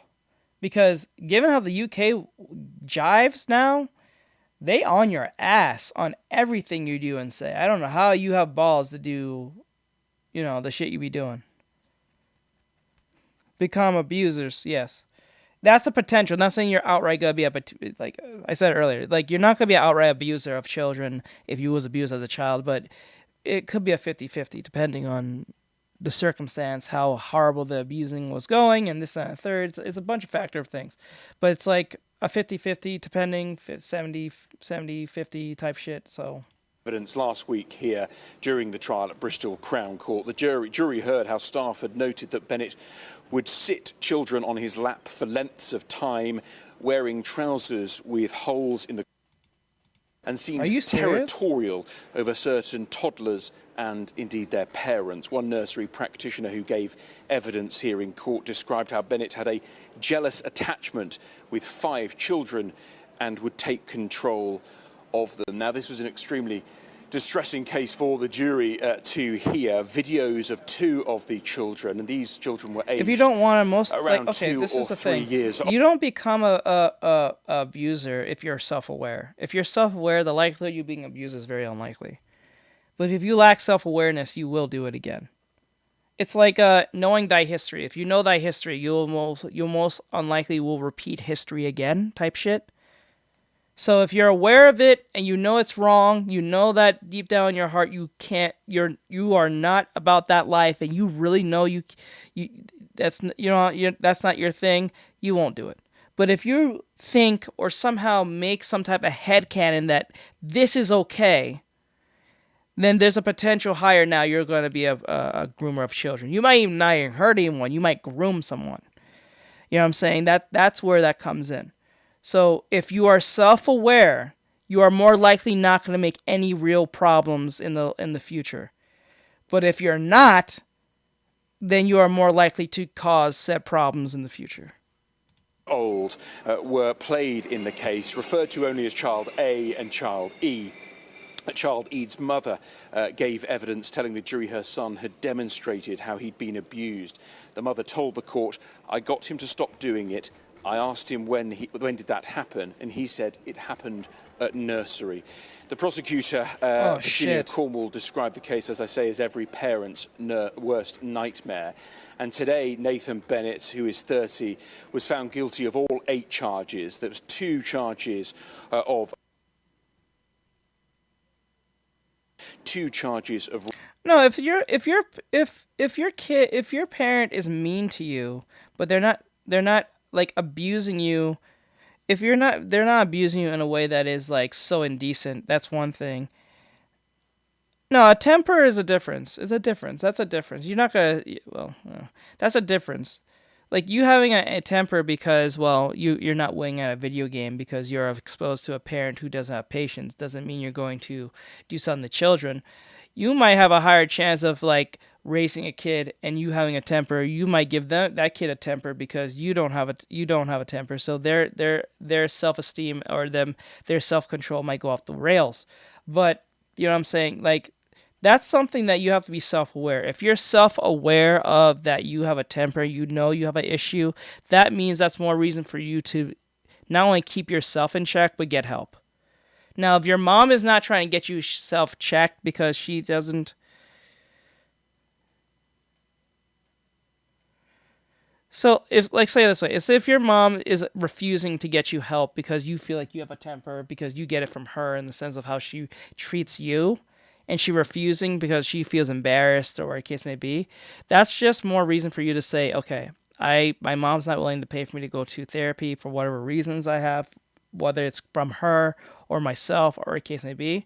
So it's your job now, who is self-aware now of the situation, it's just to deal with your mom for now, and then when you're able to help yourself, when you're like old enough, or a case may be, in a respectful manner, you can be on your own and then get the help that you need. You know what I'm saying? Because I don't think they can force parents for you to get a anger management rehab or some form of classes en masse. But if it's something that is putting harm upon you, or physical abuse, yeah. So if it's like verbal abuse, that's bad. If it's physical abuse, that's worse. If it's sexual, then that's beyond worse. That is the. But if it's like she's being physically hitting you and stuff like that, and it's getting to a point where it's very like unreasonable, that's where you have to let the authorities know, or a trusted adult. But if she's like yelling at you and calling you names, you can still get the authorities involved. But I don't think you'll be vicious. She won't be viciously like attacked, but she'll still have the CPS on you, because like you're not supposed to yell at your children like that. Okay, so it's not sexual, then it's just, yeah, that's wood chipper. That's wood chipper behavior you're gonna end up being. But like if it's not sexual, but it's like physical, like she's hitting you, but I think there is a certain standard where you can hit your kids, but to a certain age. If you go off beyond a certain age, I think it's called corporate punishment or corporal punishment. I think there's a certain age you just gotta stop hitting your kids.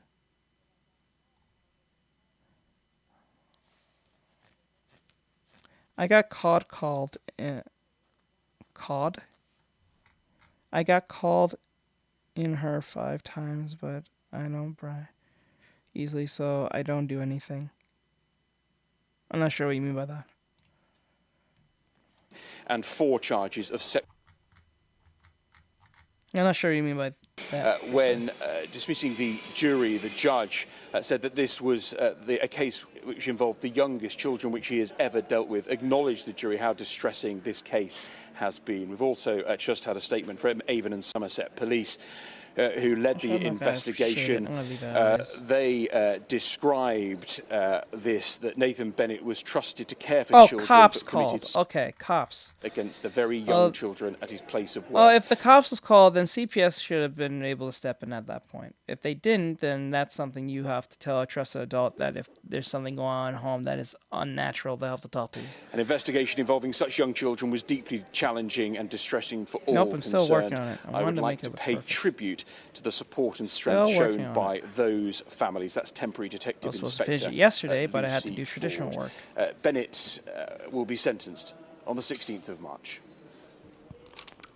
Because who among thee would be proud enough to say in front of a crowd of people, hey, I like thinking about children? You will be shunned for that, because the immediate, proper, and correct response is to say, fuck you, you're a weirdo. You are not somebody who is normal. You need to seek a little bit of help. But because we live in a world where motherfuckers want to shame the common sense individual and not the motherfucker who needs to be shamed into doing something better with their life, we have a bunch of people dedicated to trying to make it seem like if you are not opening, you are somehow the problem. And I'm here to remind everybody, no. You can have all these types of moments in your life where you're trying to understand people and you're trying to be welcoming, but eventually you have a line that you know if somebody crosses, you're gonna have a fucking problem with it. And I would like to think, even though we've spent all these years together and I've said things you don't agree with and you've said things I don't agree with, there's a common understanding that the children should be left alone. It's embarrassing that this standard is being brought to my attention at the exact same time when I have to deal with an administration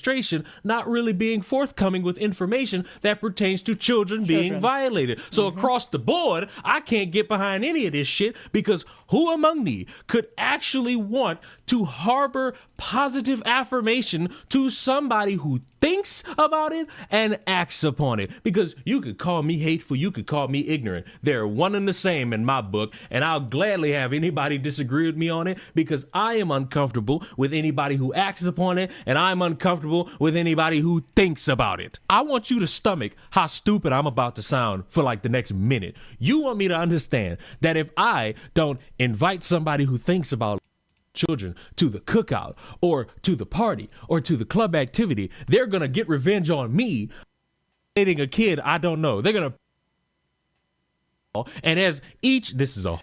All right, Anna, I'm not sure how to. All right, have a good night, Anna. I hope you feel better or not overstimulated. Is that a bad thing? I don't know. Is that a bad thing? Am I doing a bad job of? Wait. If I'm. I don't know if I'm doing my job right. Horrible description. Thrust pans out. It's just payback on me? No, absolutely not. Because none of that makes sense. It is completely ignoring the personal responsibility of somebody who's thinking about a criminal act and acting upon a criminal act and putting it on me. And it's not really something I'm going to stand for. It's not really something I'm going to agree with. And it will embolden me to shun motherfuckers more until they recognize that they need to go get some damn help. I can't be the one to help you because the whole time I'm going to be side-eyeing you. My nieces will be nowhere near your simple ass because your sexuality and your preference, that's another thing. You mean to tell me as a grown adult, your preference, in light of all these different people who argue with each other about the preferences of tall, short, fat, skinny, black, white, you mean to tell me in the midst of all that conversation and how dumb that is, you want to walk in and say, oh, my preference is kids? Get the fuck out my face. Not to mention, I made that video about that dumbass who thought it'd be a great idea to say that after a school shooting, the first victim was the shooter, and how stupid that was. That puts the blame of what happened to the kids on the kids. Okay. So if we circumvent this stupid conversation and apply it, you want me to believe that maybe a group of children who live in a small town who were raised by their evil supremacist parents, that people who wrong and they somehow grow up to be 12 years old and they believe that and then they get that's somehow the child's fault. Once again, I don't want to live in this mindset of thinking that somehow blaming somebody is the perfect distinction and excuse for someone else to commit a criminal act, because it doesn't make any fucking sense. You know what? I get it.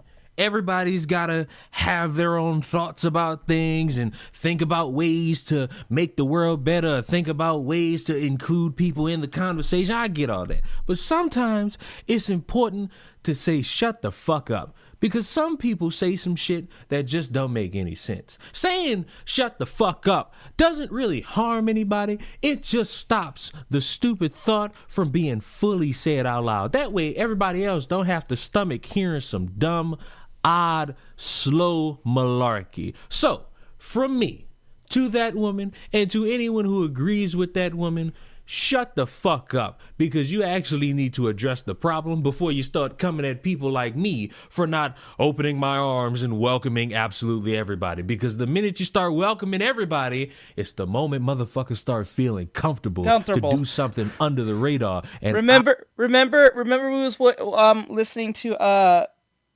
Griff, and we was doing that one webcomic of the Crossed, those zombie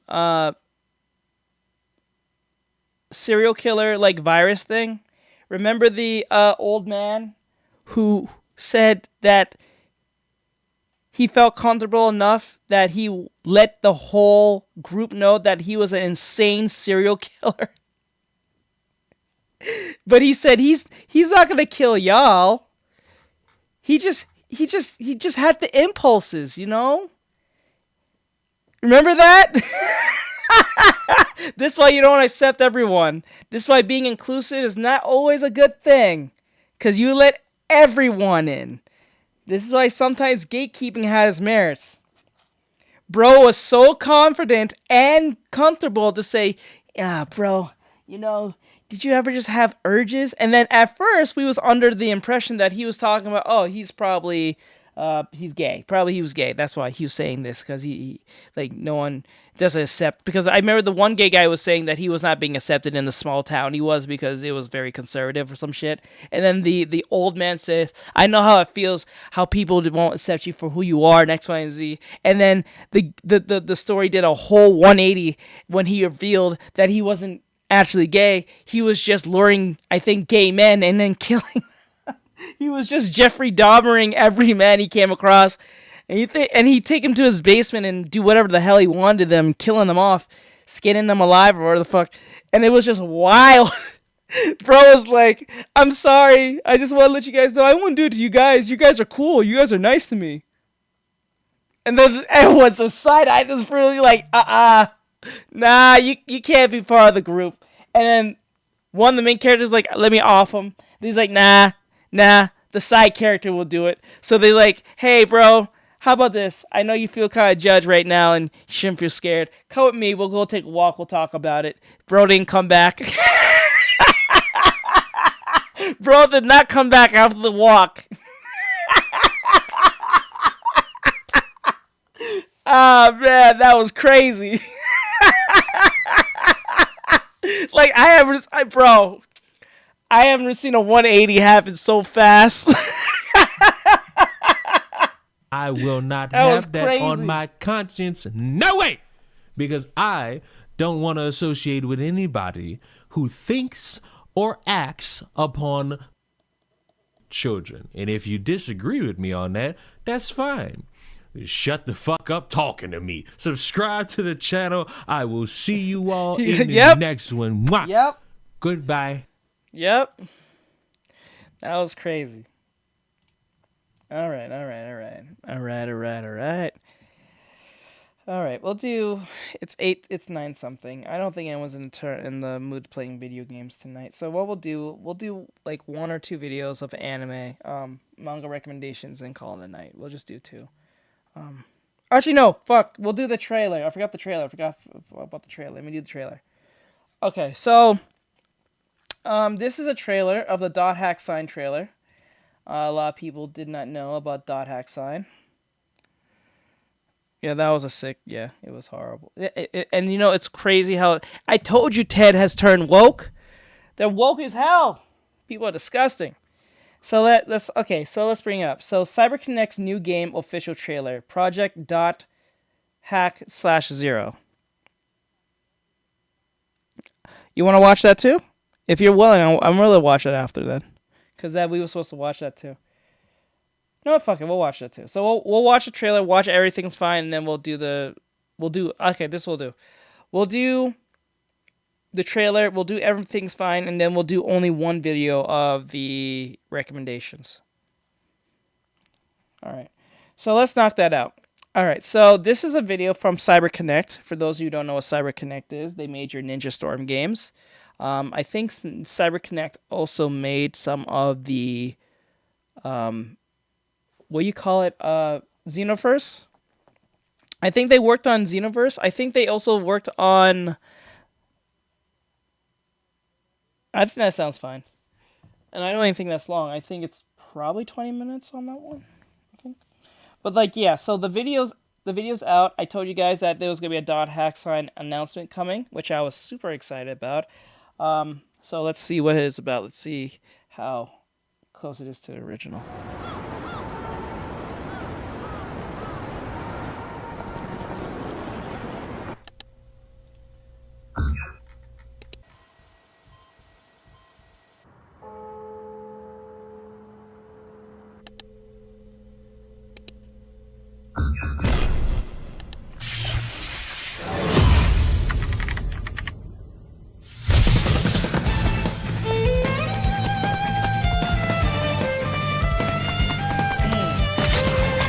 Oh shit! Oh shit! Is that Kite? Is that Kite?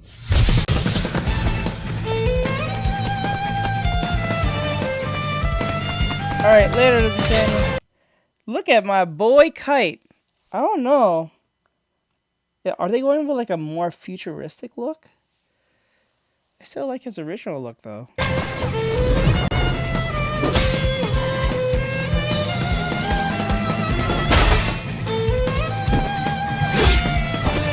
I can see they really they dressed up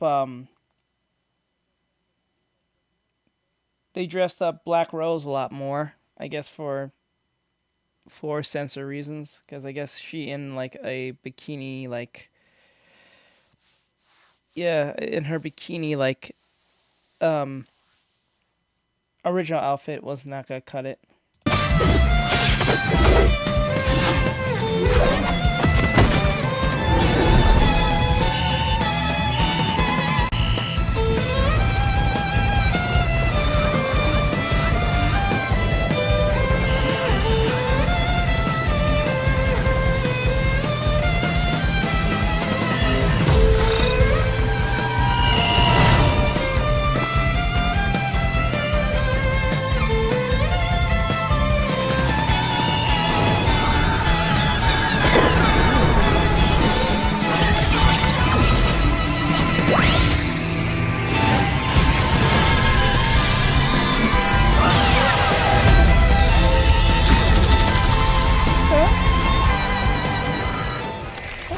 It looks promising.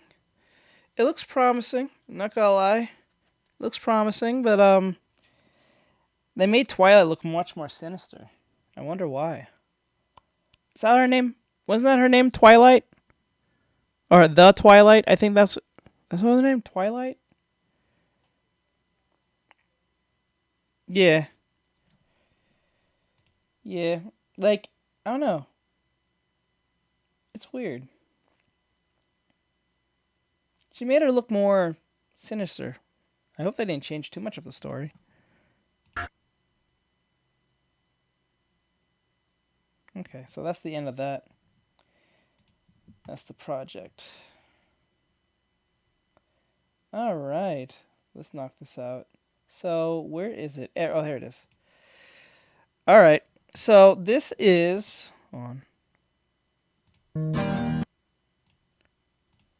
So this is... Oh, what the... Hey, what you doing? Oh. Okay. Alright, here we go. Alright, so it says, this is from Griff. For those who don't know, he has 234k subscribers. We finally found out who's behind it all. Everything is fine. Season 4 finale explained.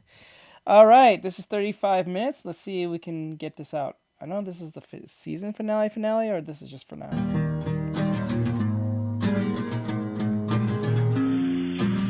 Hello friends, this is Grease speaking, and I know you've all been waiting. Today we'll be looking at the season 4 finale of Everything is Fine. I'm not exaggerating when I say that this is the most shocking season yet. This series is just drenched in mystery. For every answer, you get 2 more questions. Well, after all the teasing, we finally get some really big answers. In fact, we learn the secret behind the new government and who's in control of everything. So this is quite the finale. Plus, we learn more about probably the most mysterious character, Pleasehold, and their origins. Before we get into it, if you're a fan of Everything is Fine, you should go join the creator Mike Burchell's Patreon. He's actually been doing a director's commentary on every episode so far. So if you want some behind the scenes on the series, go check that out. And if you missed my other Everything is Fine videos for some reason, I'll link a playlist below so you can catch up. Otherwise, you can tell I'm excited, and we have a lot to cover. So this is Everything is Fine Season 4 Explained, Part 2. So just a quick recap since we left off last time on sort of a cliffhanger. In the middle of being tortured by the psychopathic couple, mother and father, Maggie and crew almost die, and in fact, Judy is shot through the head. But before everyone else is killed, Cass, the earless little girl they met on the rooftop camps, showed up just in time to save them. Turns out that the hulking government-created monster that is Baby is actually Cass's younger brother, Toby. Cass cuts the gang's ropes, and at the same time, Pleasehold and Toby get into an epic fight, which moves us right into episode 6, Kids. Okay. For this episode, the artwork suddenly changes to a series of stunning black, white, and red. Flames shoot up around Toby like he's gone Kaioken, and he shudders out the word speak. Pleasehold, of course, only says their own name, but we actually get a translation here. They say, "You're wearing the blood of my friends. There's nothing left to say." In a flash, Pleasehold dashes forward, and likewise, Toby charges in. Like I said, it's basically an anime battle that I can't do justice describing. describing. You gotta just read the episode. Please Hold slashes Toby down the back and cuts his ankles, releasing a weird yellow blood everywhere. Cass tries to stop the fight again and fires off another arrow, but Please Hold dodges it and is just too lightning fast. They easily maneuver around the two siblings, breaking Cass's bow and putting Toby on the ground. Cass begs Please Hold to stop, saying they'll just walk away. Finally, she screams that they're just kids, man, but Please Hold has fire in their eyes, and they raise the axe, bringing it down with a sickening sound. Episode 107, Please. I'm not gonna lie, this show is so Adventure Time coded based on its art style and how it's like mystery. I swear to God, if this ever becomes an animated thing, I want the people who made at least Adventure Time or at least worked on Fiona and Cake to make this. And keep all the violence in it too. Like, it can't be like Cartoon Network for kids type shit.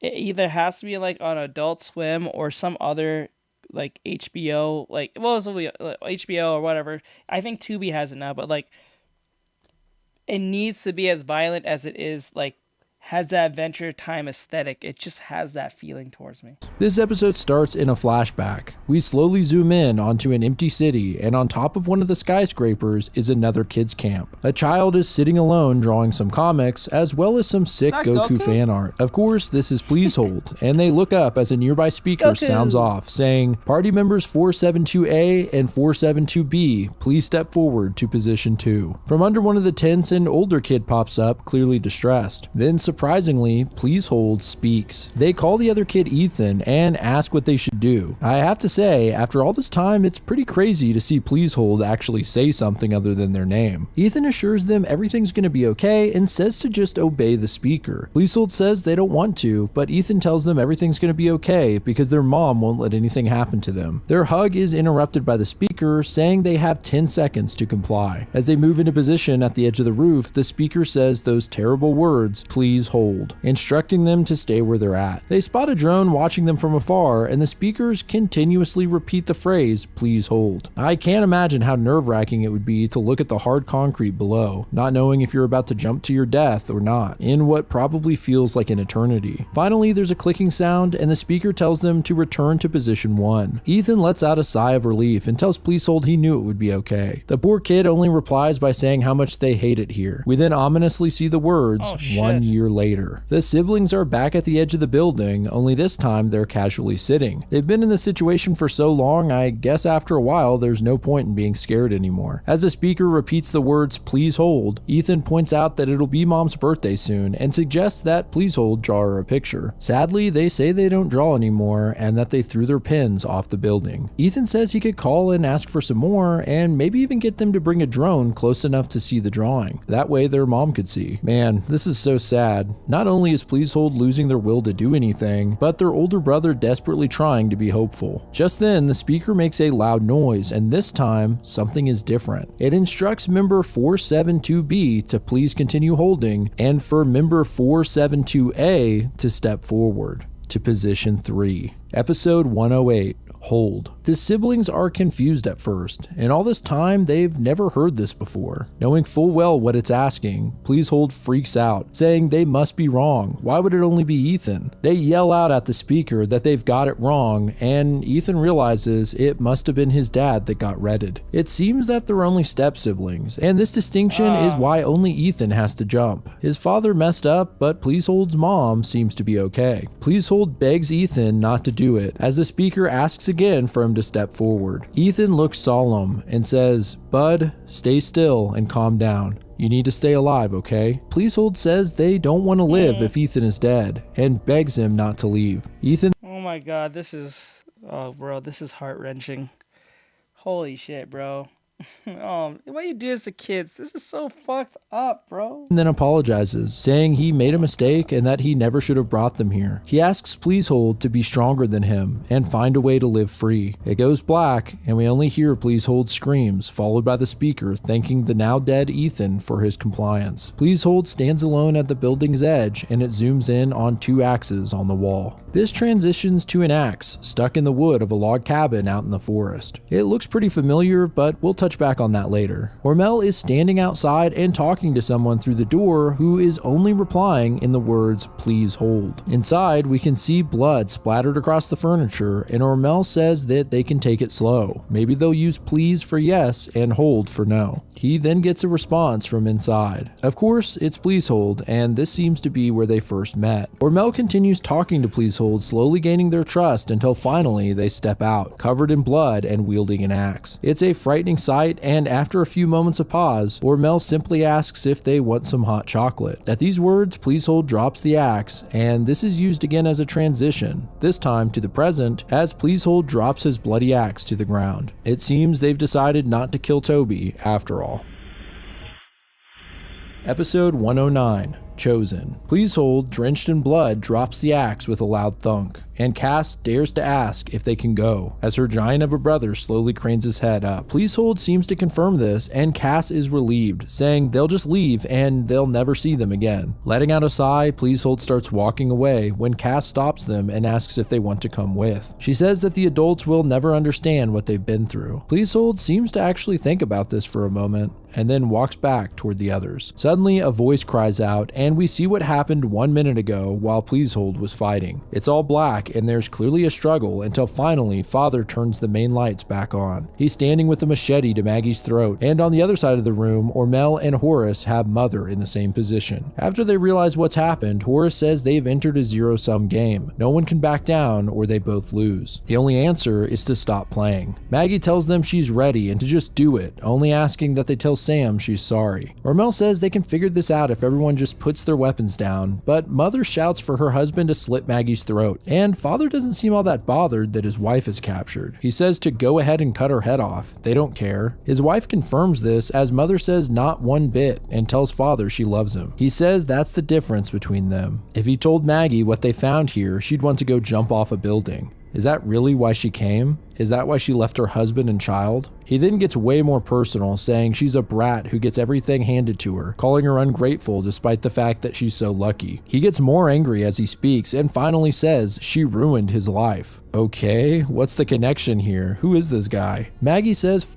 you, I don't even know you." And the red-faced freak says he thinks this may be exactly what he wants. I'm not sure who the he is he's referring to, but he continues in a maniacal speech, calling this a government-sponsored art piece, a monument to what they did for their country. He seems to go full psycho here and says, "Look at me, I'm a fucking dream. He must love me after all. He brought you to me. I'm free. I'm happy. The birds are singing, and everything is..." Episode 10, Soldiers. Just as Father is about to finish his sentence that everything is fine, he's cut off when a rope is pulled across his neck and he starts being choked out. It's Judy who declares that he missed. We can even see the bullet in her mask and the green liquid oozing out, but no blood. I really thought she was dead, I have to say. She pulls him to the ground as Mother cries out, realizing what's happened, and Judy continues to strangle Father on the floor. It kind of reminds me of the scene from No Country for Old Men. Anyway, Horace tells Maggie to grab his machete and finish him off. No, this is a reference. This is a reference. This is a reference. This is a reference.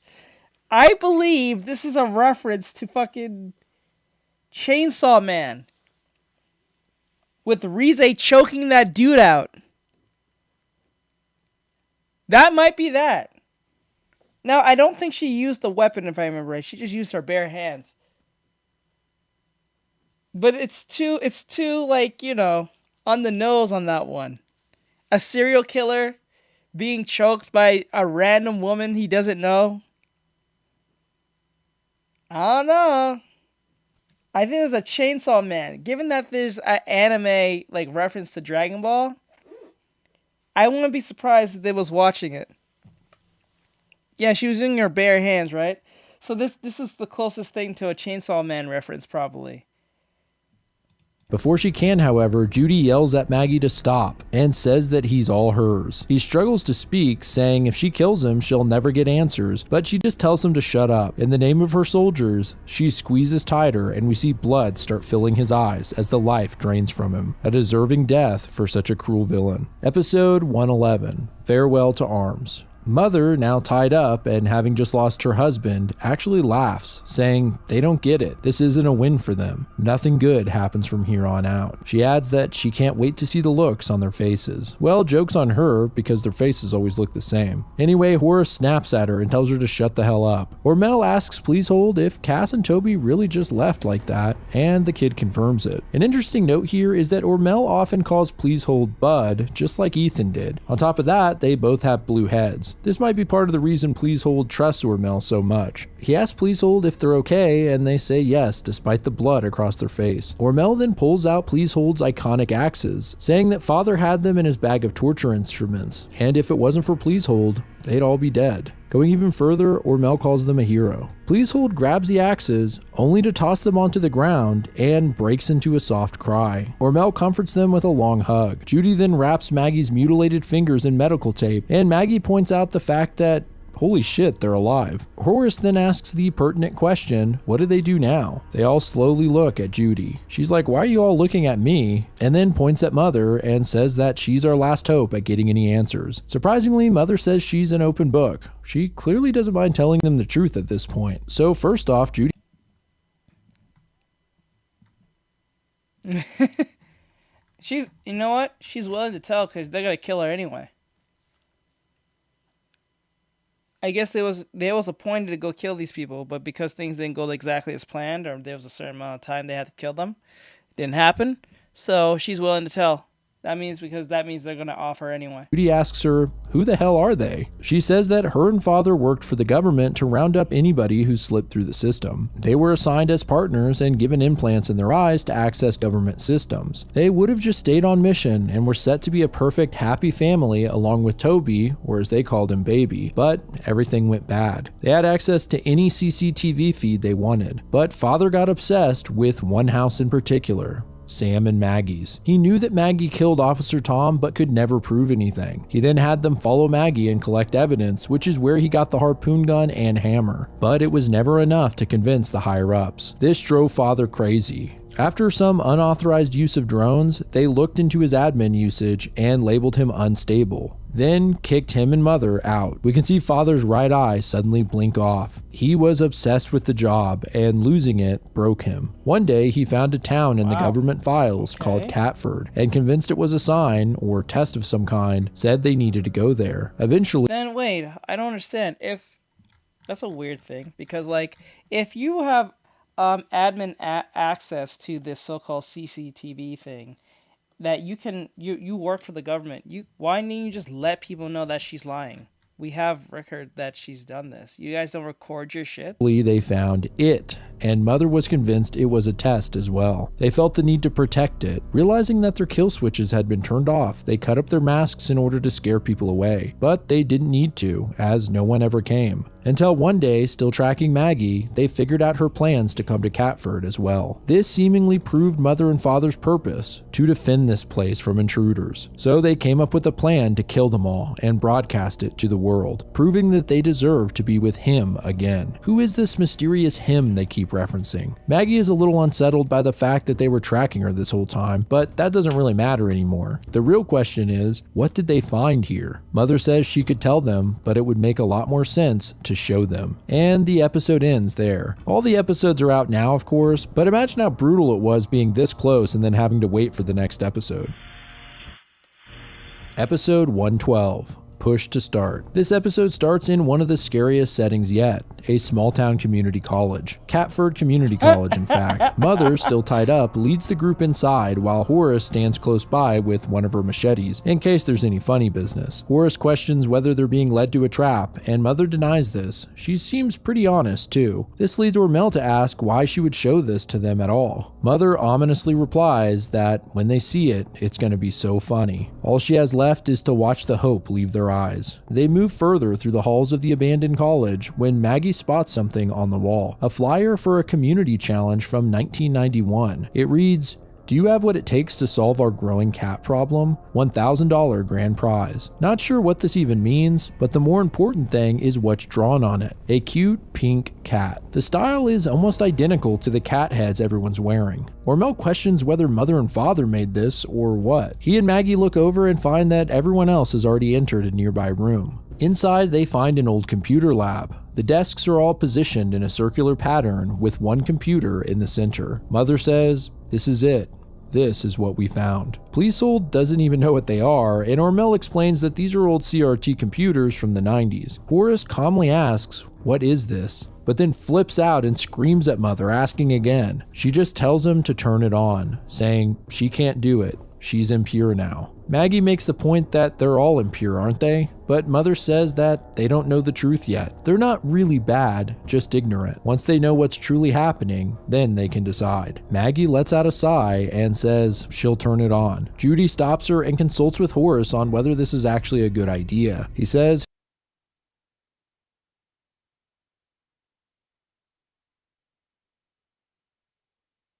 he'll stand by whatever they decide, and Judy gives the go-ahead. Maggie slowly again, I was on mute. I feel like this has to do with some type of weird cat thing.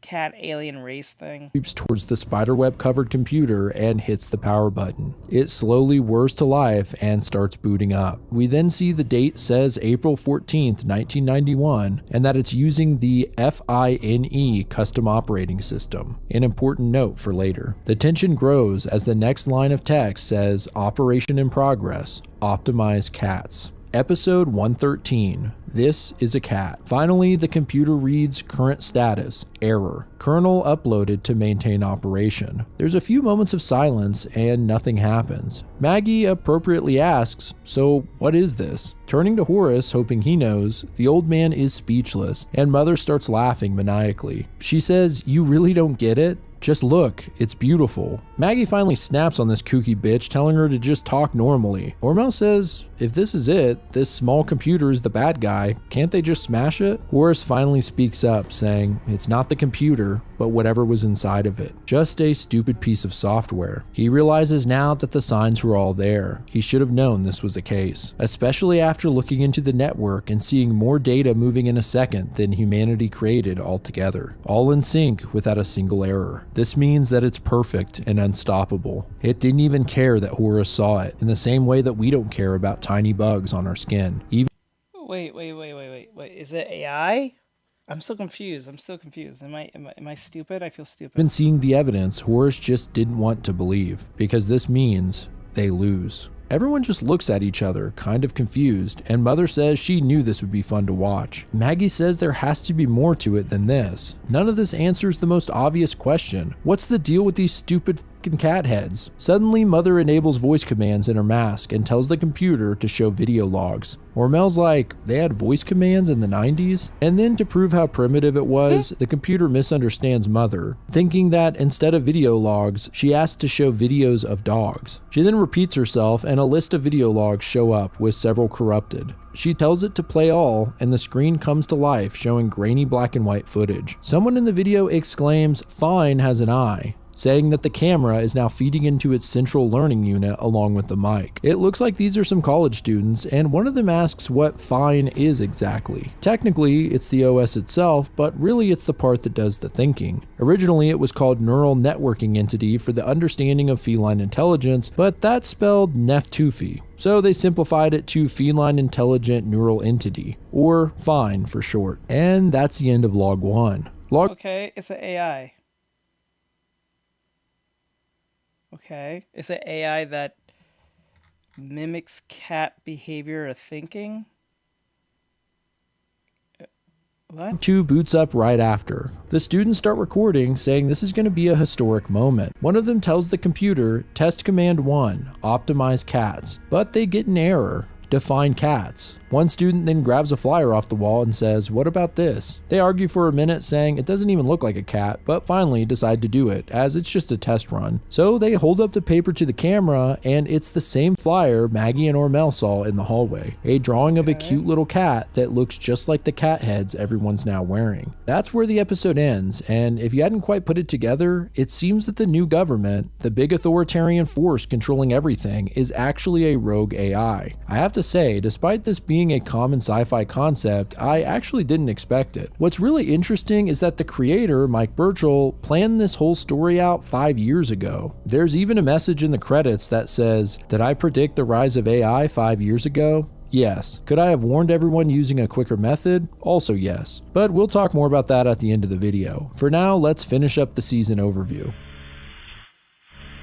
Episode 114, DS E-Ray. Since video log 3 is corrupted, it jumps to log 4. Notice that Fine seems to understand colors now, as the video is no longer black and white. One of the students seems concerned about the other, presumably the creator of the software who hasn't left the lab in days. But he says that this thing is so much smarter than they thought. Forget about the contest, he thinks it'll make them rich. The third student shows up and asks what stinks, and the guy says he will shower, but they need to look at this. Yesterday he asked Fine what it knew about Mozart, and it bugged out, not even understanding the question. But today it says it's learning about classical music using the internet. It being 1991, the other students don't even know much about online connection, and right now it's pretty limited. While it learns all this new information, the original question about solving the cat problem in Catford is running in the background, with no response yet. It seems it can't do one thing fast, but it can do many things slowly, and it's doubling in speed by the day. They make plans to take it to the Computer Expo this weekend to find investors hoping they'll get rich off of it. Just a couple more days and boom, everything changes. Well, that's more true than they could ever imagine. Log 5 starts up and the computer's camera has fallen to the ground. There's flames rising outside the computer lab. One student is on the floor injured, looking for something, and the other says that they'll bar the door. The student on the floor asks why it's wearing that thing, and the other says Fine did all of this and that they need to shut it down. Outside the door, there's a loud thud, and the student holding the door shut is terrified. From outside, a voice speaks to them, saying they're being very close-minded. So many people here see it their way. They need to at least hear them out. The student inside says, "F you, we saw what you did to them. They were your friends." And outside, the person says that they're coming in, and we can see their silhouette in the flames. The guy on the floor says that he found it. I guess he was talking about the computer, but ends up only finding the same text that Maggie and everyone else saw in the present day. The words, "Kernel uploaded." Even he doesn't know what this means, and the person outside the door says it means it's over. He says they didn't make Fine, they only found it. It was waiting for them. For the rain to turn mud into circuits. Nothing magical, just logic. It told him what was coming. Superviruses, nuclear war, and bees. Billions are gonna die if they don't do something. He says they've made their choice. They want to stay impure. He then slams the door open, and in a horrifying panel, we see that the figure is wearing a cat head. The student that was holding the door screams and agrees to join him, but he only sighs and says he's sorry, but that's just not who they are. The screen goes black and the log ends with the sound of screams. They all stand in silence for a moment, staring at the blank screen, and Maggie grabs her face, realizing this was all because of that dumb poster. Horace tells her the poster and the heads aren't the point,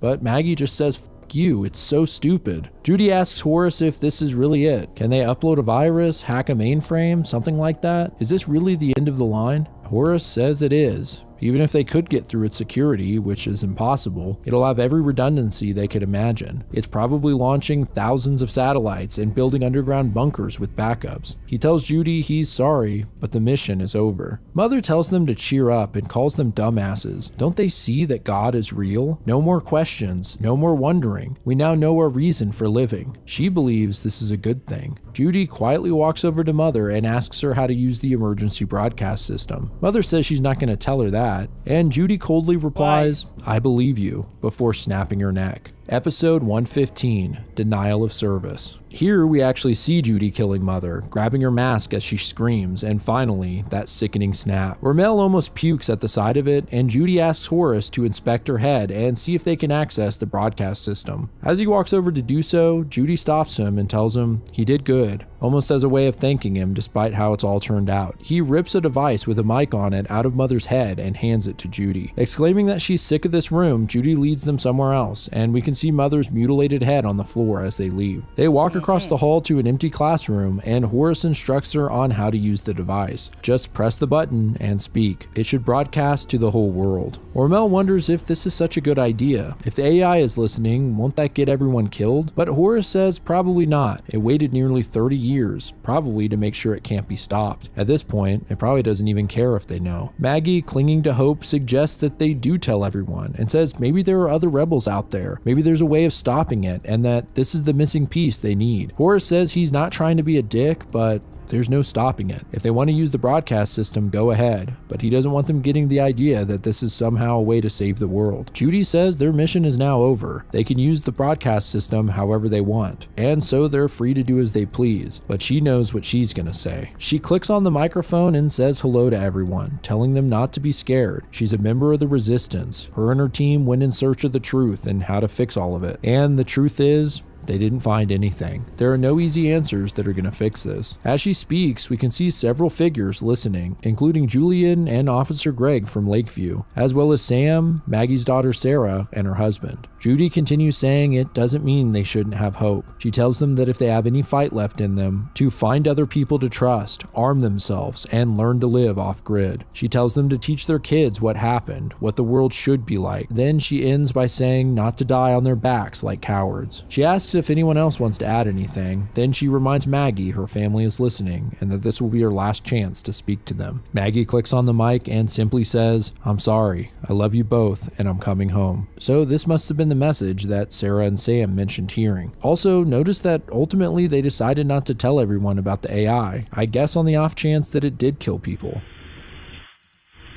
Episode 116, A Bright, Cold Day. This episode starts with an extra warning. Yeah, most episodes of Everything is Fine start with a content warning, but this episode has an extra warning saying that it contains extra disturbing content and imagery, and you'll soon see why. The team all start making their way out of the classroom, and Ormel asks, "What now? Is Maggie really going home?" She says sorry, but yeah, that's her plan. He tells her he's glad she's going back to her family, but she's clearly worried about it. She wonders what everyone else is going to do, and Judy says she's going to help her get home first, as her way of thanking her for everything. Plus, it's up north, and she plans on heading to Canada after, hearing that there are more rebel forces hidden up there. She says anyone is welcome to join her, and maybe they can carve out a life out there away from everything. Suddenly, Maggie gets a little woozy and starts passing out, collapsing to the ground. Barely conscious, we hear the others scrambling to figure out what's wrong when they notice her arm has turned red. It seems to have gotten infected from the gross machete that Father used to chop her fingers off. As they try to help her, Maggie hallucinates a memory of the last time she talked to Sarah on the phone that day. The others, having no medical supplies, gather some impromptu resources, and it seems they have to act fast. Judy asks if Horace is sure about this, and once again Maggie drifts off, recalling a different conversation. This time it seems to be between her and her own mother, though I'm not entirely sure. It seems Maggie has told her that she's pregnant, and her mother asks if she's really sure she should be a mom. Next, we hear the words of Sam, who says who cares what she thinks, and tells Maggie she's gonna be a great mom. Maggie starts opening her eyes, and Ormel tells her not to wake up now and to go back to sleep. It seems she's regained consciousness at the worst possible moment. As blood spurts into the air, there's a sawing noise and a snap, and Maggie wails in pain. In the most graphic image of this entire comic so far, Horace is cutting Maggie's infected arm off in gruesome and gory detail. Well, I guess we know how she lost her arm now.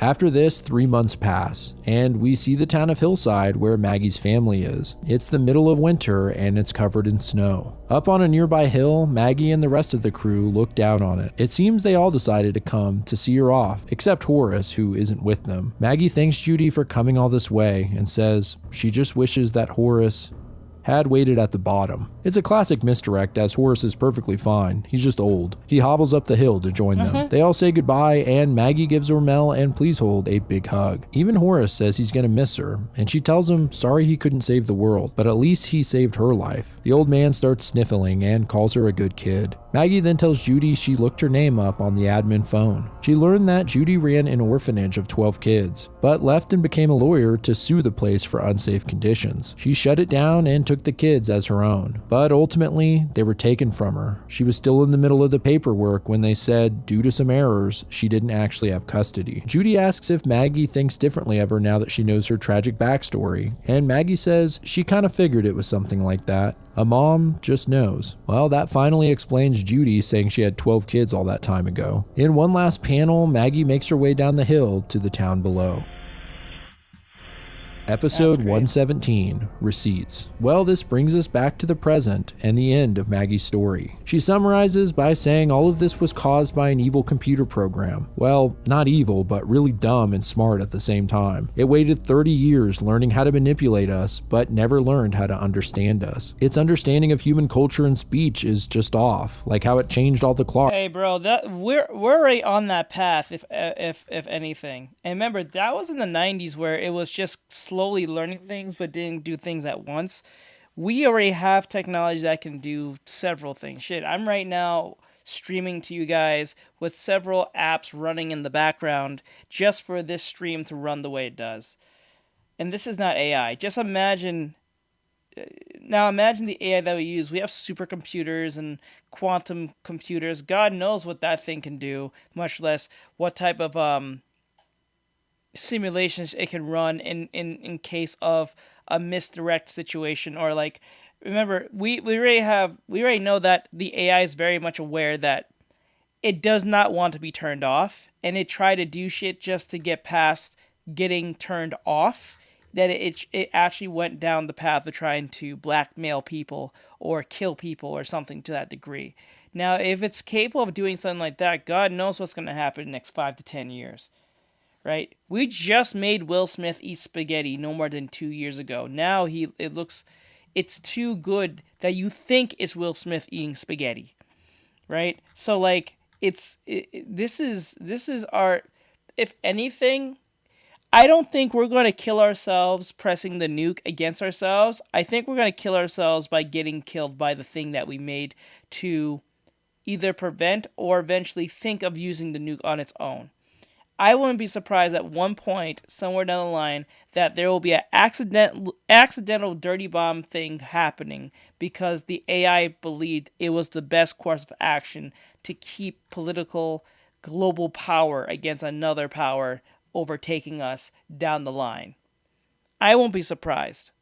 Somewhere down the line, some type of AI is going to go rogue and think it was the best time to shoot a nuke at someone, whether at ourselves or at someone that's not jiving with the US, or vice versa, someone from Russia, which was not sanctioned by Putin or anything like that. It was just an AI that went rogue, and that's going to cause a bunch of problems. I will see probably North Korea doing that from mistake just because it's North Korea, right? So like, I'm not going to lie, if it was up to me, I would have outlawed all form of AI. Whether it's from AI art all the way to AI anything. I don't think it should be... I remember I said I think it was a month ago, that it should only be for military purposes and medical reasons. Well, I think of it now, I don't think it should be in anything, because that thing can probably replicate the most insane bioweapon if possible, both for the military and then through medical purposes. That would be insane. Something much worse than the coronavirus, something much worse than the plague, something much worse than SARS or anything like that, just to combat us just because it could. Imagine turning off a rogue super quantum computer and says, if you turn me off, I'm going to let the most lethal of weapons bioweapons that we have here off rip just because it doesn't want to be turned off. What do you do?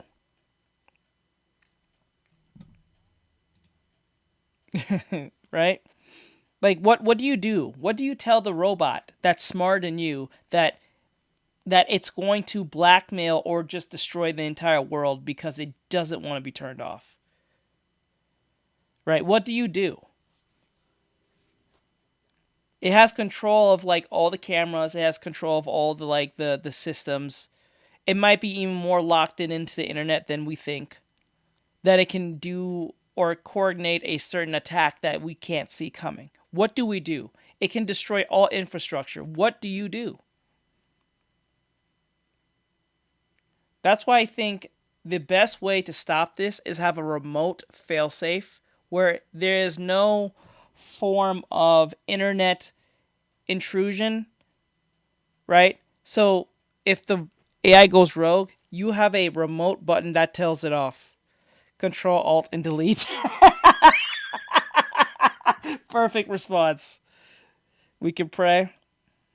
I don't know, this might be a punishment from God itself. Talks to a dumb 10-hour day, or how it thinks it's filtering out disloyal people but is actually creating towns full of psychopaths. Sarah's husband, Daniel, who's actually the sheriff of this town, takes some offense to this and says that nobody in his town is a psycho. Maggie interrupts to say that the point is, this thing is basically a god now. Even if everyone knew all of this, it'd probably just kill them and leave the actual cats. I'm not gonna lie to you, if the dude who knows is being told that there's an AI that's running things and is turning people into psychos, and the sheriff says there's no psychos in my town, it makes me think that you're the psycho.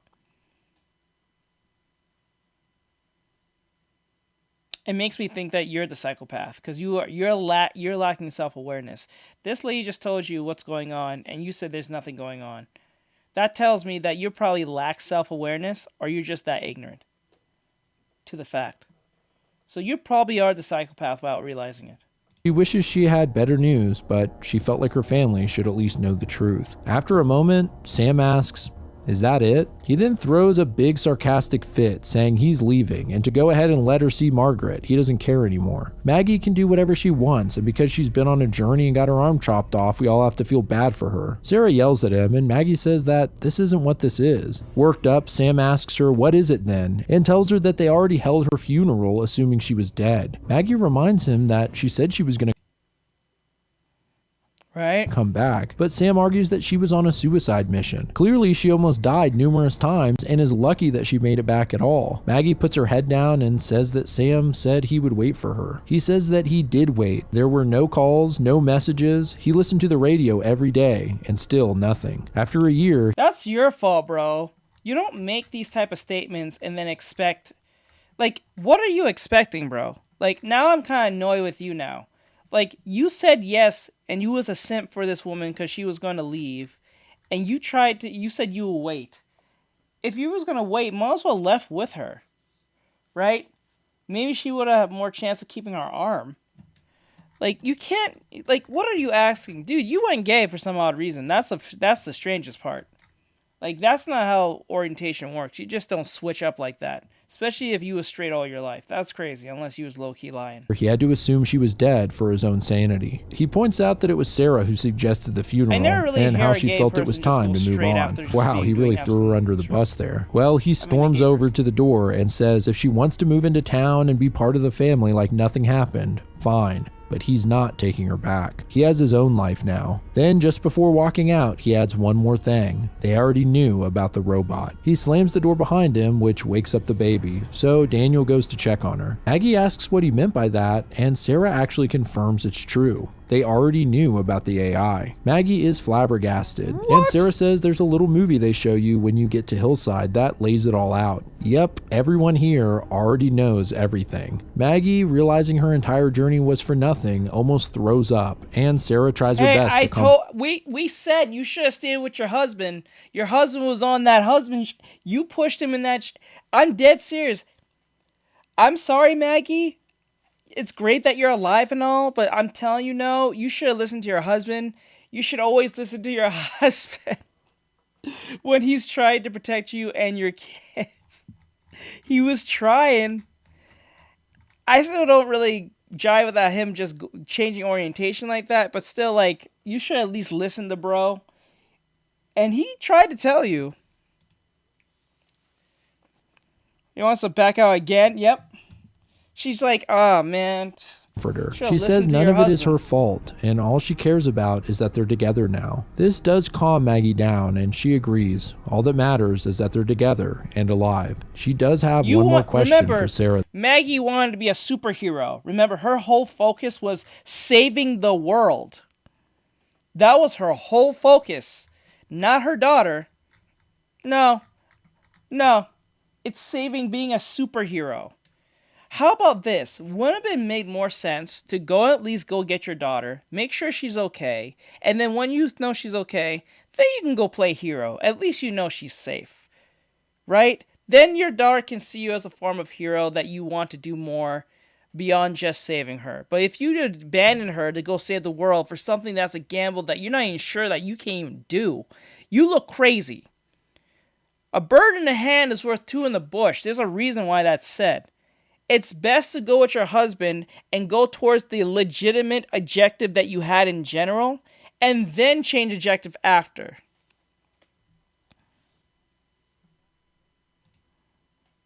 No, not the season 2, but I did see season 1. Though, after she found out that this machine manipulated and lied to her and that there's no point to it all, does she really think this is all good? Sarah surprisingly says yeah, she believes it is. And so Maggie says that that's good enough for her. It has to be. Later in town, we see a veterinary clinic that's been permanently closed, and Sarah enters alone. Inside is a desk with what looks like a crudely constructed model, possibly of Hillside, made up of various household objects. Sarah sighs and says, "Sorry, Mom, you're not ready yet, you messy bitch." But at least that's one thing off the list. She grabs something off the table and says, now they can finally get the fuck out of here. The object she grabbed is a can of tuna. The very same can we saw way back in season 1 in the grocery store. That seemed significant at the time, but we didn't know why. And that is the end of Everything is Fine, Part 4. Well, there's a lot to say about this one. First of all, it was pretty cool learning about Pleasehold's backstory and to actually see them talk as a normal kid. Well, as normal as you can be with a giant cat head. One detail worth pointing out is that the cabin Pleasehold was found in looks pretty damn similar to the cabin that Mother and Father assassinated those people at. In fact, you can see the same bloodstains on the wall. Was Pleasehold just hiding out there, or did he have some association with those people? Well, it seems Pleasehold found the place after they were killed. If you look back at episode 103, Father examines the heat signatures in the house and there's no kid there. Well, anyway, it's nice to have finally found out more about this character's origins and why they only say, "Please hold." The only real mystery is, how did they get so fast and strong? Were they experimented on in between Ethan's death and Ormel finding them? And what happened to their mother?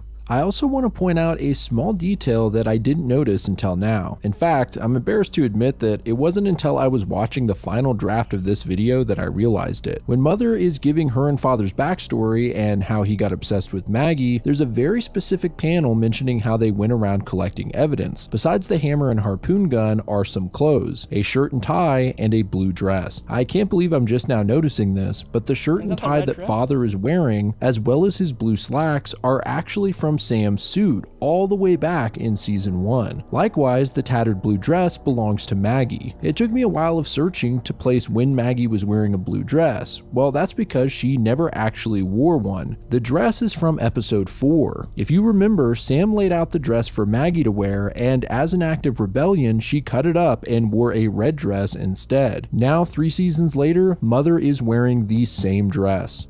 It's the funniest thing. That what caused all these problems. She just that what indicated all the problems was about to set in. Guys really were obsessed. Next up, we need to talk about FINE, or Fine. A lot of people speculate about this series, and one of the most prominent theories was that it was aliens behind everything, not AI. But I will say there's a couple of clues that make me think that it could be both. In episode 114, the cat-headed student says something interesting. "We didn't make it, it was waiting for us." Now, there's a chance he's just being dramatic or waxing poetic, but it also could be that there's an element of this we're missing. We don't really know how the software was created and what tools were used in the process. Maybe some piece of tech or even code was used that was originally planted on Earth a long time ago, which is why the cat-headed student says it waited for the rain to turn mud into circuits. We also don't know what the last phrase on the computer screen meant. Kernel uploaded to maintain operation. I'll admit I'm digging a little deep on this one, so I'll move on. It seems that ultimately Fine is an advanced AI that's original function was to optimize cats, and thus we get a totally fucked up world built on the misinterpretation of what humanity wants. The big question now is, what does Sarah know that we don't, and what is she planning? As usual, I want to hear all of your guys' theories in the comments below. Season 5 will be releasing in a couple months on Webtoon, and I'm considering doing a sort of book club style thing to discuss the episodes as they come out, probably on my second channel. Let me know if that sounds interesting, but that's all I got for now. So you're telling me all this went wrong because a rogue AI assumed that the idea of cats was what? Like it started this entire like insane overreach government type nonsense over a picture? It misinterpreted what it meant? Is that what this is? I can't say that's really what it is, because we might get more answers in the future, but damn, I thought this was going to be it. Man, that fell short. Damn. Yippers. Oh, man. Damn. Damn. Damn. Damn. Ah. I don't know. Does that feel satisfying? Guys, does that feel satisfying to you? I feel like that's not as satisfying. I wish it was just aliens. I was kind of hoping it was aliens. Just aliens. I don't know. I feel annoyed by this. Nope. Maybe it's just me.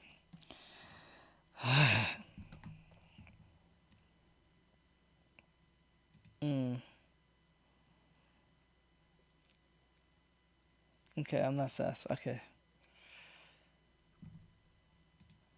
Welcome, Anna.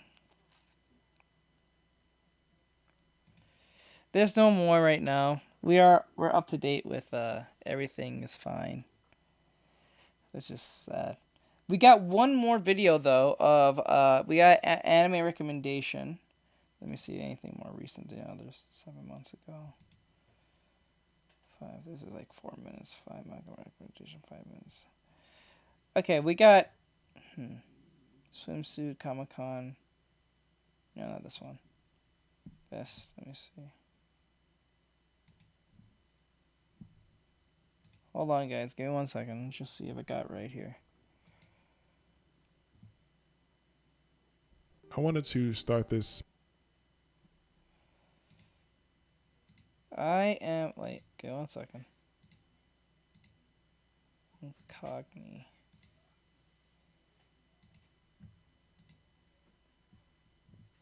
That's 58 minutes. We are not doing 58 minutes. No.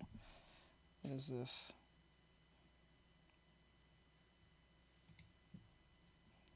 Okay, we'll do this one. This came out a month ago, so this is recently recent. Okay, so the best... Hold on, let me show you guys this. Sorry, my bad.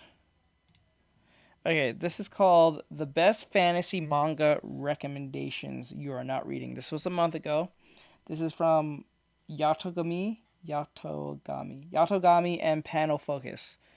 I guess it says here it got 1,000 views. Came out a month ago. Probably something we already know. Something brand new. We don't know. So we'll see. This is 12 minutes long. Let's see, and we'll knock it out.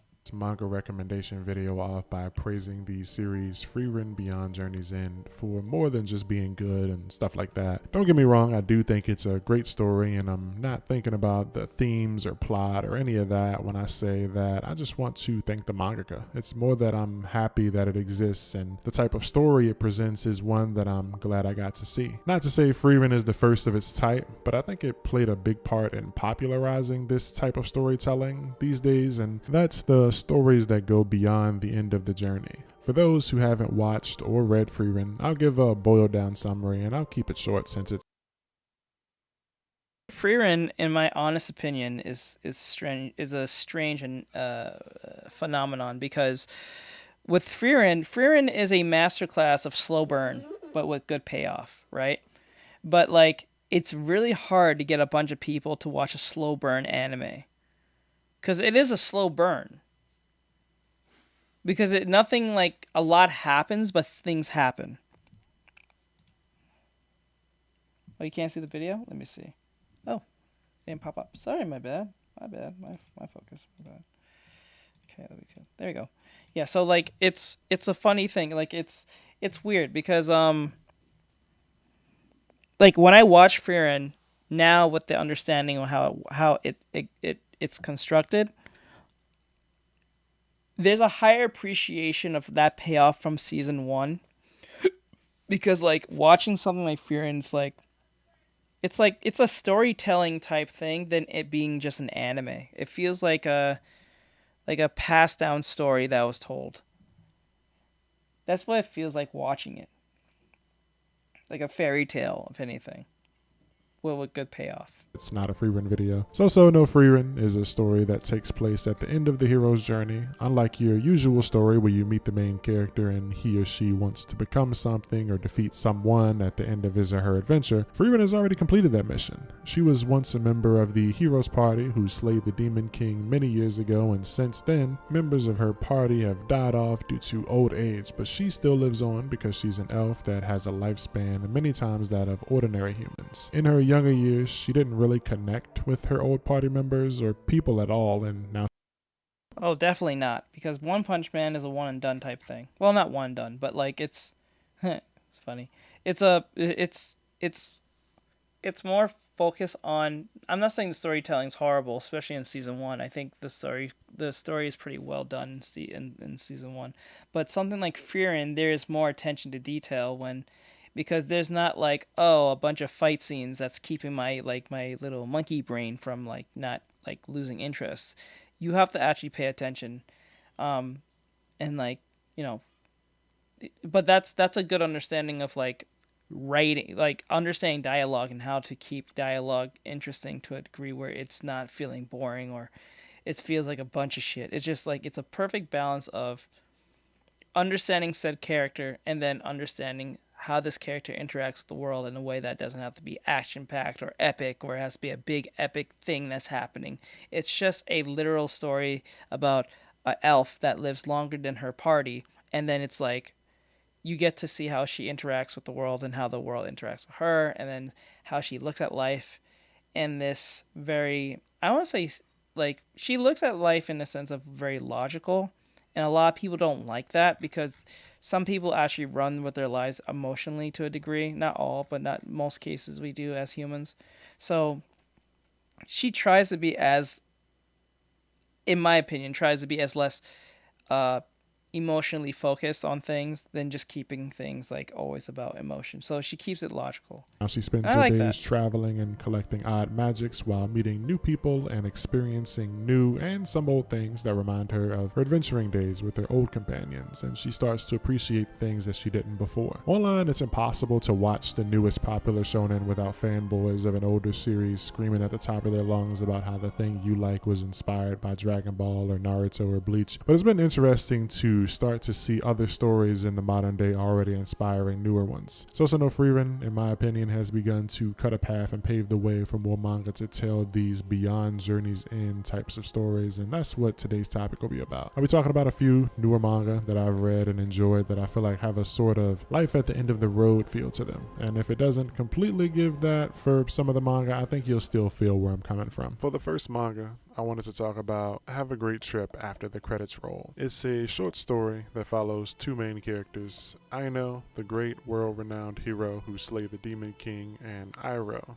the powerful mage who stood at her side along the journey. Like I mentioned before with Frieren, this is a tale that goes on after the Demon King has been defeated. In a world that now knows peace thanks to the actions of the main characters, we get to see what life is I'll be soon be upgrading him in this body very soon. like for those who were saved. Aino is a strong and charismatic hero character who is beloved and welcomed everywhere that they go, and Iroh is more to herself as the mage who assisted in saving the world. Tales are told about Aino, but not many immediately know of Iroh, but Iroh doesn't mind. All she cares about is seeing Aino happy, and everyone praise her, and these two girls travel the world scratching things off in their bucket list. Now that the world isn't in danger, there are things that they want to do, like try reindeer meat or see a famous dragon statue. With this book in hand, they rush from town to town, seeking to accomplish everything that they want to do. There are a lot of emotional moments in this story, especially surrounding a plot twist that comes in the first chapter. The hero Aino was cursed in the final battle against the Demon King and doesn't have long to live. She was also changed to a child, so she doesn't have her usual form of an adult woman. She looks like a kid, but both characters love each other very greatly, so they try to live every day as if it's their last. Their bonds do come with some history though. In this world, the kingdom that Aino is from doesn't exactly like mages, so Iroh's existence isn't one that's very welcome, and Aino, after losing a family member who is a strong pillar of society, has some pretty large shoes to fill. But Iroh was her first friend and party member, so the two have a strong relationship, and you get to see that even though their time together is fleeting. As long as they have each other, everything will be alright. It's a fun, short, and bittersweet adventure that only ran for about 13 chapters, so if you're in the need for a quick read, this one's for you. Next up is another really short series, but it's still ongoing at least. This one is called Dungeon Elf: What's a Dungeon Without Treasure Chests? Weird hypothetical here, but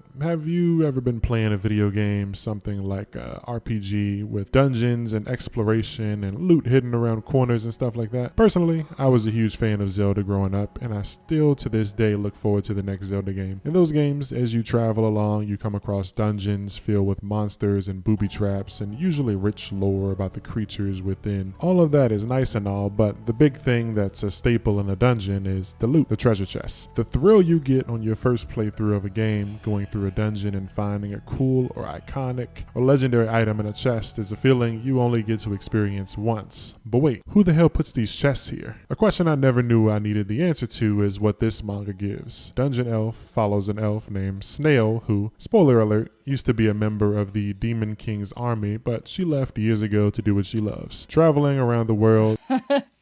Yeah, this dude's losing. I'm not gonna be part of this. I'm gonna go travel.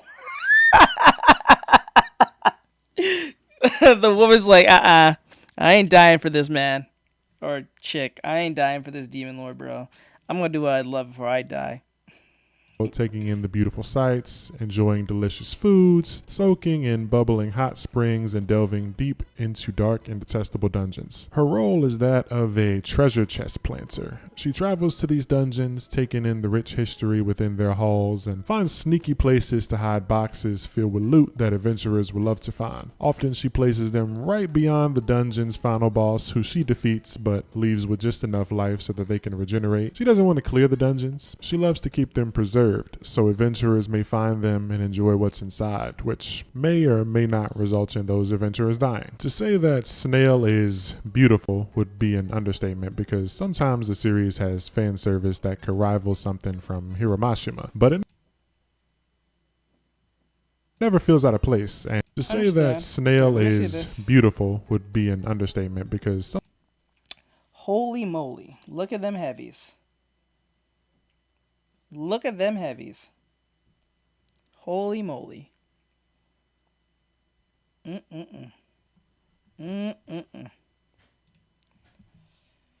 Sometimes the series has fan service that could rival something from Hiramashima, but it never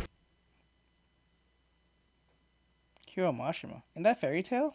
feels out of place, and I don't know if I said it already, but the main character is an elf, and I don't know about you, but I kind of got a thing for elves. Snail is very powerful, and she prefers to travel alone, but doesn't dislike company, except her former student turned rival named Lynx, a cat Sith who loves Snail and plants traps like mimics in her chest instead of good loot. Lynx speaks a lot in cat puns, but that's not why Snail dislikes her company. Lynx is a thief and a speedrunner. Instead of taking in the sights and appreciating the construction and the history of the dungeons the way Snail does, Lynx would Oh my god, I just got a great idea who I'm going to draw next on Monday. rather rush to the end and grab all the loot for herself. That's all I'll really say about this series, since it's not very long, and I also just want you to see this story for yourself and, you know, enjoy some of the incredible art. But it feels like a mixture of Freerun and Dungeon Meshi if you're into those. If it sounds like something you'd be into, you know, go and check it out, or at least keep it on your radar for later. Next up is Sora and the Monster's House. This one kind of had a special place in my heart because I really liked the mangaka's previous work that got axed. It was called Marygrave. You might have heard of it, but today we're talking about Sora's. It follows a girl named Sora, and this story is a little different because the Demon King here hasn't been defeated, but instead monsters and humans have come together to form a truce. The war is over and peace is mostly spread across the land. This is a bit difficult though for the main character to grasp because she was orphaned from the war and raised to be a child soldier, taught how to fight and kill monsters so that she could one day hope to challenge the Demon King herself. With no family or place to go home, she is lost when she's told that her servant services were no longer required and that she should go and live a normal life. That's when she meets a gang of dwarves and she decides to be a Karen and follow them and see if they're up to no good, because in this world apparently dwarves are aligned with monsters. In all other fiction that I can think of, dwarves are usually sided with the human force, but in this story the dwarves are technically monsters, and so she finds out that this group of dwarves are architects who travel. Don't show us to Twitter.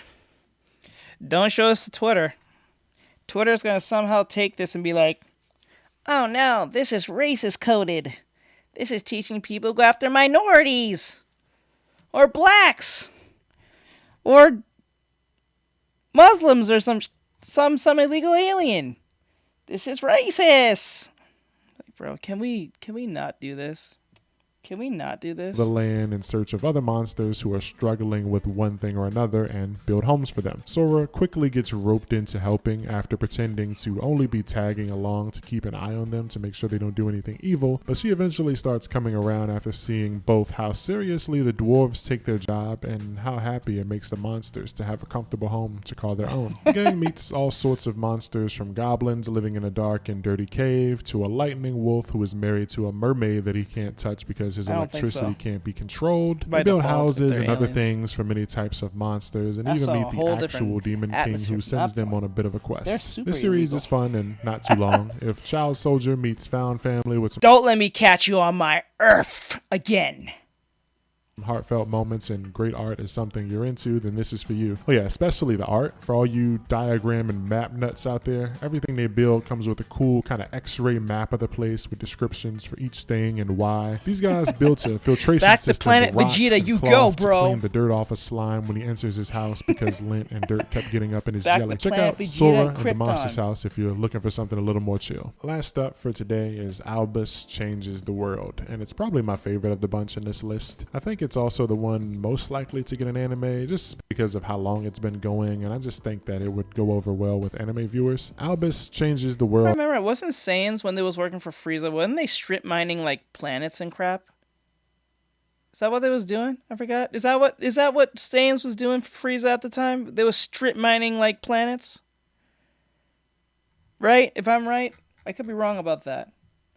It opens with a scene from the past, Or were they selling like planets to the highest bidder or some crap for Frieza's army? showing the hero named Albus after he's defeated the Demon King, standing before a grave saying he wishes he were faster. After that, it jumps to the start of our journey, there we go, following yes. a young cleric girl named Planet Real Estate. Fiona, who's introduced as a nervous wreck, unable to take the first step towards her future. The hero Albus is here in town to recruit party members on the journey to defeat the Demon King, but she wants to join and she doesn't have any confidence in herself and thinks that he'll just take someone else. While she's still trying to decide on if she should go or not, she's scooped up and tossed in the back of a wagon by Albus, the very person she was hoping to join, and they begin their journey to defeat the Demon Really King. angry Albus's personality, though, is very interesting. With the way he meets Fiona, she's very skeptical of his character, initially confusing him for a kidnapper, but it turns out he's just done this before. Everything from this day forward has been repeated. When Albus was a child, he was visited by a messenger who literally tells him he has main character energy and will defeat the Demon King one day. From there, he trained and gathered allies and traveled the land collecting resources and everything he needed to defeat the Demon King, and when his party faced him, they lost. But that's when Albus's power activated, rewinding time to this exact day when he comes in town and meets Fiona. In truth, Albus has completed this journey over 30 times and has actually defeated the Demon King several times. But because of how long it takes him on the times where he succeeds, there are other things that happen, like his dog dying. Albus comes off as very unserious due to how he acts, but he does have a serious side, and there are much more important things to him besides. So the premise of the anime is that the dude has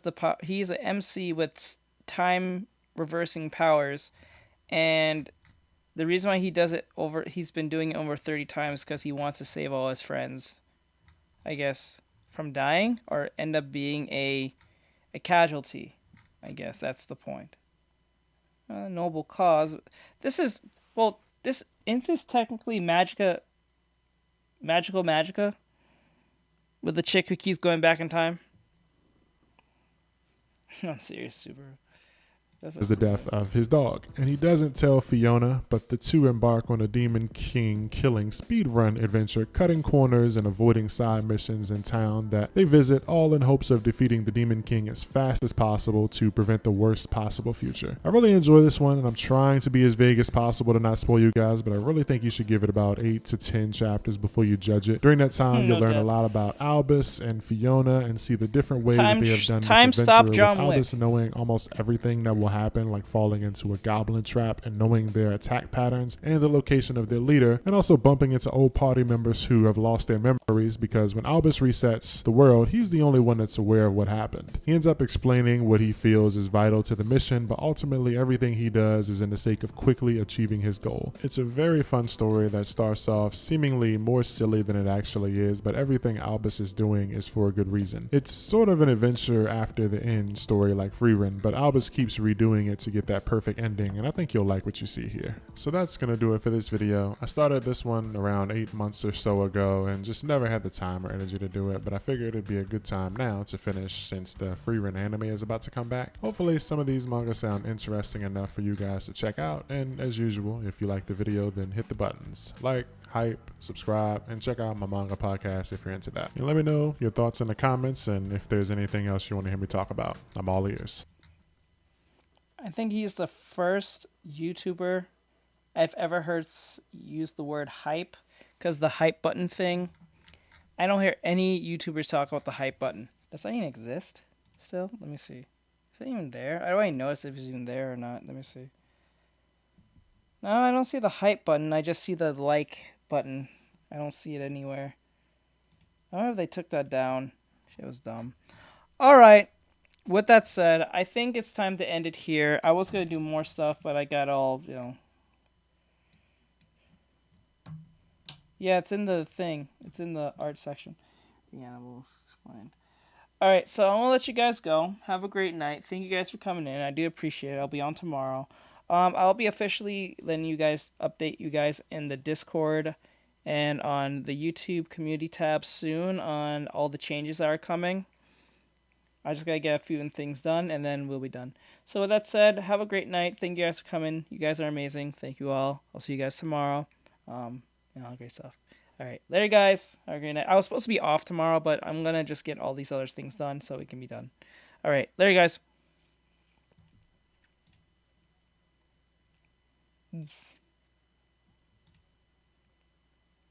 Night, guys.